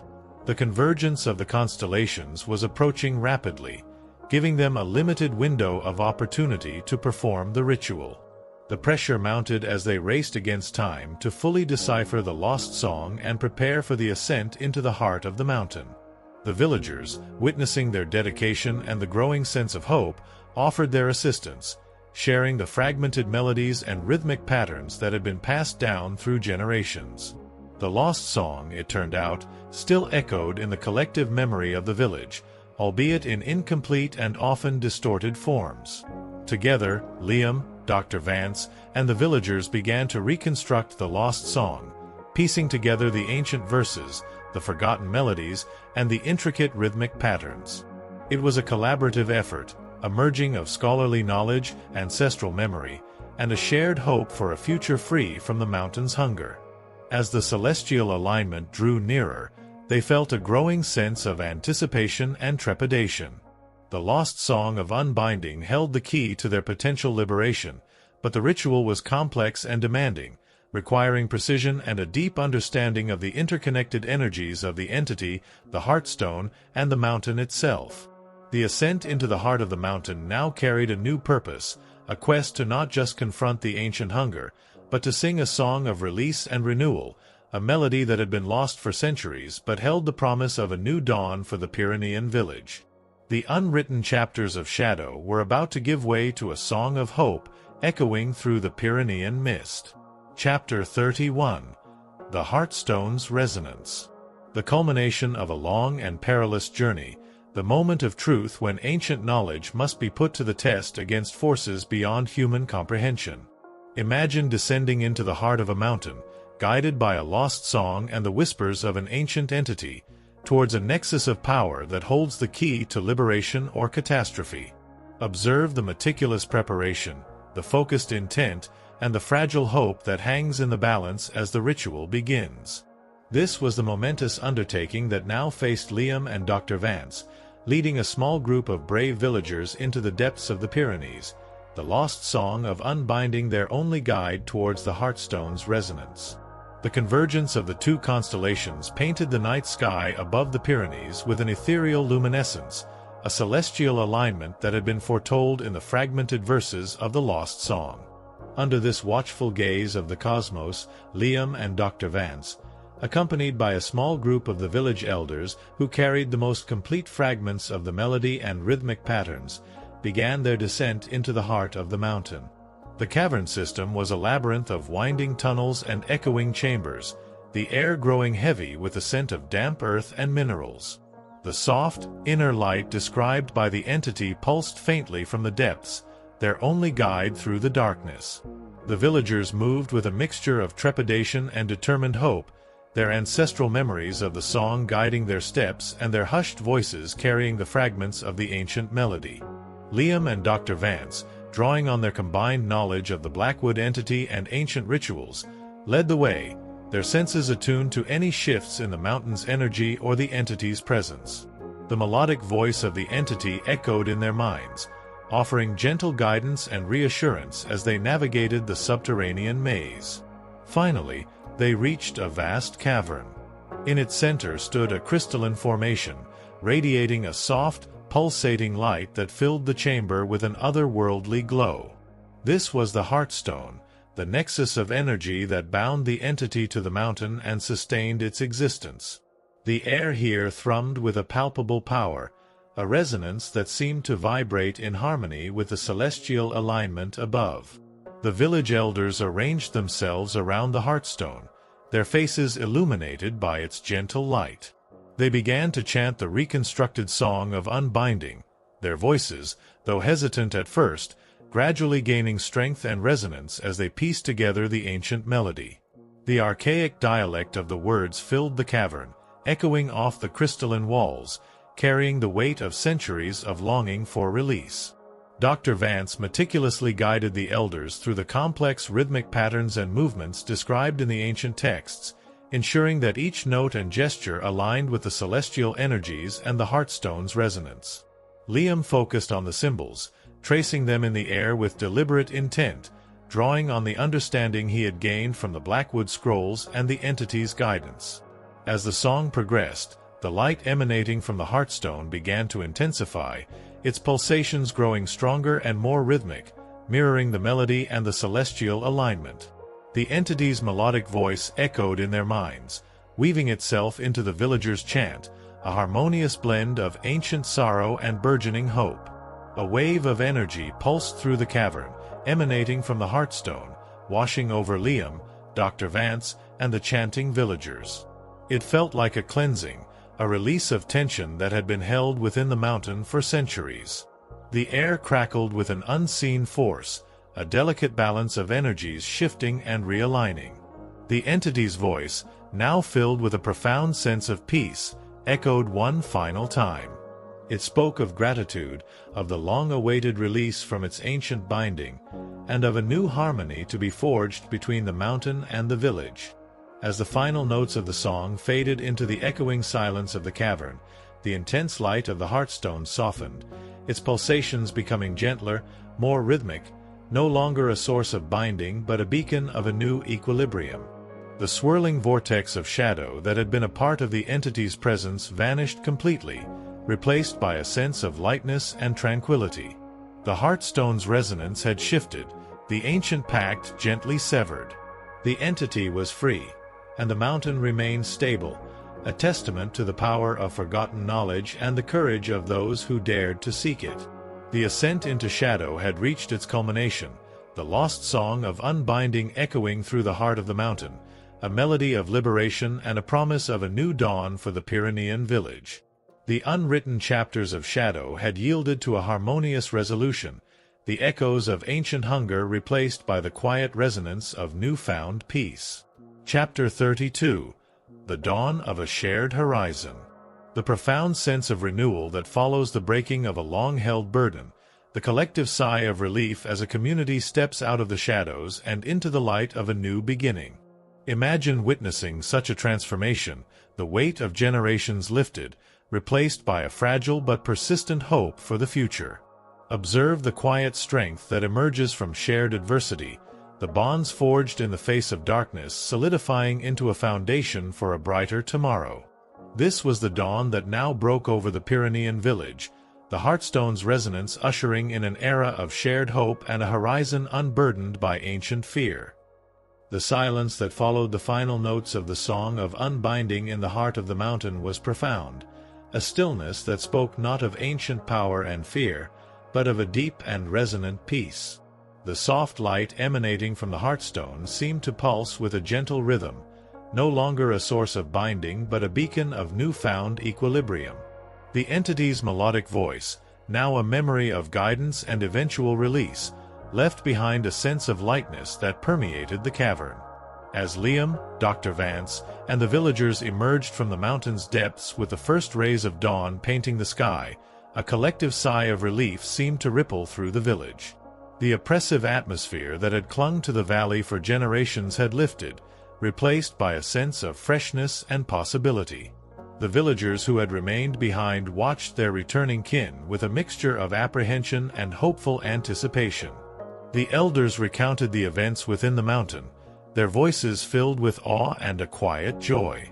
They spoke of the entity's peaceful release, the Hearthstone's gentle resonance, and the feeling of an ancient burden finally lifted from their land and their lives. A palpable sense of hope began to spread through the village, replacing the ingrained fear that had shaped their existence for centuries. In the days that followed, a tangible transformation swept through the Pyrenean community. The hushed tones and averted gazes gave way to open conversations and smiles. The small, fearful rituals began to fade, replaced by a cautious exploration of a future unburdened by ancient obligations. The section of the forest that had long been avoided was now tentatively explored, no longer a place of dread but a part of their shared landscape. Liam and Dr. Vance remained in the village for several weeks, offering their support and guidance as the community navigated this new era of freedom. Dr. Vance shared her knowledge of sustainable practices and helped the villagers explore new ways of interacting with their land, no longer bound by the dictates of appeasement. Liam, drawing on his experience in Blackwood Creek, offered insights into processing collective trauma and building a future rooted in truth and remembrance. The Hearthstone, now a source of gentle energy within the mountain, became a place of quiet contemplation for the villagers, a reminder of the ancient pact that had shaped their past and the harmonious release that now defined their future. The lost song of unbinding, once a fragmented memory, was now sung openly, a melody of liberation and a celebration of their newfound freedom. As the time for Liam and Dr. Vance to depart drew near, a sense of shared hope and gratitude filled the village. The elders expressed their deep appreciation for their courage and guidance, acknowledging that they had not only freed them from an ancient burden but had also helped them rediscover a sense of community and shared purpose. Saying goodbye felt different from Liam's departure from Blackwood Creek. Here, there was a sense of optimism and a shared vision for the future. The silence that now permeated the Pyrenean Valley was not one of lingering fear or the weight of remembrance, but a quiet anticipation of a shared horizon, unburdened by the shadows of the past. As they journeyed back from the Pyrenees, Liam and Dr. Vance felt a profound sense of accomplishment. They had faced another ancient darkness, not with force or destruction, but with knowledge, understanding, and a willingness to listen to the whispers of the past. The echoes of Blackwood Creek had led them to another crossroads, and together, they had helped another community step into the dawn of a brighter future. Their shared horizon now extended beyond the valleys they had visited, encompassing the potential for other unwritten chapters of shadow to be brought into the light. The lessons they had learned in Blackwood Creek and the Pyrenees had equipped them with a deeper understanding of ancient pacts and the delicate balance between humanity and the unseen forces that can shape our world. They knew that their journey was far from over. The world held countless forgotten paths and the potential for other communities to be living under similar ancient burdens. But they also carried the hope that knowledge, compassion, and a willingness to listen to the whispers of the past could pave the way for a future where the dawn of a shared horizon could break over even the darkest of valleys. The echoes of their experiences would continue to guide them, their shared silence of remembrance now a testament to the enduring power of hope and the possibility of liberation, one forgotten path at a time. Chapter 33. The Cartographer of Hidden Lands. The enduring human fascination with maps, both literal and metaphorical, the desire to chart the unknown territories of the world and the hidden landscapes of history and belief. Imagine becoming a cartographer of such hidden lands, drawn to the blank spaces on conventional maps, the places where whispers of forgotten lore and unsettling legends persist. Observe the meticulous process of research, the careful gathering of fragmented clues, and the growing sense of purpose in illuminating these shadowed corners of human experience.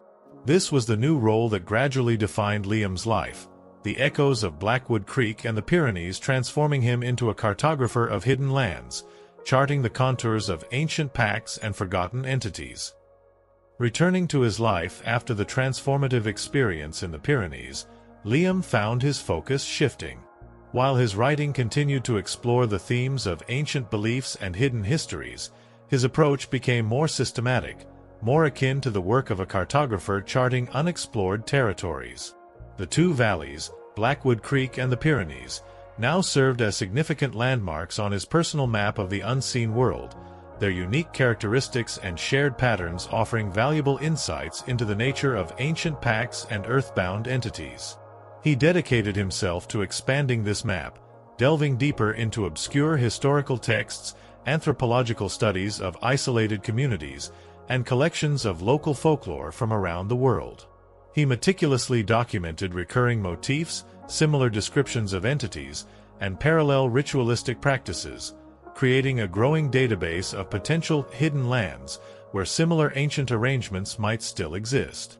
Dr. Vance remained a crucial collaborator in this endeavor, her academic network providing access to a wider range of resources and her linguistic skills proving invaluable in deciphering texts in less commonly studied languages. Their correspondence became a detailed exchange of information, each new discovery adding another contour to their evolving map of the unseen. They noticed fascinating patterns emerging from their research.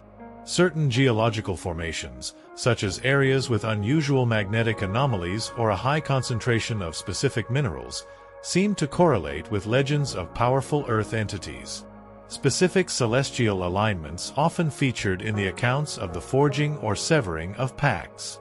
Recurring symbols and rhythmic patterns appeared in descriptions of rituals across disparate cultures, hinting at a shared, ancient understanding of these forces. Liam began to travel again, no longer driven by personal demons but by a scholarly curiosity and a quiet sense of purpose. He sought out remote communities known for their adherence to old traditions, approaching them with respect and a genuine interest in their history and beliefs. He learned to listen not just to the words spoken, but to the underlying currents of fear, reverence, and unspoken burdens that might betray the presence of an ancient pact. He developed a sensitivity to subtle anomalies, the way certain stories were told and then quickly dismissed, the collective avoidance of particular places, the persistence of seemingly outdated customs. He learned to recognize the echoes of Blackwood Creek and the Pyrenees in these unfamiliar settings, the faint whispers of ancient arrangements that might be causing unseen suffering. He documented his findings meticulously, adding detailed annotations to his growing map. Each entry included geographical data, historical context, descriptions of local legends and rituals, and any potential indicators of an active ancient pact. He cross-referenced his findings with Dr. Vance's research, their combined knowledge creating a surprisingly comprehensive, albeit still incomplete, cartography of hidden lands. They understood that this map was not meant for public consumption. The knowledge they were gathering was potentially dangerous if misunderstood or misused. Their aim was not to expose or interfere, but to understand, to build a body of knowledge that might one day be used to help communities in genuine need, as they had in Blackwood Creek and the Pyrenees. Their work became a quiet crusade, a dedication to illuminating the shadowed corners of human experience. They were the cartographers of hidden lands, charting the contours of ancient pacts and forgotten entities, driven by the echoes of the valleys they had visited and a profound sense of responsibility to the unseen world. The blank spaces on conventional maps now held a new significance for them, representing potential territories of ancient darkness waiting to be understood, their unwritten chapters of shadow waiting to be charted on their ever-expanding map. The dawn of a shared horizon, they knew, required an understanding of the shadows that still lingered in the hidden corners of the world, and they were now dedicated to illuminating those shadows, one meticulously documented detail at a time. Chapter 34. The Compass of Empathy. The essential human quality of empathy, the ability to understand and share the feelings of another, even when those feelings stem from experiences far outside our own. Imagine extending this empathy to communities living under the weight of ancient traditions and unseen burdens, recognizing the potential for suffering hidden beneath layers of cultural difference. Observe the delicate balance between respecting autonomy and offering help, the way genuine empathy can bridge cultural divides and pave the way for understanding and support. This was the guiding principle that now informed Liam and Dr. Vance's work, their map of hidden lands navigated not just by knowledge, but by the unwavering compass of empathy. As Liam and Dr. Vance continued their cartography of hidden lands, their approach became increasingly guided by the compass of empathy. Their experiences in Blackwood Creek and the Pyrenees had taught them the profound importance of understanding the human element within these ancient arrangements. It wasn't simply about identifying entities and rituals, it was about recognizing the fear, the hope, the resilience, and the suffering of the individuals and communities living under their influence. They understood that these ancient pacts, however dark their origins, often became deeply ingrained in the cultural fabric of a community, shaping their traditions, their social structures, and their very identity. To outsiders, these practices might seem irrational or even horrific, but to those within the community, they were often seen as necessary for survival, a way to maintain balance with powerful forces. Their research now focused not just on the entities themselves, but on the human stories surrounding them. They sought out accounts of individuals who had questioned the old ways, those who had felt the weight of the sacrifices, and those who had yearned for a different future. These personal narratives provided a crucial layer of understanding, reminding them that behind the cryptic rituals and unsettling legends were real people with real emotions. When Liam traveled to remote communities, he made a conscious effort to approach them with humility and genuine curiosity. He spent time listening to their stories, learning about their traditions from their perspective, and seeking to understand the underlying beliefs that shaped their way of life. He avoided judgment, recognizing that trust was essential to uncovering any hidden burdens. Dr. Vance, with her anthropological background, was particularly adept at navigating cultural sensitivities. She emphasized the importance of respecting the autonomy of these communities, understanding that intervention, even with the best intentions, could have unintended and potentially harmful consequences. Their aim was not to impose their own beliefs or solutions, but to offer support and information if and when it was sought. They developed a set of ethical guidelines for their work, centered on the principle of do no harm. They agreed that they would only intervene in a community if there was clear evidence of significant suffering and a genuine desire for change from within. Their role would be to offer knowledge and guidance, drawing on their experiences in Blackwood Creek and the Pyrenees, but ultimately respecting the community's right to self-determination. Their map of hidden lands became more than just a collection of geographical locations and historical data. It became a testament to the human capacity for both enduring darkness and seeking light. Each entry was annotated with the stories of individuals they had encountered, their hopes and fears adding a profound human dimension to their research. They recognized that breaking free from an ancient pact was not simply a matter of performing a ritual or banishing an entity. It required a fundamental shift in a community's beliefs and identity, a willingness to embrace change and forge a new future. Their role, they realized, was to act as catalysts for this change, empowering communities to find their own path towards liberation. The compass of empathy guided their research and their interactions, reminding them that true understanding required looking beyond the surface of unfamiliar traditions and recognizing the shared humanity that lay beneath. Their work was a testament to the power of connection, the ability of empathy to bridge cultural divides and offer a beacon of hope in the darkest of hidden lands.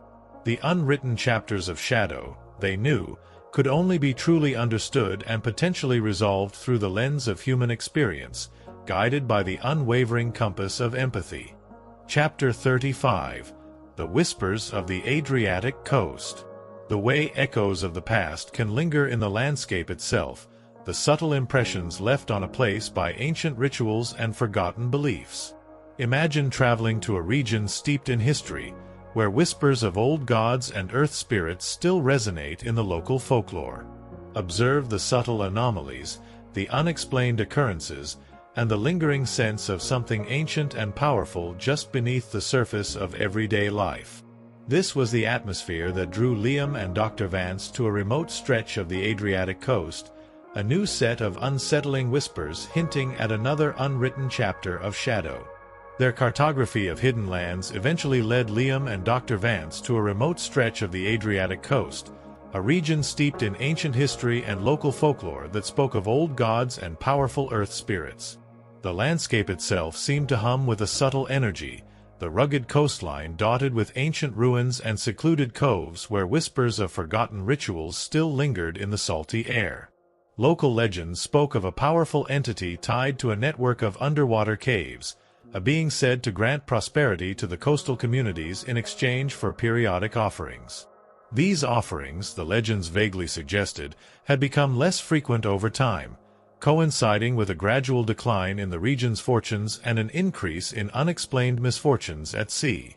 Liam and Dr. Vance arrived separately, posing as tourists interested in the area's history and natural beauty. They spent their days exploring the ancient ruins, hiking along the dramatic coastline, and engaging in conversations with the local fishermen and villagers. They listened intently to their stories, their anecdotes often punctuated by references to the old ways and a deep-seated respect, bordering on fear, for the sea and the unseen forces that might dwell within it. Liam noticed a peculiar custom among the fishermen. Before setting sail, they would often cast small, intricately carved wooden figures into the water, accompanied by hushed whispers. When questioned, they would offer vague explanations about ensuring a safe voyage and a bountiful catch, but their eyes held a guarded look that suggested a deeper significance to the ritual. Dr. Vance, meanwhile, spent time with the older villagers, particularly those who still remembered the more detailed versions of the local legends. She learned of a specific cove, known locally as the Silent Cove, where the offerings to the sea entity were said to have taken place in ancient times. The cove was now avoided by the locals, who spoke of strange currents, unsettling sounds emanating from beneath the water, and a pervasive feeling of unease. Intrigued, Liam and Dr. Vance independently explored the Silent Cove. The air here felt heavy, the usual sounds of the sea muted, replaced by an almost unnatural stillness. The water in the cove was unusually dark and still, even when the waves crashed against the nearby rocks. Liam noticed several submerged rock formations that bore faint carvings, similar in style to some of the ancient symbols they had documented in their research. Dr. Vance, exploring the land around the cove, discovered the overgrown remnants of what appeared to be an ancient altar, its stones weathered and encrusted with marine life. Local folklore hinted that this altar had been used for offerings to the sea entity in times past. As they shared their observations, the parallels to Blackwood Creek and the Pyrenees became increasingly apparent. The isolated community, the legends of a powerful entity tied to the land, or in this case, the sea, the periodic offerings, and the subtle atmosphere of fear all pointed towards another potential ancient pact. The decline in the region's prosperity and the increase in misfortunes at sea echoed the journal writers' growing unease in the Pyrenees. They felt a familiar sense of responsibility stirring within them. The whispers of the Adriatic coast hinted at another unwritten chapter of shadow, another community potentially living under the weight of an ancient arrangement. Their compass of empathy now pointed them towards the silent cove, towards the potential heart of this maritime mystery, urging them to listen more closely to the whispers carried on the salty breeze. The cartographers of hidden lands had found a new territory to explore, a coastline where the echoes of the past resonated in the rhythm of the waves, hinting at a darkness that lay beneath the surface of the Adriatic Sea.